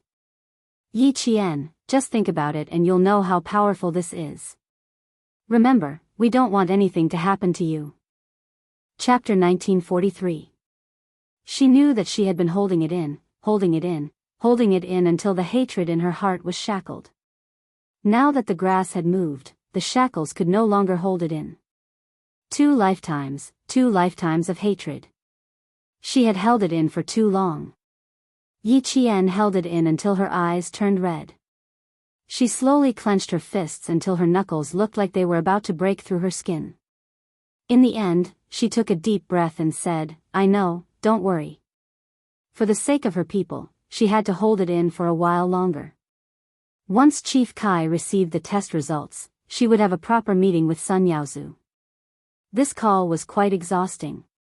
Yi Jian had a quick lunch and then lay back on the big bed. She was half asleep, half awake, and half awake.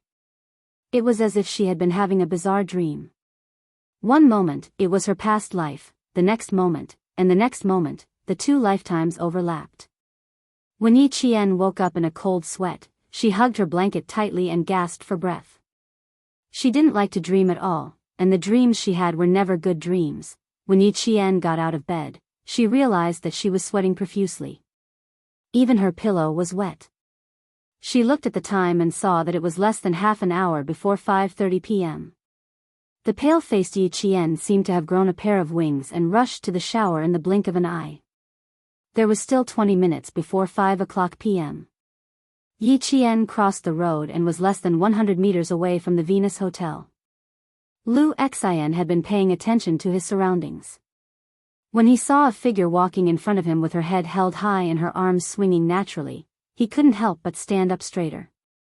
He even straightened his military uniform, afraid that he would be impolite. When Yi Qian got closer, Lu Xian actually felt a little nervous. Even without a military uniform, Yi Qian still looked valiant and valiant. There was something about her that made him feel a sense of awe. When he stood in front of her, he didn't even realize that he had saluted her. Standing in front of Lu Xian, who was wearing a military uniform, Yi Qian was as surprised as the other students. She was about to ask, "Class rep, did you really join the military?" when Lu Xian saluted her instead. The military salute came a little too suddenly. Yi Qian, who was not prepared, reflexively returned the salute. Hey, do you still need to salute each other? The two of you, this is a class reunion, not a general meeting with a soldier. Yi Qian, don't scare our class monitor. A few students from Class 1 who had come out to welcome Teacher Tong happened to see them and couldn't help but laugh. Before the laughter stopped, a boy reacted quickly and rushed over. He grabbed Yi Qian's hand and said happily, shake hands, shake hands. Quick, take a picture, take a picture. Is there any more film? Take a few more pictures. I'll sponsor the film.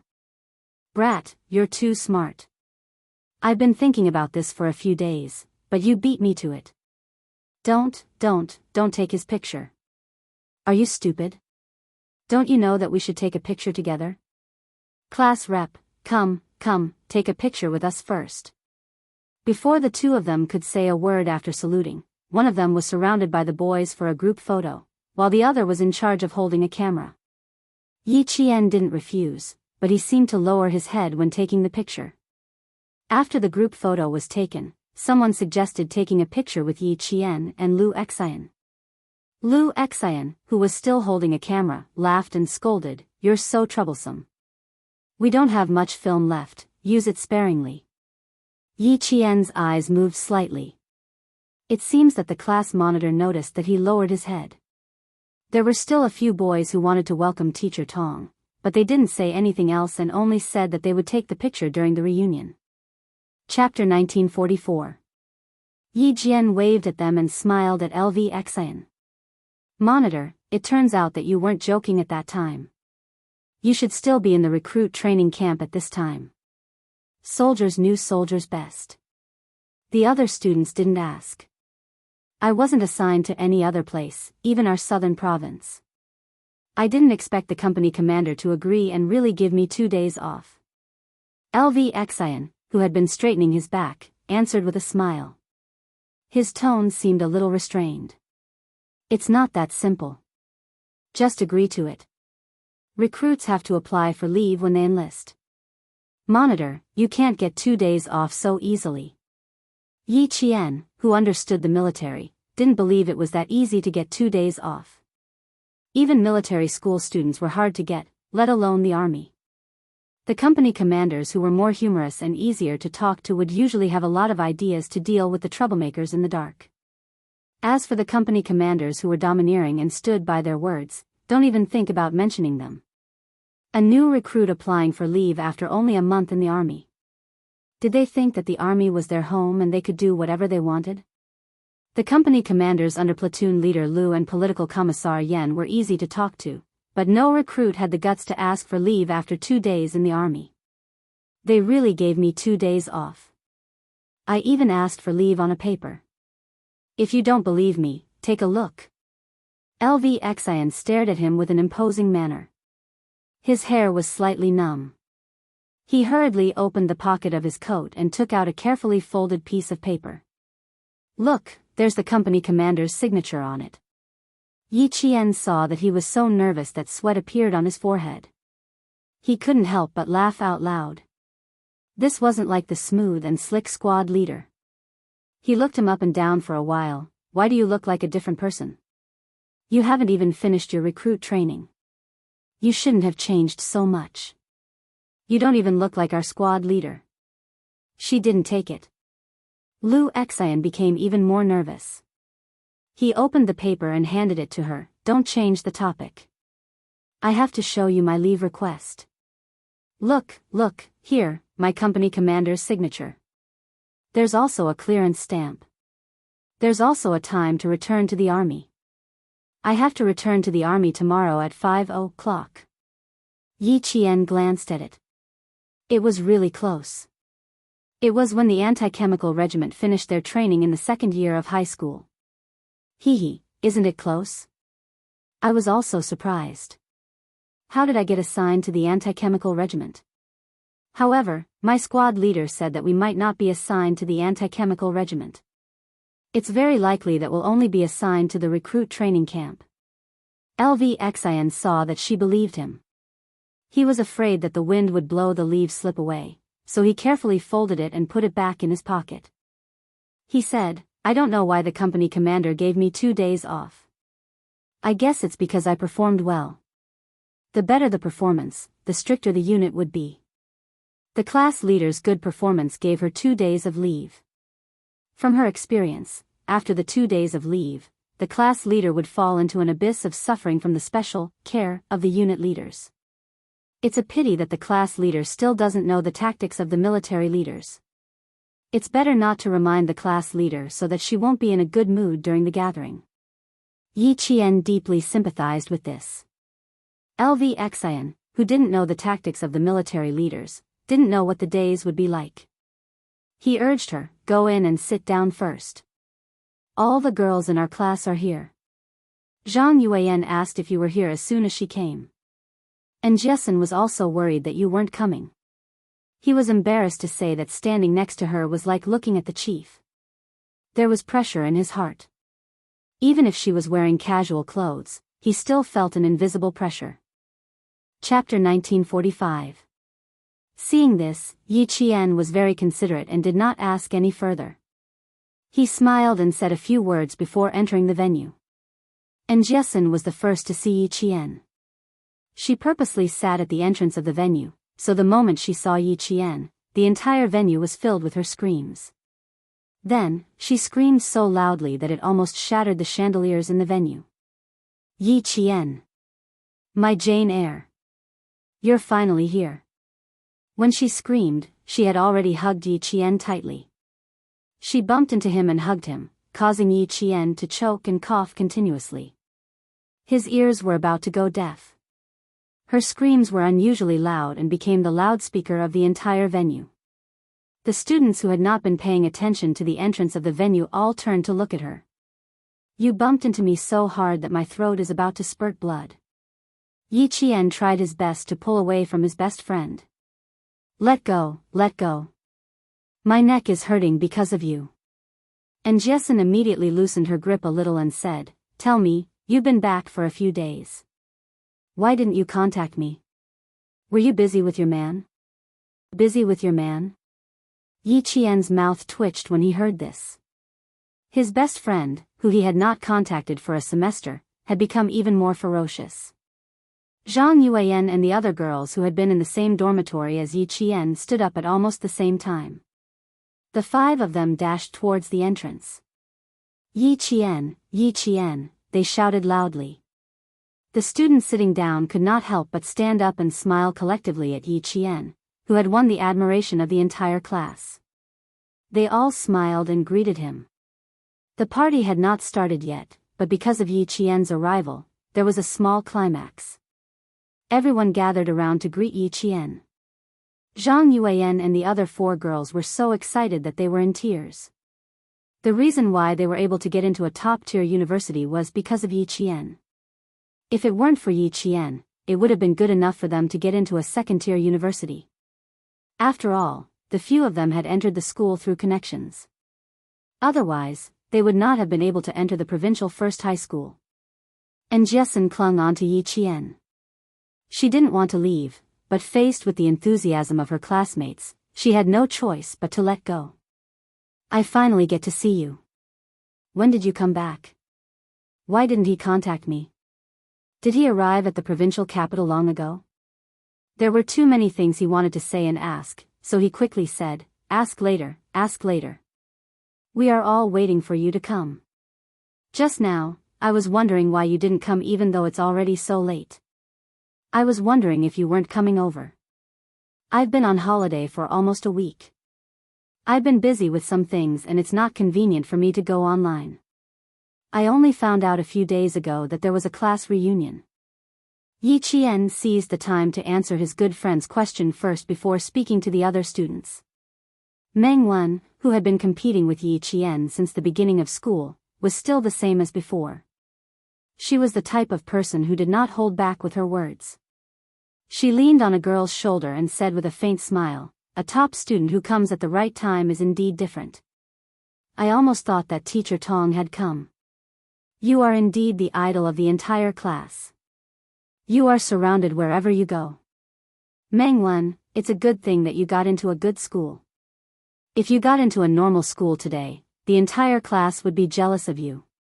Yi Qian looked at her with a smile. He raised his voice slightly and said teasingly, "It's also a good thing that you got into a good school. Otherwise, I wouldn't be able to cause trouble with my classmates today."